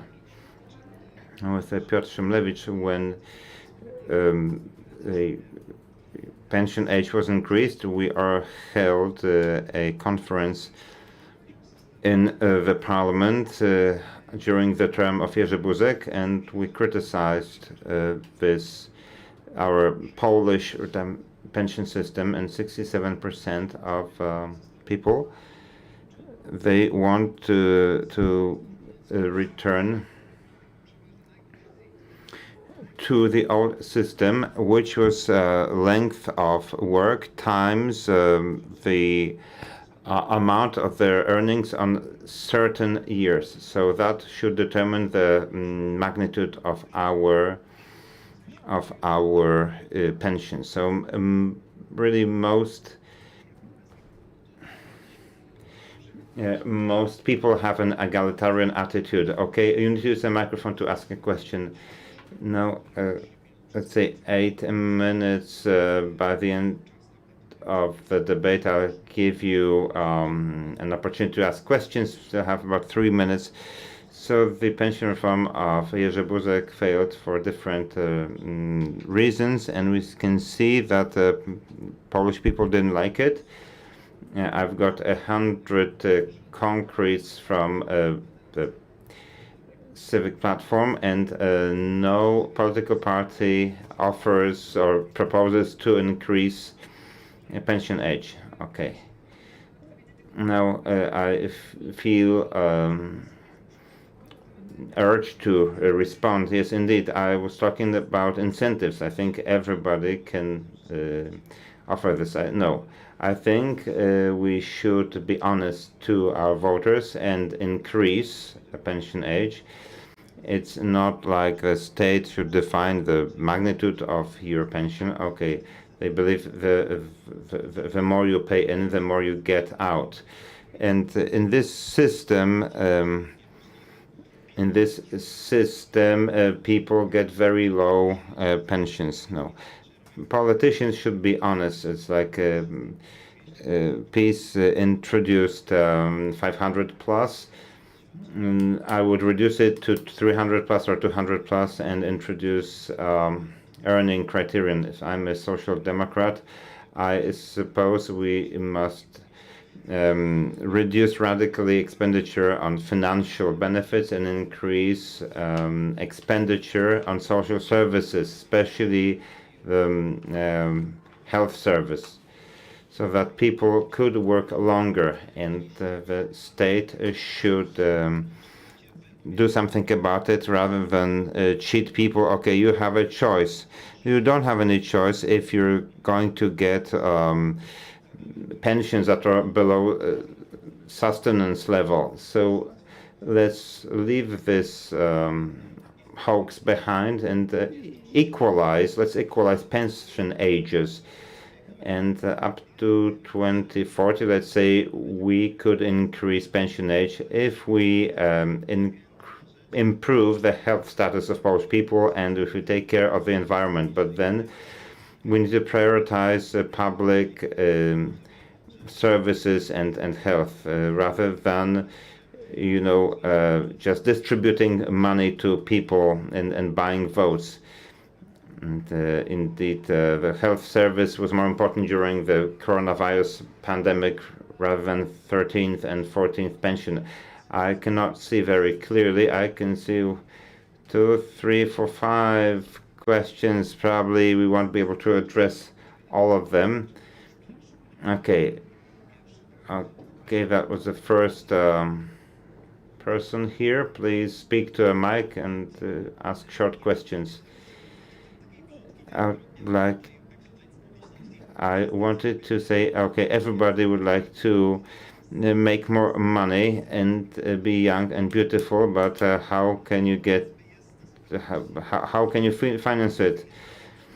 This current system is quite fair because you put in some money, then it is divided by the number of years of life predicted, so it's rather predictable. I'd like to touch on I'd like to ask a question. Now we have this minimum pension, which is guaranteed for every person that meets certain conditions, irrespective of the amount of capital collected. Now, if somebody does not get enough capital, that does not lead to minimum pension, then we subsidize such a person. And so, can we change it? Can we afford it at a lower retirement age to subsidize every person who falls below the capital? I can answer that question. Can we afford it? Now, if in Poland you don't have any means to support yourself, the state is obligated to help such people, so it doesn't really matter how. So you need to do everything to increase work activity, to encourage people to delay retirement. And I'm ready to pay higher taxes. Is a minimum pension up to 1,400 zlotys a month should be given to each citizen, irrespective of how long they worked. Yes, 53%, no, 47%. Now, this question suggests an answer. It's not a good question. Now, referring the first question, a lot depends on how you ask the question. So that's the key to success. So the question is, would people like to get money irrespective of anything? Yes. Yes. Okay. The shorter the question, the more we could answer. Andrzej Żółkowski. Okay, I want to talk about the person who's going to clear snow from railroad tracks. So the problem is that there is nobody younger who would do the job. And secondly, a shorter work week in all work groups, nurses, doctors, teachers. How is it possible, especially that we are lacking employees? Thank you for bringing up this subject. I asked people working on the railroad about this, and it's not only about money but also the dignity of workers. Now we live in a city, an old workers' city, and many people do not work in a dignified way. We should really appreciate essential workers. Those who work on railroad tracks.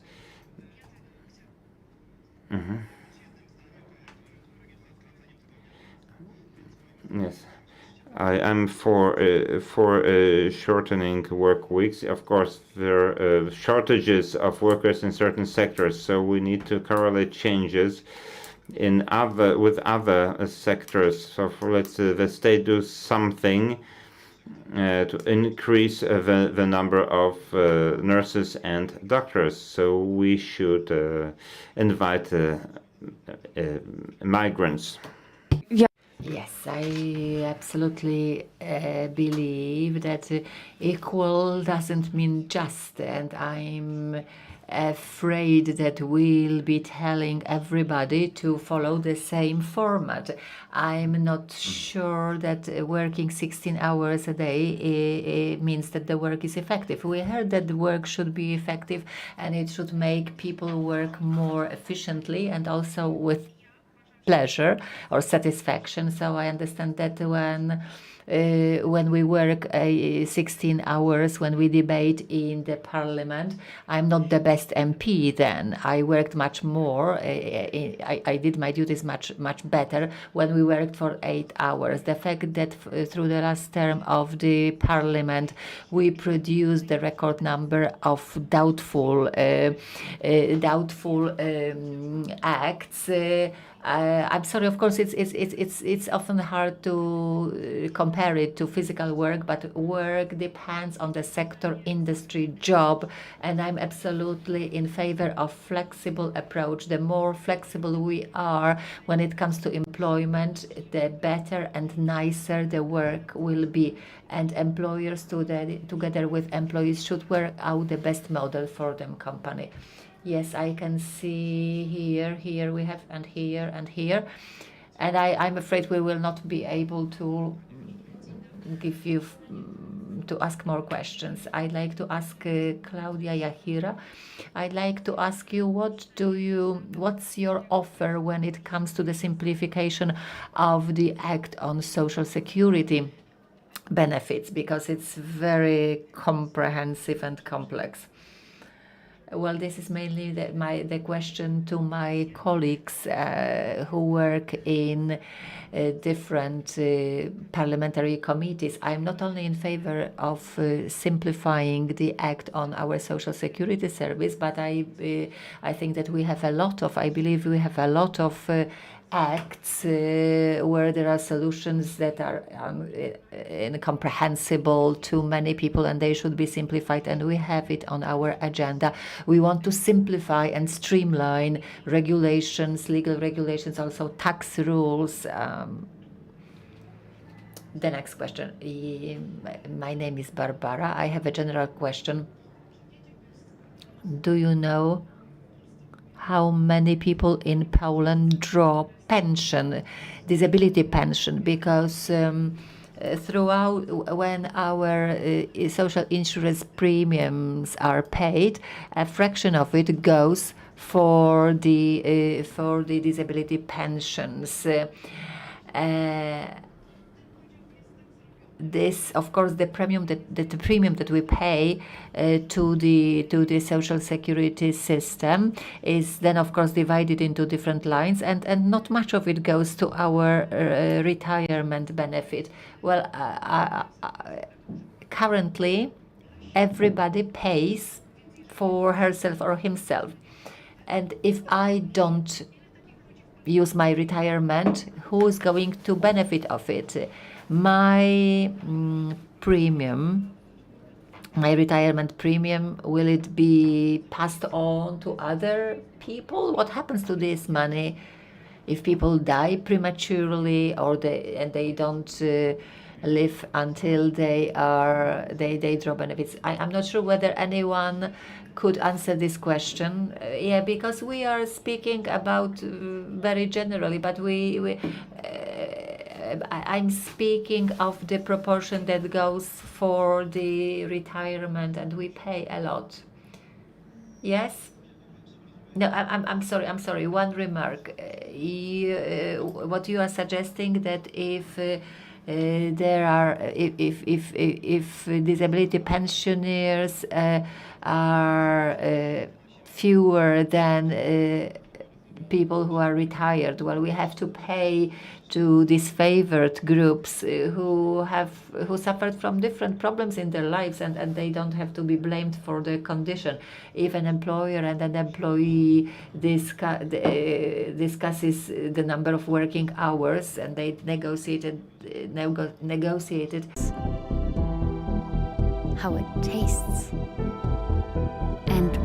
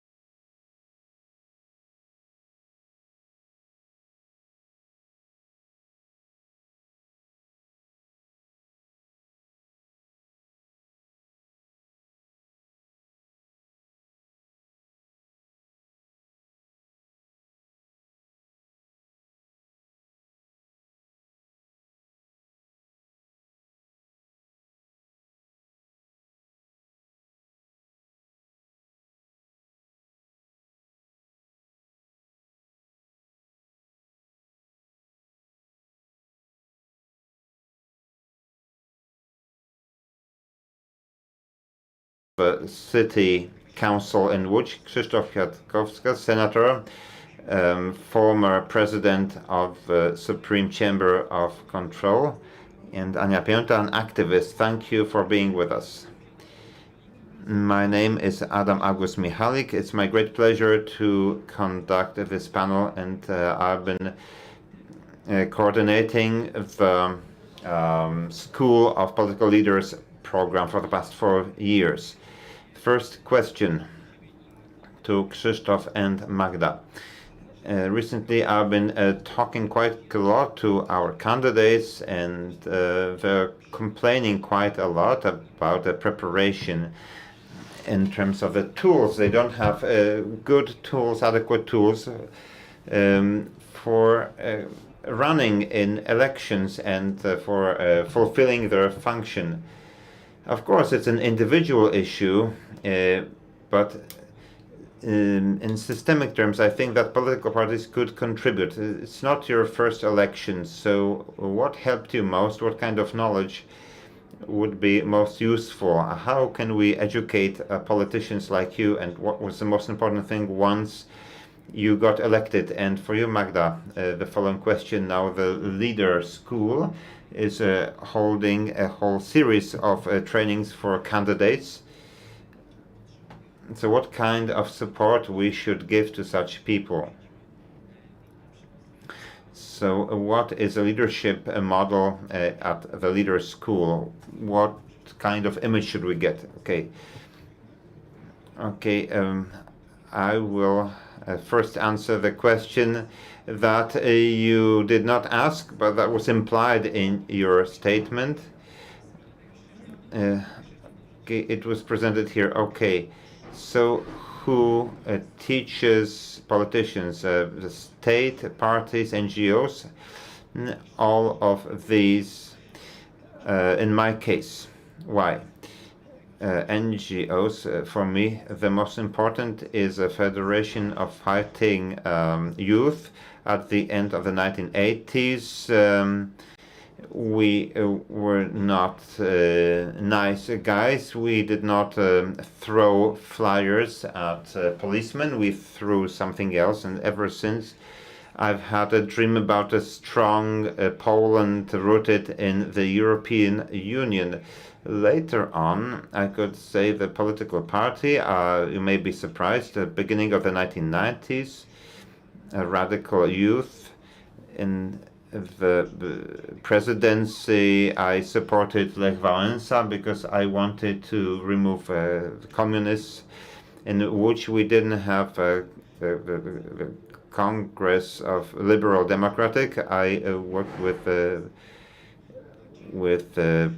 Porozumienie Centrum party, and Mr. Kaczyński thought I was the hope of his party, so I left the party and I cut off my development path with political parties. And in 1997, I became advisor, personal secretary of Prime Minister Buzek, and it was the greatest school for me. I was 20-something-year-old at the Prime Minister's office. It was the most forming politics bubble. If I convince those who are already convinced, great, but I should be able to go beyond that. And indeed, we had a school of leaders for civic society, and we decided we need to tell people that we would want to get people who are interested in politics. A big challenge, because different companies and organizations said, okay, we would be more willing to help you work with civic society rather than politics. But for the past 10 years, we've been open about this, that we deal with politics, and over the past 7 years we've been able to invite members of parliaments to meet in a different environment. As participants, yes, so elections are always an interesting time for us because many people at that time get prepared to their new function. Currently, we have around 120 people who have been with our program, and they are candidates to the parliament, to be elected members of parliament.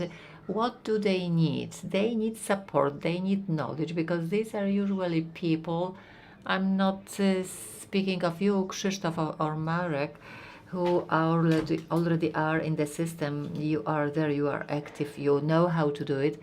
But people who have this ambition, who have this dream, they are on the list of their political party, and they want to fight for Poland of their dreams. But they lack knowledge, they lack support. They know the tactics, they know that they should have flyers and banners and place them, but they have no strategy. They don't know who's going to vote for them, where, maybe something else than the flyers. So what's difficult, and what we hear of people taking part in our parliamentary training, and we had 2 courses, and open for men and for women, and the other one dedicated only to women. What is mainly discussed, what we mainly hear, is that I am on the list in parliamentary elections and I have to cope with it by myself. The fund of 5% of the budget of the political party is not used at all to improve the knowledge of these people. Well, there is education, but politicians often stay in their bubbles at the level of young members, but also the older ones. So it's more of indoctrination rather than education. Marcin, why it is so difficult to get out of your bubble and listen to arguments and statements that you disagree with? Why do we avoid such debate? Anya, maybe you start. Why is it difficult to go out of your bubble?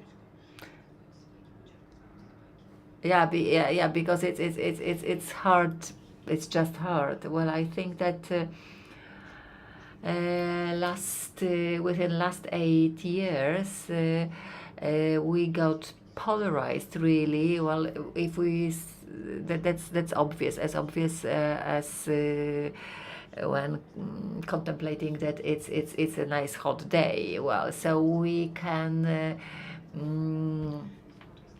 question and challenge anything. Well, 20 million people across the world, they believe that the earth is flat. And it's nice to be within your own bubble because you don't have to challenge anything. It's comfortable. You don't have to question anything. And we need some comfort because there are some fronts on which you wage your war, or different wars. That's why it's hard to get out of your bubble. And to me, the school of political leaders was a total going out of my bubble. I didn't really realize how far-reaching it was. During our first meeting, I shared a room at the hotel with a member of parliament representing the Peasants' Party. I would probably have never met her. Most people were people from the local government, and I've been living in Warsaw for 14 years, but I had no idea of the problems that they face. So suddenly you are faced with people who have practical experience in different areas. So to me, it was a huge going out of my bubble, but I felt relieved. And I could see that there are more things that join us than divide us. And when you graduated from this School of Leaders, how often do you get out of your bubble?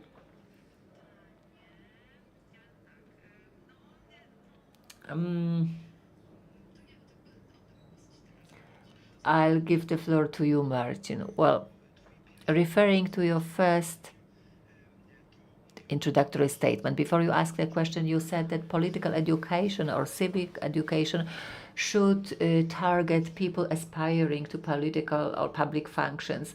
I think that this assumption is wrong, because I believe that civic education should target all people, whether they have any political ambitions or not. When I started at the local authorities, I had no knowledge and experience. I would like to share with you my German experience. That's in line with my oppositional stance. But I spent many years in Germany, and their political education results from what happened in Germany as a result of the First and Second War. And that shaped the educational system, which was to bring up citizens to be active citizens, to tell them what political parties are about, what communities are about, and of course these are different circumstances, but the fact that they have something like the federal center of civic education or political education, that was something which right now, under the democratic crisis in Poland, in Europe and across the world, to explain why some countries are doing better in this area and some and some other perform less well. Well, of course, this is quite an expanded system of education, from publications through training courses, workshops. And I'm not sure whether you know, but in Germany, each citizen, there is a central unit at the federal level and in the landers, where every German, not even German citizen, but a person living in Germany, has the right to make to receive 5 publications every quarter that they receive for a symbolic amount of 3-4 euro. For example, the history of Poland, Polish-German relations. Then if we could get that almost for free, the political consciousness or awareness would be much better. Suddenly, at the level of university, I clashed with my colleagues who represented a completely different system of values. And suddenly, I had to get engaged in a discussion about what we have in common. And this experience, as Anya said, that my conclusion was that you can communicate with other people. After graduating from the School of Leaders, I don't see any platform for that, because we don't talk to each other, we don't have debates, we don't have public discussions. And now again, I'd like to come back to the reality of Germany, Switzerland or Austria, that is countries that I know. The public discourse in any subject, be it political, social or economic issue, takes place in public media, where you can hear experts representing different views, and they work out a compromise which reflects the overall situation or opinion or of an average German, Swiss or Austrian. Experts create the debate, but that doesn't happen in Poland. You don't listen to experts. This discourse is imposed by politicians, and there are no arguments, but kind of dehumanizing your opponent, and the debate is impossible. Do I get out of my bubble at the level of local authorities? It's very difficult, because it has got highly political in big cities. Tak sobie pomyślałam, że w pełni. I have just one thought here. Couldn't agree more that we should provide some political education since childhood, but we would like to invite young people to activism, to action, rather than thinking and contributing to decisions, because we have some youth boards, we have some youth organizations at school, so they are asked to organize something, for example, provide bulletin boards and evaluate it, but young people are not invited to make decisions about the fate of schools, about the fate of cities. Also, youth organizations and parties also work like that. They distribute flyers rather than, or leaflets, rather than contributing to decisions. So when you think about political activity, it's about action rather than thinking. It's difficult to be a politician or on a national or a local scale, and that knows what to do. And even if you want to drive a forklift in a warehouse, you need to have a special certificate, and you get to a parliament without any certificates. Well, there are some mechanisms that political parties could implement. We cannot impose this in a systemic way, but they could look for it themselves. Now, there is a mechanism of mentoring that we use in our programs, and for different political candidates, even for members of parliament, we are offering this kind of mentoring. Now, gentlemen, you have been active politicians for quite some time. Now, what do you think about this kind of mentoring or accompanying younger people by people with greater experience, or in local governments? Does it make any sense, or perhaps it would be wouldn't make much sense because of the rivalry in politics, but perhaps we should employ experts from the outside rather than politicians. Now, okay, speaking about politicians, you don't need to have competences to be elected to the parliament. You need to have the votes of voters. So we had Donald Tusk, who worked as an upholster, but Donald Tusk did not got elected by himself. It was people who elected him. Also, Kaczynski was elected for Law and Justice Party. Now, sometimes we make very easy choices. Speaking in euphemistic terms, now in terms of mentoring, master-disciple relationship, tutor, well, it's pretty difficult to implement in a party. You need to be very lucky to find someone like that.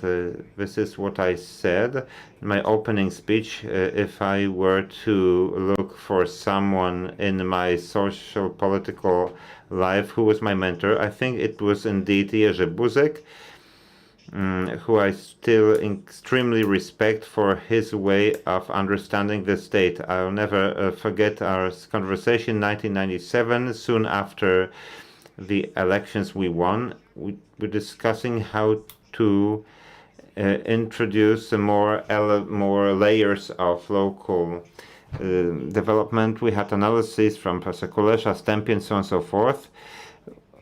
Now we understood we had to have strong provinces, because without them we wouldn't be able to effectively distribute funds from the European Union. Okay, analysis was correct, but our main sociologist came, Tomasz Żukowski. Right now he's one of the sociologists and analysts for law and justice. Yes, it's true, but it is political suicide, because we had to eliminate 40-something provinces. Initially thought about 12 provinces, 16.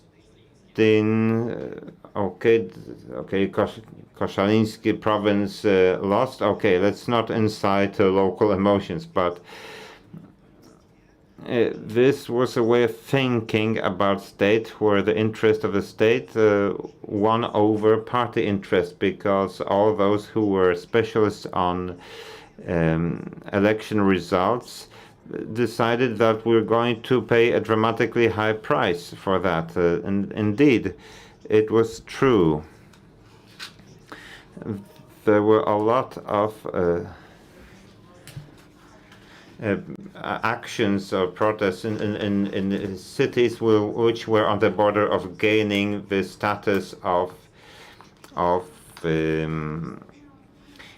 gaining provincial status. Okay, later on I conducted some verification of justices and judges according to very clear criteria, of course, and Tusk told me, okay, there are protests here, and Justitia brought about protests, and I told Justitia, okay, once you're going to get a Minister of Justice that will give criteria that will really knock you off your shoes. And Donald Tusk said, okay, you're inciting protest. And I said, okay, no professional occupation likes to be evaluated. And of course, judges don't like it either. And we either implement the necessary change and it will cause discussions and protests, or we will be in limbo. So generally the lesson from government, we can say that reform doesn't pay, because you pay a very high political price. Both AWS and Union of Freedom didn't enter the parliament in 2001. So 2001, with the negative consequences, I still think it overshadows politics, because all the changes implemented by Law and Justice, no reform. Okay, this is only about the redistribution of public funds. I'm not even saying whether it's good or bad. They should be evaluated individually. But there haven't been any systemic changes other than taking away competences from the local governments, because it's a certain way of thinking. It's all about the centralization of authority and one-party rule. I will come back to the question about the relationship between a mentor, master, and a student. Well, I'm not that old. I have only 5-year experience in the local authority in politics, but this master-student relation is known to me from the academic world. Sometimes they are accidental relationships. Something brings two people together, and if I look at my relationship with mentors from Germany and from the United States, it was based on trust and the fact that the mentor is at a different level than the student or than his disciple, and of course there is no competition and rivalry between them, and it's in politics it's different. Well, of course, for you, between you and Prime Minister Buzek, it was also different. But if I could tell you who is my role model for a local authority person, I would say that this is our mayor. The mayor of our city is Danowska, who has for many years been able to bring people together and to try and combine different interests and different political actors. And in all this political chaos that we have in Poland, which is a place where we can still talk to one another. And she, probably from the time perspective, I will be able to call her my mentor. This is something that gets built up over time. This is about building a relationship that is tested in difficult situations. And coming back to your first questions, when you start, where you enter the world of politics, you may know nothing, but that you get, you get a lesson, and I was taught a lesson not a long time ago. Well, it depends, because leaders can grasp the reality, and then they go into politics and they learn from their mistakes. But can we help you to know what you are supposed to do? Well, the MPs who were new MPs in the present term, they were telling us, and that they were our leaders, and they were telling us that it was a nightmare. Of course, they got a roadmap how they should navigate across the parliamentary buildings. There are trainings or in-house trainings for the new MPs, but the only hope is that that in political parties there are MPs who still remember what it was like when they were fresh in the parliament, and but they were never prepared by the system to play any kind of role of a mentor. But I understand your story, that somebody who becomes a councillor in the local authorities, and suddenly you preside over the council, and I would dream of a country where the president of the local council, when he or she is elected, they know what they should do. Well, you grow up to perform a certain function or role, of course, but it seems that the parties can do it better. The young, the divisions of political parties for youngsters, they just don't work, then they are instrumentally treated by. But listen how it sounds. Well, my first time in the local authority, my first time in the parliament. Adding on to what Magda has said, well, of course, you grow up to perform a certain role or function. You get the tools and instruments to perform your function. But I don't think it you, Krzysztof, but I discussed the new MPs in the parliament, and where in Germany they have mentors, experienced MPs who introduce them into the parliamentary work. But there is a kind of system like that. But of course, if you look at how the state operates, I often refer to German examples. We don't have to reinvent the wheel. We don't have to develop new training systems. There are models which are universal, which just have to be translated into our Polish conditions. And this is also a feature of this political area and language area. Not a single government after 1989 has ever thought of political education that would explain the relations at the regional level, local level, and up to the European level, for people to make informed choices when they go to the polls. And that's what we don't have. And I think that this reflection should be present. We should reflect upon it. We should have reflected upon it in Poland already some time ago, not speaking of political parties or anything that we see as threats to democracy in Europe and across the world. Yeah, I wanted to say something because I agree and disagree with what you are saying, because I got my political experience and education in the streets and in acting, in what I was doing. Well, political education it doesn't fit my experience. This political education to me is not an education that you can get in political parties.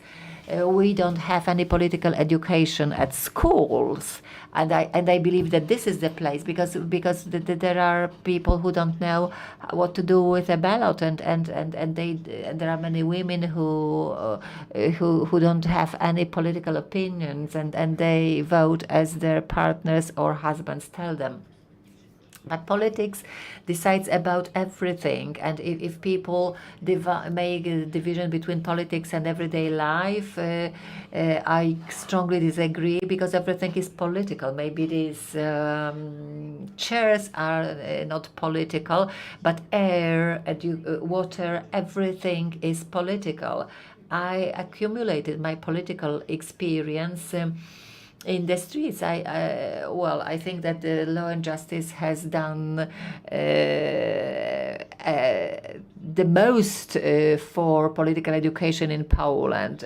I can't understand why we are not all united, but what Magda has said, and this is the subject often tackled by women, dialogue and communication, which we don't have in Poland. We can't do that. Well, of course, we can tell stories of the past, and all the time we say, well, the system doesn't work, but we are the system as well. We are parts of the system. I would like to ask you what you have done in your years of being active in politics, what you have done to change it. Well, we can keep on repeating that the system doesn't work. I'm a self-made man. I learned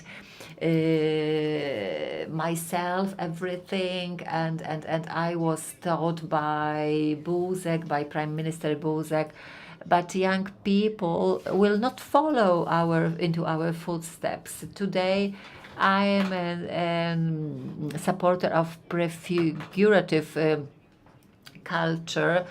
I am 42, and my mentors are 20. And they come from the east. Today we have to learn quickly with them. The time is running much faster than when we were growing up. They do things faster. Why here in the freedom games, the panel for young people was somewhere there at the top, and on the main stage there was Leszek Balcerowicz. Well, come on, we should give voice to people to whom we are preparing the world. Well, let's stop creating ghettos. Well, just go there to this small room, to this panel, only young people, nobody cares. We are trying to think of different cooperation models, give them names, put them into separate drawers, but the world doesn't look like that today. It's much more complex, much more diverse. It's not binary anymore, it's multi-level. We are bombarded with information, within one day, with information that our grandfathers could get over their entire lifetime. And this is, and I learn from younger people who work with me in the East Initiative. Even if I can't get out of my bubble, Of course, I have these possibilities. I don't not always use them properly, but I want to do it, and I think I can do it because to me, and what people from the East say, well, this is humans are the most important. I can talk to anyone, of course, as long as they are not aggressive, and I can, and we can. Try and talk to everyone instead of saying that, well, I have this ID, I have this badge, and so go away because I'm more important than you are. We should invite everybody to sit at the table. When these young women went on stage and said, well, Balcerowicz must go, they were assessed as those who are not competent enough. They don't have enough knowledge that they know what or who Mr. Balcerowicz is, but they are fighting against the climate change. They have experiences. They have also suicidal experiences, either they're individual or related to people around them. They fight for a better world around us, but that's incredible how many things we have in common. I am 42 and I cannot have legal abortion, and they are 20 and they don't have the right to legal abortion as well. Where were you at that time? Now, I'd like to address what you said. As you mentioned us, there is no quarrel between us. Now, from the point of view of some people, what we do, sometimes we do too slowly. And we said, okay, I was the first president of the Supreme Chamber of Control, who appointed the first woman to be a deputy chairman. So this shows a kind of a deformation of public institutions in Poland. I was the first chairman who appointed a special advisory board to advise me on social issues, especially animal rights, and we started to control animal pounds and so on and so forth, animal shelters. So when we talk to politicians, they use, for example, they use polls, and okay, the voting attendance is by a third lower among the youngest. So if they prepare offering for older people, it's less costly politically than for young people. Young people ask questions, they have doubts. Politicians take the easy way. Now, when I was a chairman of the Supreme Chamber of Commerce, I could not participate in political life, but I have attended all women's strikes and also in Łódź, and similarly to President Andrzej Duda, I believe that I'm still learning and I'm going to evolve with my views. But if you ask me what to do for politicians to listen to you, you must prove that you can have an influence over politicians. So you need to show that you want to make choices, of course. There's a variety of schools. For example, in Central Eastern Europe, there was a party that represented the young people. I'm not sure. Fidesz. In Hungary, when was it created? In 1989. That was a party representing 20-year-old people, and Viktor Orbán was a fresh blood in Hungarian politics. But ever since, no other party like that was created in Hungary or Poland. And look at the women's strike several years ago, and today politicians look at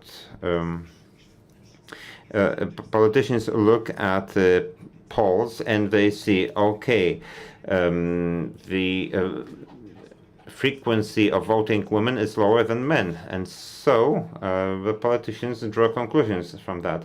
Do you know why so few people vote? Because they don't feel agency. They don't.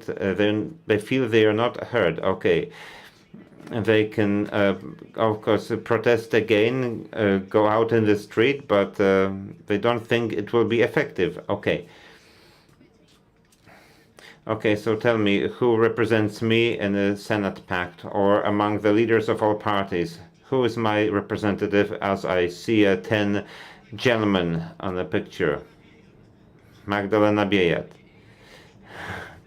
Once we talk about women in politics, we have a great example. In some parties, they have parities. In some parties, they have some alternating mechanism.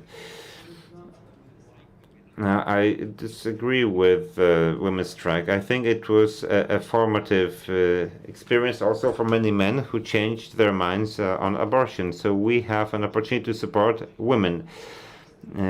Even if on the Democratic side, only in certain parties, I think that right now there are a great number of very good candidates. We're offering a course with the Battery Foundation for female candidates, and Anya and Magda, you can tell something about it, why it is absolutely important today to elect as many female members of parliament. Right now it's 28%, even less than the quota law that assumes 35%. So why is it the case that why it is the case that it's so important to encourage women to run for offices and to be elected? My answer is very simple, because the world is diverse and we need a representation of both sides, both males and females in the parliament, who would like to talk to one another and present their points of view and reach a compromise or consensus about how our world should be arranged in Poland and in Europe. It's not the case that there's a shortage of female candidates. We know a lot of women who wanted to run for office and who finally didn't make it. I know this also concerns men, and not only females, but a lot of females did not qualify. Okay, we can talk about these alternating mechanisms, so on and so forth. Answering your question, what do they need? I think that Veronika and myself, okay, Veronika is here with us and she supports women in politics. She encourages women to participate. I think they need to believe they're good enough and they can do this, and they don't have to prove anything, and that they can sorry, the interpreter cannot hear the speaker. We've lost the speaker.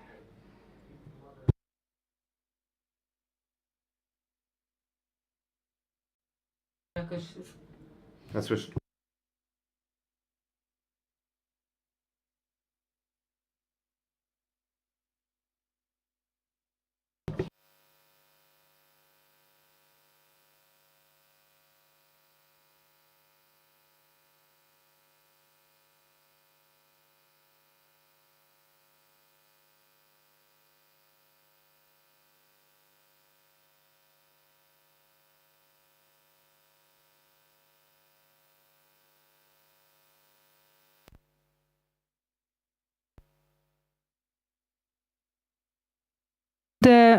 Być może zdjąć emocje. So perhaps we should kind of eliminate emotions and stop thinking about who is going to win or lose and consider the system perhaps is just a dream. But we know that in 2011 there was an attempt to develop another system, and perhaps in Germany, political foundations could be a solution. Now, so many years have passed since then, and there is no discussion about it. Perhaps it will never be there. I don't know. It's quite scary for me that we're going with the current, and this distribution of emotions is there, but it's very difficult for us to stop and talk about the system and we say, okay, yes, we need to be the driving force for reform, and then we get together and discuss who is better, who is worse. It's not only addressed to you. Sorry, perhaps this was triggered by your discussion, but for me it's a sad realization that it's difficult to change a system. I will tell you what petrifies the political scene and prevents young people from getting into politics. To me, this is the system of financing political parties and different legal solutions that protect the interests of the political parties. Well, the pact for Senate, because in the Senate there is the representation of women. What kind of ordinance do we have in Poland? It protects the interests of political parties. Well, in our pact for the Senate, we have 98 candidates, but formally we have one candidate who is not a member of any political party of association. This is me, Krzysztof Kwiatkowski, and all political leaders get annoyed with me, and I will tell you why. Because if you have a party logo, even if they don't win in these elections, then they show and provide leverage for the political party, because then they get money for each and every vote on me. But I get this money, but I give it to NGOs, because all the rest candidates use this money that is paid for each and every vote that for them. They get it goes to the fund of the political party. Marcin, Anya, and we will be coming to an end. Well, just to. But a civic candidate must collect signatures twice. Well, in response to what Anya said, when there is no system, we are trying to do things on our own. For example, in our local authorities in Łódź, and I'm really proud of that. For 2 months, in our big conference room of the council, we had young people from the primary, secondary schools. They could come and see how we work. These young pupils, they were coming and they could vote for or against, or go to the rostrum, take the floor, or secondary school graduates who came there and they knew that this time they will be voting for the first time in Poland. They will be voting for the candidates that they choose. There were different questions concerning local authorities in Łódź that are of interest to them, and this is the civic education, but it should be systemic and should be carried out by the state, not at the local authorities level on my own initiative. This should be done regularly. Well, women in politics, to me, it's really very, very important. That's why I also took part in this Girls for Politics program, and that was the first edition. That was a very interesting experience. And why Magda said that we need diversity. I will go even further. We represent 52% of this society. If we are not there at the table, nobody is going to think of our problems. Unpaid work of women representing 20% of GDP. Moms, grannies say, I give up my care work. I don't, because all care system rests on the shoulders of women. Because the GDP goes for tanks, rifles, but we have to see that, and we have to see our representatives, such as myself. When I see 7 men, leaders of political parties, who am I to identify myself with? Who can understand the fact that I don't want to get pregnant or that I have a disabled children? 80% of mothers with disabled children, they are left alone. Then they are single parents, they have to fight for the benefits. So, gentlemen, please read about it. And that's why we have to be there, 50-50. I'm not happy with 35%. Let's go for 50%, 52%. That's our proportion in society. Thank you very much. We had an activist perspective, expert perspective, national perspective, local perspective. But I think that we should discuss this education aspect more. We should political education more. We will probably do that after the elections. Thank you very much for being with us. Thank you very much for following us on the internet. Anya, Krzysztof, thank you. And I hope that we will continue our discussion. It's not always easy to recognize. It may look like this, or like this. It may be a burden, but it is a responsibility that we embrace nonetheless.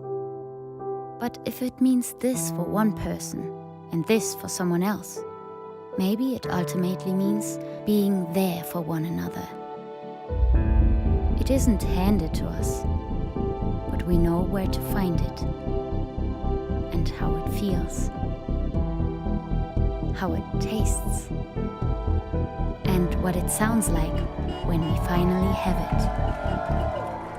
It means different things to different people, but for many, it means everything. And if we all fight for it,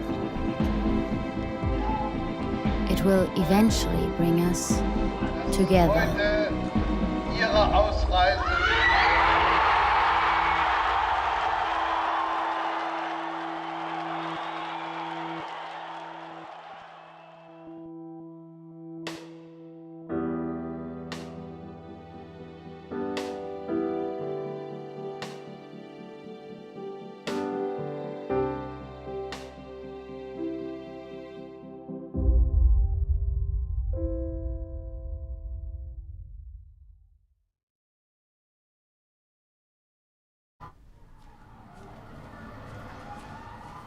Każdy wybór ma swoje konsekwencje. Dziś na kazaniu o takich jak ty mówili, że to morderczynie. A wiesz, że ta, która ci pomogła, trafi za kraty? Trzeba mieć sumienie. Jak mogłaś to zrobić własnej matce? Aborcja to najgorsza zbrodnia. Gdybym ja podjęła taką decyzję, nie byłoby cię tutaj. Organy państwa nie będą przyglądać się temu obojętnie.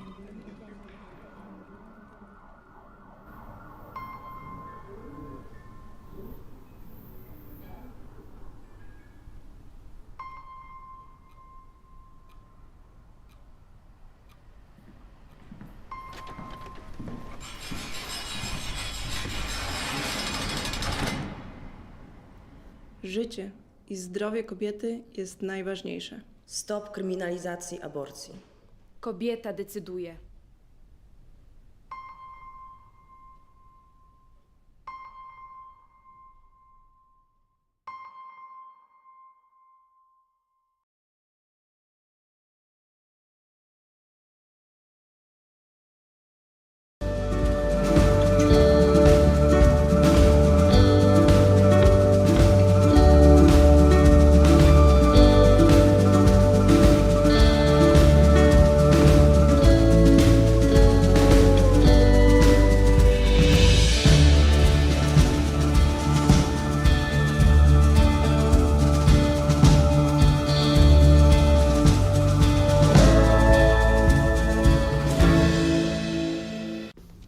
Dzień dobry. Dzień dobry.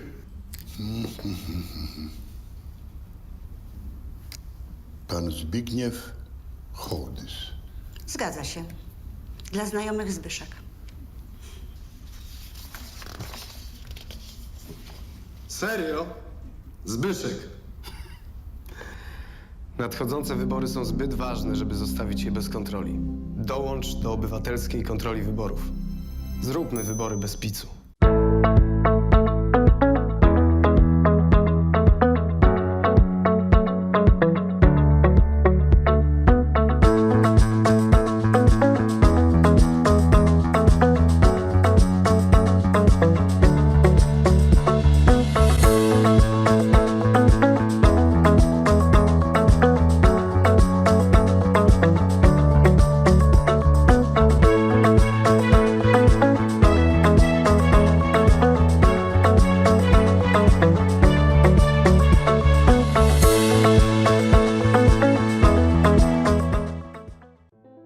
Jestem z zawodu lekarzem, zajmowała się diagnostyką chorób nowotworowych. W Białorusi zajmowałam się mikrobiologią i molekularną biologią. Byłem nauczycielem szkoły podstawowej. Naszym celem jest budowanie umiejętności, które są ważne na polskim rynku pracy. Szybko nabierają takiej pewności siebie, bardzo szybko się uczą. Wszystko możliwe, kiedy starasz się.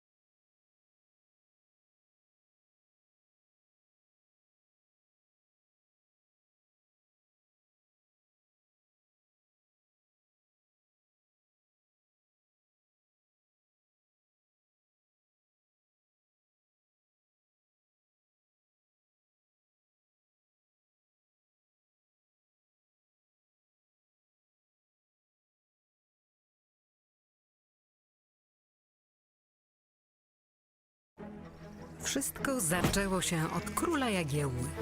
Mała Łodzia stała się miastem, które w XIX wieku rozwijało się najszybciej na świecie. W ciągu zaledwie 60 lat od powstania pierwszej manufaktury powstaje przemysłowa, wielonarodowościowa metropolia. Jednak wiatry historii nie zawsze jej sprzyjały. To, co zniszczył los, odbudowują łodzianie. Nasza Łódź. Miasto wielkich szans. Od 600 lat w sercu Polski i Europy.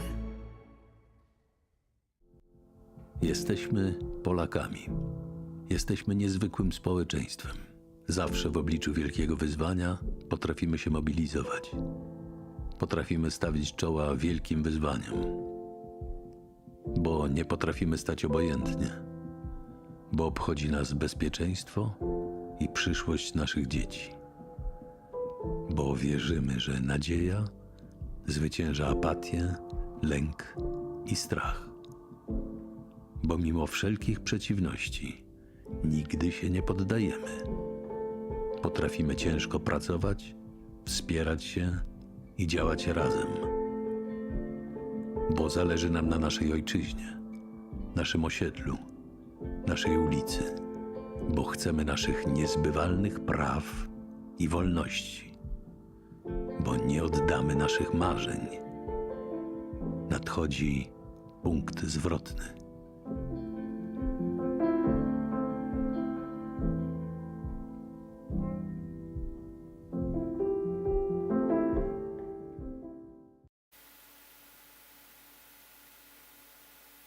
Dobry wieczór Państwu.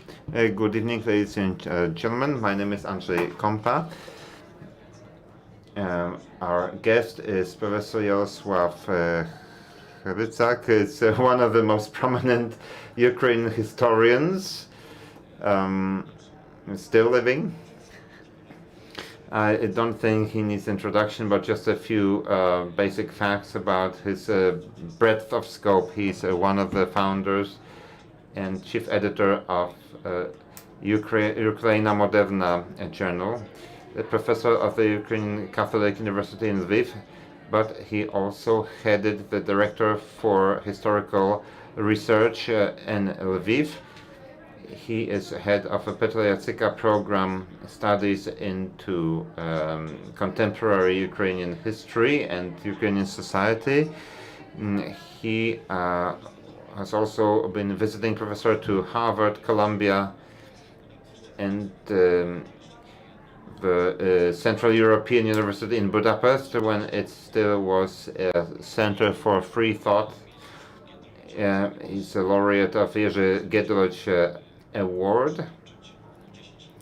He got it 10 years ago for a book, Prophet in His Own Country, Ivan Franko and Ukraine. He has published a lot of papers and books, history of Ukraine since 1772 to the end of 20th century, New Ukraine, New Interpretation.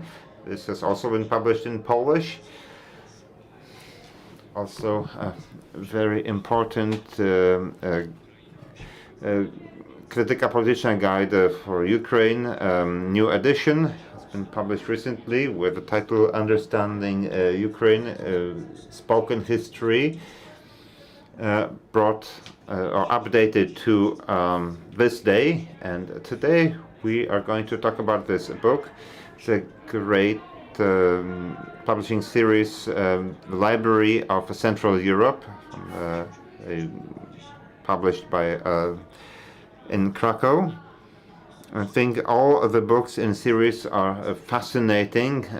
You can also arrange them in a rainbow. It's an additional extra benefit, but Central Europe from Greece and Turkey to far north, left, right, Central Europe. So Ukraine Escaping the Past. It was published in 2021 in Ukraine.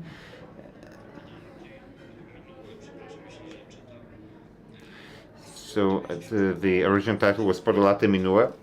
It's a simple title in Polish, a synthesis of Ukrainian history. Now, my first question to Professor, again, it's a great joy to have you here.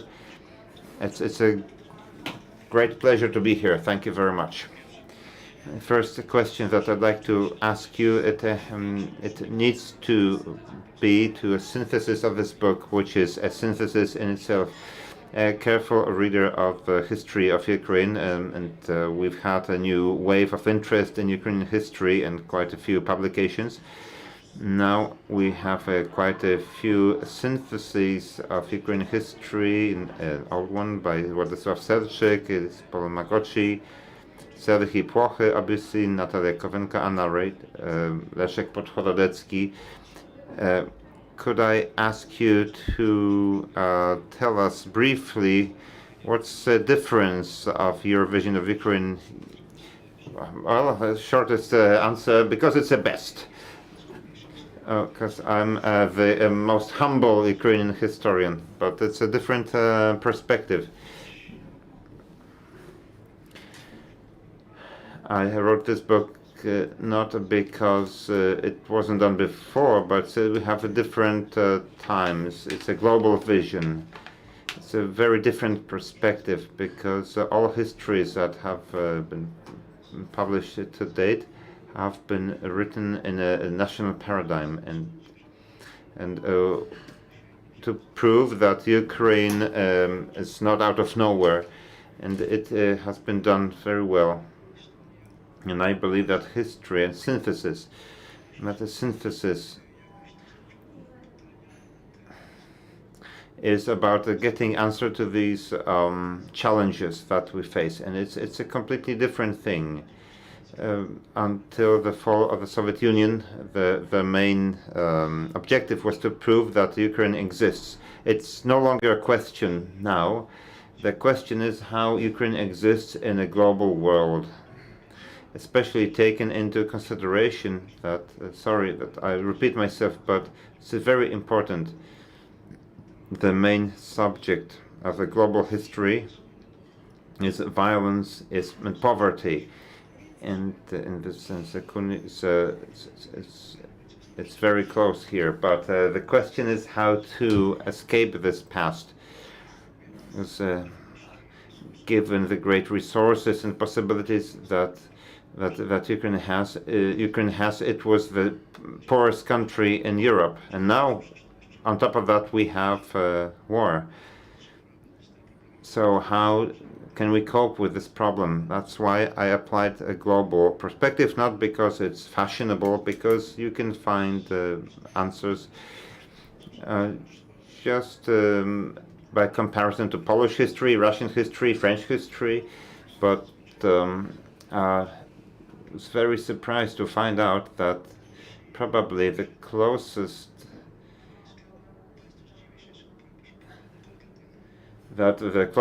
case is Argentine. But we need to take a different perspective. We must not look at Poland or the United States, but Argentina. It's a global history of Ukraine. Well, it would seem that a historian in the 21st century should be able to have complete freedom to choose subjects and to select the tasks for himself or herself, but through the policy of occupier and aggressor, the Ukrainian historian stands in this difficult perspective of proving your own identity. To what extent did it influence this book? It's a very interesting periodization. Even ancient historians were aware of the fact that when you write history over centuries, readers are most interested in the latest history. Some people are interested in previous ages, but the thickest chapter is devoted to the 20th century, but the Cossacks is very thin, quite a lot about the Middle Ages and being a specialist in Byzantine culture. Thank you very much for that. And the 20th century, common Polish and Ukrainian perspective. So am I correct in thinking that the need to prove the actual origins did it affect the periodization that you used? Thank you very much. Sorry. I'd like to say something controversial, but I'm not particularly interested in the issue of identity because it's not necessary for being the poorest country in Europe. What are the closest comparisons? It's not my thesis. It's a thesis of Roman Pollock, my famous guru. If you want to understand Ukraine, you don't compare Ukraine with Poland of 1923. Compare Ukraine to Poland after 20 or 30 years of independence. You will see it's the same. It's the problems of a young national country. So identity problem, corruption, weaknesses, and also Poland was also one of the poorest countries in Europe, and that changes your perspective. If you deal with identity, I think the question of identity is it's very well solved in Ukraine. I'm trying to explain why Ukraine is as it is and what are the opportunities, chances to change Ukraine from what it is today. I'm trying to tell you that why or can Ukraine repeat Polish transformation? I think this is a question of history. It's very important. It's something that I'd like to tell you that this work is not going to be well liked by historians in particular. I'm not a specialist on some of the things that I write, but I am against a certain conformism. My work is very egocentric. It's a kind of an innate sin. It's very Eurocentric. And also I think that future is of the essence. That where we're going depends on where we come from. If we don't know where we have come from, we can't understand the possibilities. And from this point of view, I'm trying to tell the history of Ukraine. What historians are doing, what the historians are not doing. This is economists replace them. I used the works of Douglas North, who wrote Global History, a Nobel Prize winner, but through the history of violence, and the violence was the focal point. And I step from the assumption that it's the past-dependent theory. And I believe this is very important also in the case of Russia and Putin. Why do I write so much about Russia? Because I believe that many of this legacy comes from Russia. Russia used very much by Putin, and Putin used it very much. And it doesn't mean that they don't exist, but he looks at them in a different perspective, in a different way. But and value identity, values define whether we can or can't, and values are historically dependent. There is an entire series of empirical studies. What is there in our civilization, be it Catholic, Byzantine, or Orthodox? What are the values that either help us or not. And Putin manipulated them. And very briefly, to say something tangible, I said it yesterday at our meeting in Gdansk. I have a good friend who you may know, Thomas Komozela. He is a very good professor in Edinburgh at the linguistic sociology, and he wrote a very interesting paper with a very simple conclusion,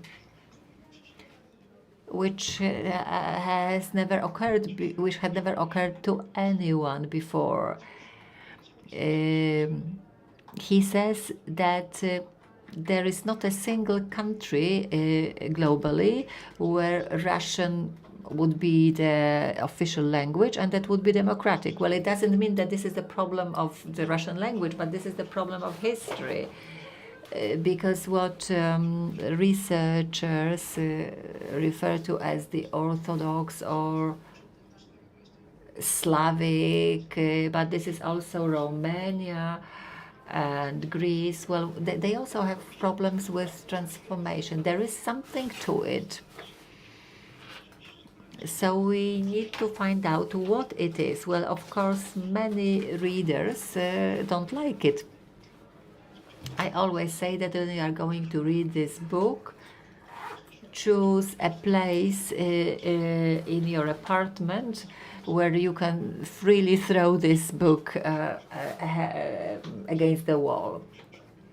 Why have I written this book? Because in my opinion, we have a transformation in Ukraine. We have a new generation. That this is the generation that is present here. This is the Zelensky's generation, more or less. Well, Timoshenko, Poroshenko look like dinosaurs compared to them. Wherever you see it, be it culture or economy, they are there. They have appeared over the last 2 decades. Well, Maidan is the revolution of somebody else, but they want to change, but they don't know how to do it. I think that they need this historical knowledge. That's the perspective from which I wrote my book, for them to give maybe not so much an answer, but some hints for their questions. This is probably one of the advantages of this book, because the generation that you mentioned, you are one of the first who purposefully, deliberately address your publication to this generation, because it also enriches us. Well, it's very different than your generation in Poland, yeah, but it enriches also Ukrainians in Poland. But we learn from them, and we learn about contemporary culture, underground culture, urban culture, because the whole stream of translations from Ukrainian or Russian, I mean Ukrainian artists, writers writing in Russian, that appeared after 2022, and this book is divided into 7 chapters. There are interludes, and they sometimes very moving, like brief history of a Ukrainian song. Sometimes are very emotional. And in the first sentence of this chapter, the professor says that people who are whose heart is not strong enough maybe shouldn't read this chapter. But because you have already started, please tell us why you compare Ukraine to Argentina. A young state which at the very outset has strong advantages, good resources, also skilled and well-educated labor. So the beginning is very promising. They can become one of the 10 the most the richest economies. They can compare themselves with the richest economies, but nothing happens. If you look at Ukraine and Argentina, the best, well, colonialism, but it will not explain anything. But there are very specific differences. For example, after first 30, 40 years of independence in Argentina, we can see tension that will lead to a situation where the capital region would like to separate itself from the rest of the country. And Argentina engages into conflicts and cooperation, and it expands onto Patagonia. It can politically expand.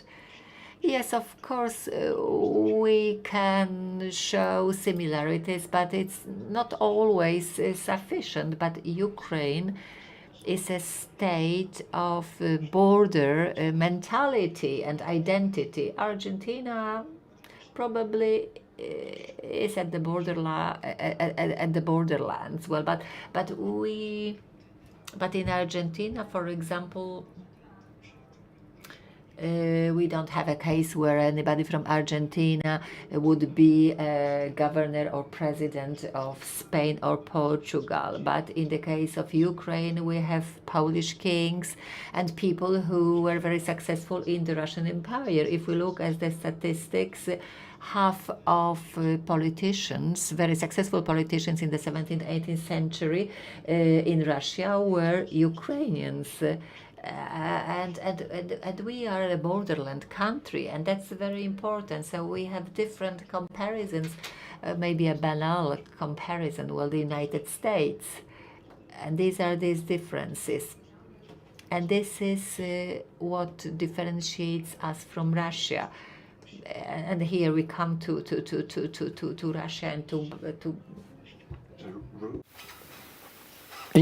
Ruthenia and Byzantine. We don't have Putin, for thanks to God.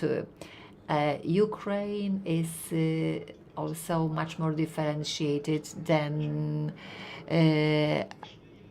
Argentina.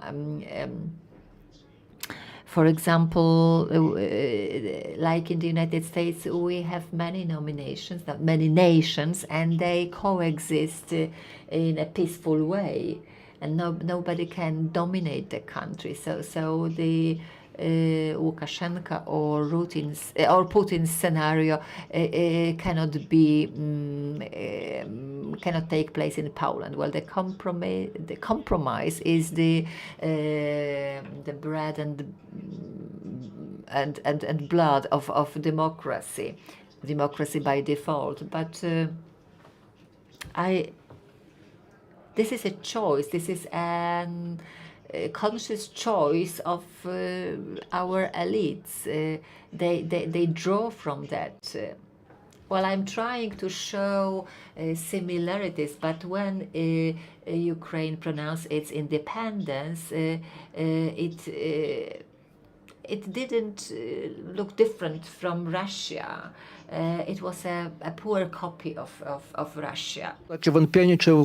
And therefore, there was a very big doubt as to whether Ukraine would even exist as a country. But I was really surprised at one point, the second elections in Russia and Ukraine.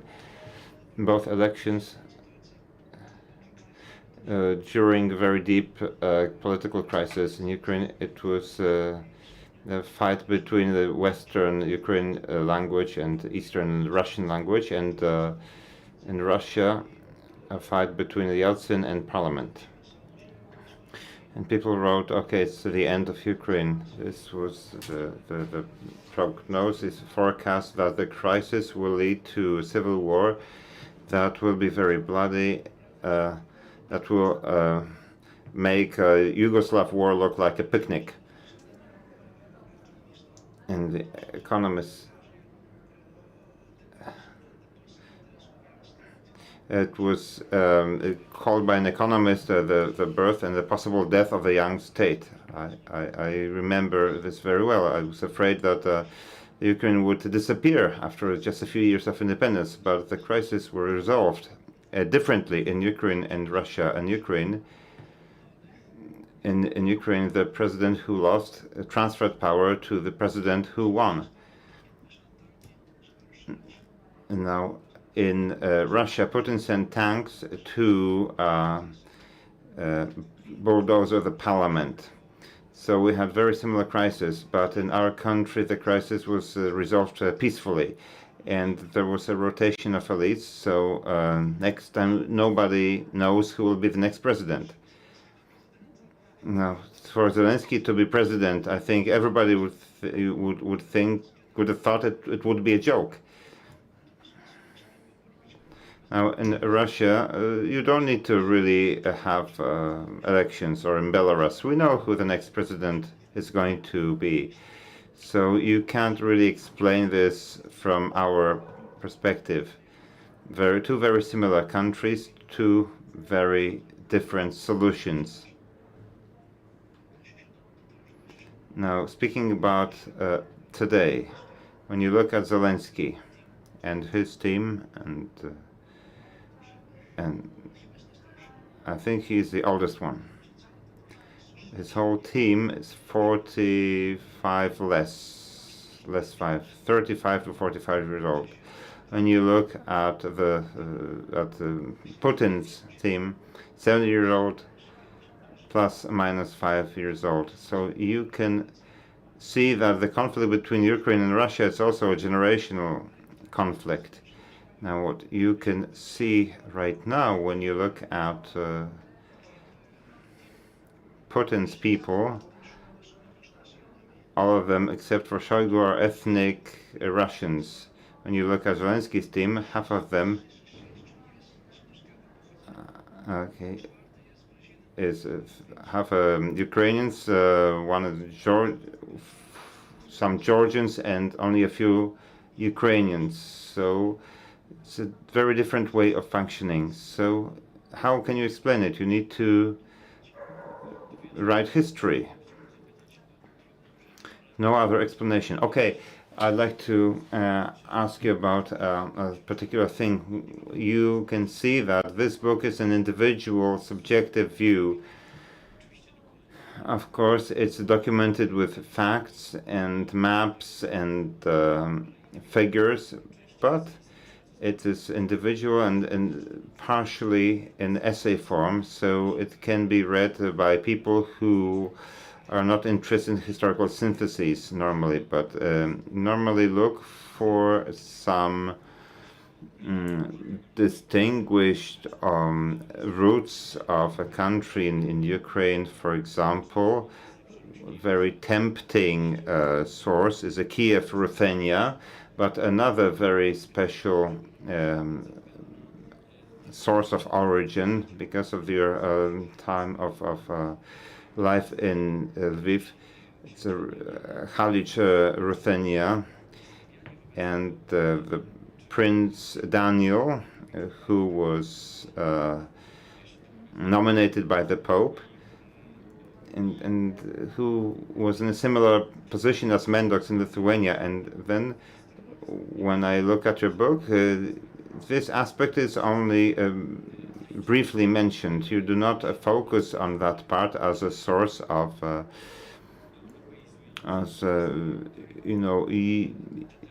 Europeanizing Ukrainian history, of determining its history, or I don't really need it. Of course, very well. You mentioned Daniel Halicki. He functions like a king. No Russian Tsar was a king, but there's a broader tendency. It's a good book that relatively young Raffensperger, German researcher, and he wrote a fantastic global history of Kiev, Ruthenia. He shows very simply that this is a legitimate part of Europe. That the Putin's point of view that it's not Europe, that Western Europe was something else, it's nonsense. Raffensperger showed it very simply. All connections, all dynastic connections, marriages of Kiev princes. 3/4 of all marriages of Kiev princes were with Western princesses, like France, Germany, Polish Piasts, Hungarians, very rarely Eastern. And a bonus Byzantium, because it's very special. And was there a very major difference between Orthodoxy and Catholicism? No, not at that time. So you don't have to prove anything. It is, Daniel was kind of a very characteristic episode in a very different tendency. Now, this branch didn't survive, but just putting the problem in the same, in the very short way, you can describe it that the Polish king and the Hungarian king started to fight for this land after that branch of the Rurikowicz dynasty died off. Now we have two introductions, two prefaces to this book, one by Michnik and the other one by Sławomir Sierakowski, who feels Ukraine. But when he writes about Russia, why the aggression, one of the three factors he mentions is the Byzantine orthodoxy. It is a little bit as if we were to evaluate the behavior of the United States via England, but nobody can say that the United States is England. But we sometimes happen to equate Russia with the Byzantium, especially that in the Polish discourse, Byzantium is not, let's say, highly regarded, but you talk about a Byzantium, a real one, not imagined. So it's Alexander Każdan was a very interesting historian, one of the most important one, especially in terms of Byzantine hagiography. He was a Russian Jew who spent the first half of his research life in the Soviet Union, and finally he emigrated to the United States. It's quite complicated after 2 years, and he had published several books and hundreds of papers, and later on he wrote still another several books and hundreds of papers in English. But when you write that Byzantium gave Europe a unique experience of European totalitarianism, and even Shevchenko, that you also recalled him. I think you're going to publish another publication about Shevchenko. So I think this vision of Byzantium seems to be at a distance from our experience. So thank you very much for your Byzantine balance. Okay, Shevchenko is a prominent researcher of Byzantium. He's the son of a Petlura officer, and he studied in Warsaw in high school. Tadeusz Czapski was a close friend of his, and he had a different vision than the Russian one, because we keep looking at Ukraine in the shadow of Russia. But the fact of Russia is relatively recent. It's 18th century, And before then, we had a different space, the space of Byzantium and common things, and the Polish Republic. Now you talked about the United States and Great Britain. De Soto wrote a wonderful paper about Kuchma and the United States of the 19th century. This similar type of country, peripheral, weak, corrupt. The United States managed to overcome that. So what can we emulate from the United States to repeat that? So of course the United States was created by the British, but when they went over the Atlantic, they forgot they were British. As a rule of law in Great Britain, when they went to the United States, they forgot about the rule of law, and they started the rule of fist. And the same is true here, because Orthodoxy, or Byzantine Orthodoxy, what happened to Byzantine Orthodoxy when it came to that area? It's a different thing. Maybe, well, the question is, why does on Russian land until 18th century there was not a single university? That tells you something about this culture, which is very orthodox.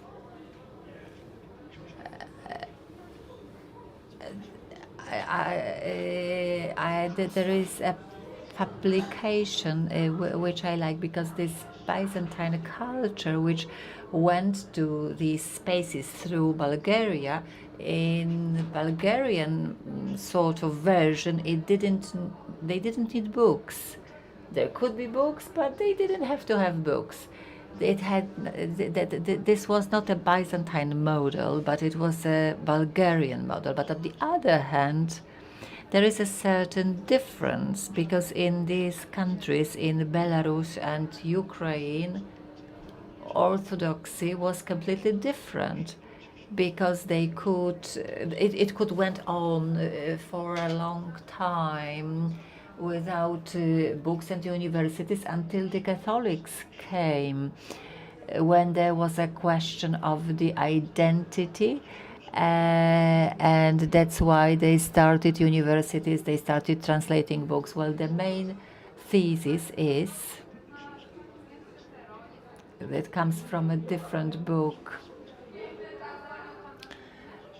It is believed that one of the advantages of the Western Catholic civilization is the fact of having universities, but not theology, but science, which comes from a specific Thomist notion of theology. And this theology, I'm sorry to say that, comes with Aristotle, and the Catholic world assimilated it very, very late through the Arabic world, through the Arab world. So Byzantium is about Greek culture, and it's a Greek language culture. But the question is very important. If this is a Greek language culture, why there is no Aristotle in this, or Plato in this culture, Socrates?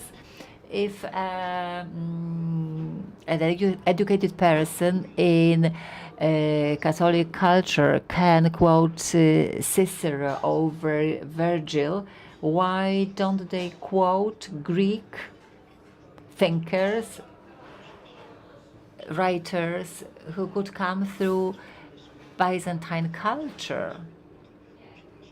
I'm sorry, but this is the main question, because why does this Orthodox space doesn't need Greek wisdom? So let's ask one more question, because we are approaching a very important anniversary in 2025. It will be 1600 years when the Byzantine emperor, by 2 acts, created a new university in I Arystotelesa tam się zna. at Constantinople, and he took his books to the west when he was escaping the Constantinople. And that struck me, but I was already young at that time. I don't know whether you know, but Orthodox rule until the end of 14th century, they didn't have any Old Testament. It was a religion without any Bible. There were Gospels translated, so it's under liturgy, but it's hard to believe that. But of course, where they started the translation in the Ukrainian part of the country, because Jesuits came there, and they understood that there was something wrong, so they opened a school. They took people who escaped from Byzantium, and the Kastrovska Academy, they for the first time translated the Bible. So this was a rather big team of people, well-educated people, and they started this translation. And Russia wasn't even close to that. They will still need several hundred years to do that. But this is my thesis. Well, Orthodox rule is important, but there is the Kiev tradition, which is very westernized. Not because it wants to, but because it has to be westernized. I like this thesis. One of an eminent Russian journalist said it. He lives in Ukraine, Anthony Stern, and he said very simply, if you look at the history of Ukraine and Russia, they are very similar. We have Cossacks here and there, from different regions, but what's the principal difference? You can write the history of Russia without Russian Cossacks, but you can't write the history of Ukraine without Ukrainian Cossacks. Most of Ukrainian elites, they graduated from Jesuit college. They wrote Machiavelli, where there were libraries. You cannot imagine a library at that time in Russia, because what happened there? The Ukrainian identity resulted from the westernization of Ruthenia. We are a different civilization, but we believe that we belong to this part of Europe, and we are looking at how they do it there. But Russia has the same opportunities, but for some time, political and cultural elites perceived the West as their enemy. So Ukraine is Ruthenia plus West, and Russia is Ruthenia minus West, and that makes a principal difference. That makes a real difference, and this is very clear. Maybe in the case of Poland, it's not so very obvious, but. What am I alluding to? This is the heart of this book, where I mainly say that the difference between Ukraine and Russia doesn't lie in the language, because their languages are very similar, the religion is very similar, but the main difference lies in their political traditions. In this part of the world, in this Kiev tradition, we don't have the idea of a saint monarch. That means, we always see the power as something that should be limited. In this Kiev tradition, we couldn't think of somebody like Stalin or Putin. But in the Russian tradition, you cannot think of a Maidan victory, and this is where the difference lies. But this difference cannot be explained without looking at the history, just looking at the identity. The identity itself will not explain that. Identity will not be related to Aristotle. Well, history fortunately brings us surprises. Maybe we will live up to that, or maybe not. Maybe there will be a Maidan victory for Russia one day. We would like that to happen. We will see maybe what we have and what was the advantage of the Ukrainian independence is the new generation. But the same new generation is there in Russia or in Belarus. We had protests in Russia in 2011 and protests and demonstrations in Belarus 3 years ago. So what we managed to do in Ukraine, what they didn't. And it's all intertwined, but very smoothly we have proceeded to the most modern history. To me, as a Polish reader, I'd like to focus on one aspect where I compare Poland and Ukraine. Nawet w żartach The problems of a divided country, sometimes we joke about this. Okay, we can see the partitions, but the same experience in the text you contained in your book, Ukraine. It's also communities adding up to societies that lived under different conditions, under different rules. Yes. In Ukraine, we see. It's difficult to translate into Polish, but that Ukraine Ukraine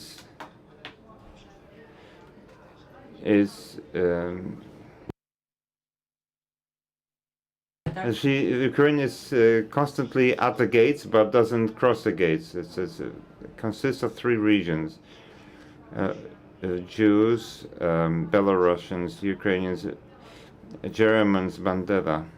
When you look at these problems, it's similar to what's in Ukraine right now. But the most important thing, it's not a boasting, but a conclusion that each young country has authoritarian temptations.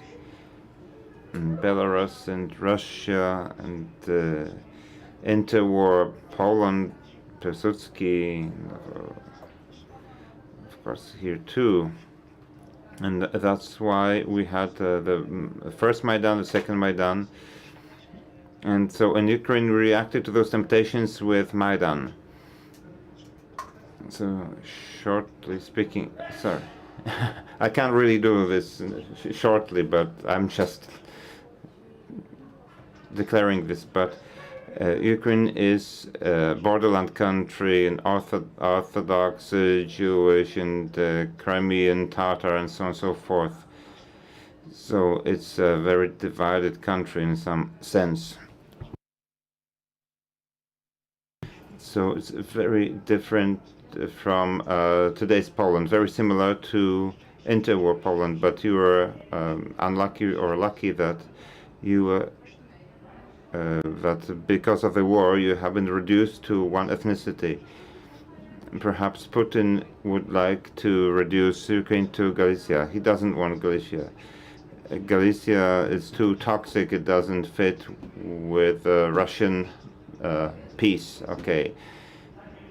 We want everything except for the Galicia. To hell with Galicia. That's Putin's thinking, but he cannot do this, because if you look at this, if you look at Galicia, of course, it's there, it will always be there, but you still have Kiev. It's the hardest part of the country is Kiev rather than Galicia. So Kharkiv, Odessa, this shows us a lot. Kherson, yes. Now, do you understand what I mean? That when we have a crisis, it shows that Ukraine behaves differently. I think you understand, you know this thesis that identity and values showed during the time of crisis. Okay, when the time is peaceful, you have scandals, rivalry, infighting. but during crisis you can see the values.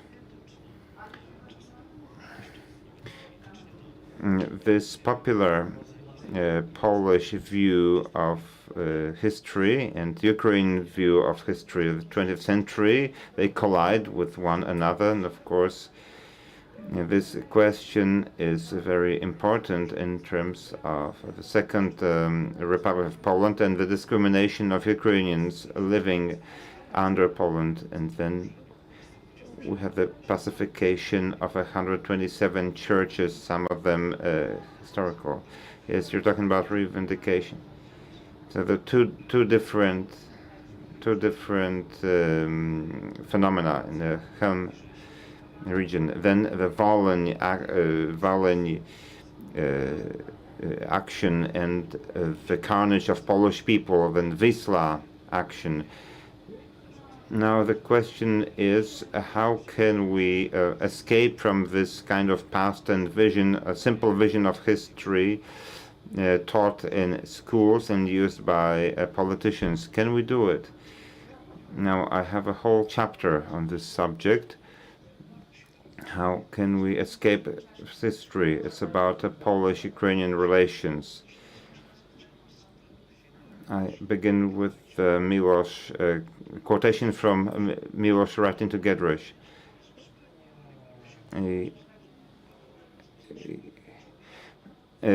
He was quite sure that communism would fall, but he believed that soon after the fall of communism, we would have a war between Poland and Ukraine for Lviv. So how can we get out of this impasse? I'm showing that you can actually get out of this history if you rethink history on the Ukrainian part. Shevchenko, Szkołodziejski, Plecaka. It's a project called Rethinking Ukrainian History. Now they decided that the Ukrainian history in the 20th century was a tragedy, it is a defeat, so they started rethinking to decide what's wrong with history and how else can you address this issue. And they found their counterpart in Poland, especially in the diaspora, Giedroyć. And through their dialogues and conversations, they transformed these relations. Now, nobody thinks, right now, nobody would like to fight for Lviv. And some people say that historians are not important, only processes count, but it's a very important thing. If you want, you can consciously rethink history. This shows that it can be done. But right now we must rethink history, not about Lviv, but about Europe, about NATO, what Europe is going to be. Can it stay the way it is? Does Europe fit with Ukraine? Does Ukraine fit with Europe? Now, we have experience that Europe doesn't have and cannot understand it, so can we find a common language? So my thesis is that changes happen not in the center, very rarely in the center. The center is very stable and cool. And change comes through borderlands, peripheries of great conflicts. It used to be in Poland, now Ukraine. So Ukraine is a decisive borderland that is trying to redefine what Europe is about, and it's my ambition, the ambition of each global historian, when a Polish person reading this book could see Poland, so that they could see a larger history, not necessarily comparison, but a global history. It's a mirror in which everybody can see themselves. I do hope that what you just said would give us some hope and some people here and our viewers at home especially to historians and writers. This shows what's going on. If the political elites of the Third Republic of Poland immediately accepted the theory of Giedroyć as an element of Polish raison d'être, without public whining after lost territory. That's because Parisian culture, Giedroyć, and dialogue between the intellectuals. Yes, when I look at the list of countries that recognize the independence of Poland, Poland is the first one. Now you need to understand history, that on the night from the 1st to 2nd December, Wałęsa, Michnik, and Kuroń are all nights spent in the presidential palace waiting for the results, to be the first ones to congratulate. They were afraid that Canada would be first. It's a difference of 5 minutes. They thought about it strategically, that Poland should be first. So Kuroń, Michnik, and Wałęsa, Giedroyć, those were the persons who defined this space. Professor, time flies quickly. Any message to Polish readers, to our audience, to people in Ukraine? Well, I would like to thank very much. I do appreciate what you've been doing from different political groups. We are really moved. That means a lot to us. And second, maybe never history has been as critical as now. The threat has never been as great as it is now. Well, the threat of apocalypse, but the biggest changes took place in this continent when there was a really apocalyptic threat. Apocalypse brings in a certain tone to induce changes, and I hope that our state may help redefine the entire world in the face of this apocalypse. But will we manage to do it? I'm not sure, but it's worth trying. Professor, because we have 50 seconds left, we'd like to thank you for what you have been doing, because the intellectual exchange, intellectual cooperation, attempts of mutual understanding, reading our narratives is really important, really is crucial, because today is the time when we and Ukrainians speaking different languages are very close to each other, and you will be signing your book outside of this room, so there will be an opportunity for conversation.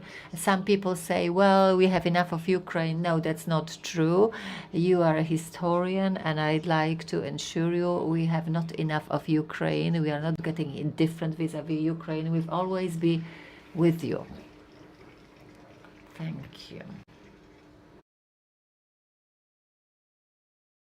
And that was just the beginning of our conversation. We could. It's not always easy to recognize.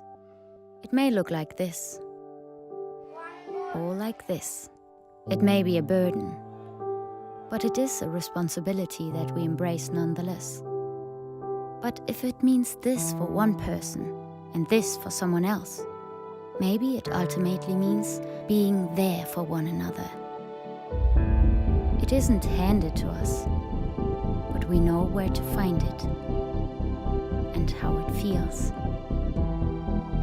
how it tastes, and what it sounds like when we finally have it.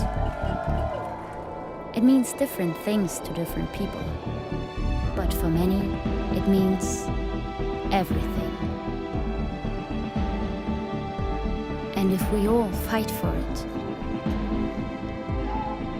it will eventually bring us together. Heute Ihre Ausreise.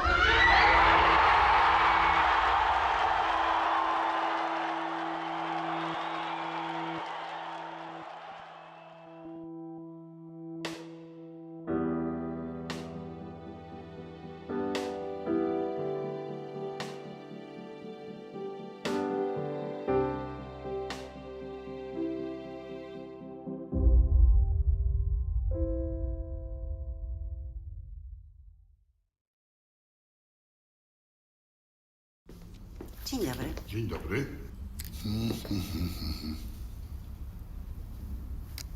Pan Zbigniew Hołdys. Zgadza się. Dla znajomych Zbyszek. Serio? Zbyszek. Nadchodzące wybory są zbyt ważne, żeby zostawić je bez kontroli. Dołącz do obywatelskiej kontroli wyborów. Zróbmy wybory bez picu.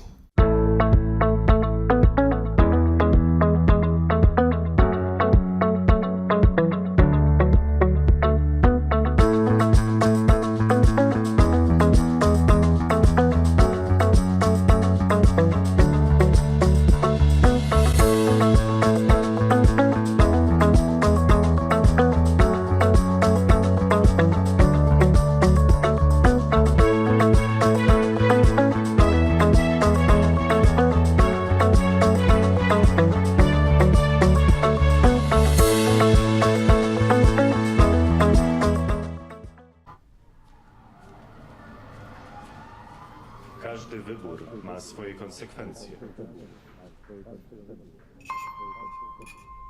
Dziś na kazaniu o takich jak ty mówili, że to morderczynie. A wiesz, że ta, która ci pomogła, trafi za kraty? Trzeba mieć sumienie. Jak mogłaś to zrobić własnej matce? Aborcja to najgorsza zbrodnia. Gdybym ja podjęła taką decyzję, nie byłoby cię tutaj. Organy państwa nie będą przyglądać się temu obojętnie.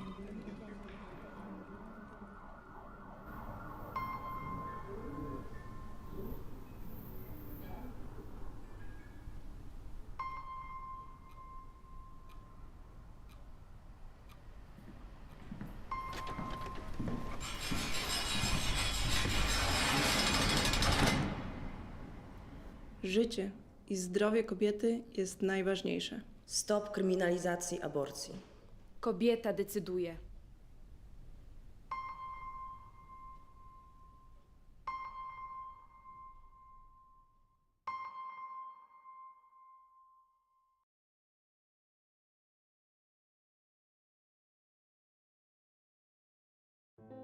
Jestem z zawodu lekarzem. Zajmowała się diagnostyką chorób nowotworowych. W Białorusi zajmowałam się mikrobiologią i molekularną biologią. Byłem nauczycielem szkoły podstawowej. Naszym celem jest budowanie umiejętności, które są ważne na polskim rynku pracy. Szybko nabierają takiej pewności siebie, bardzo szybko się uczą. Wszystko możliwe, kiedy starasz się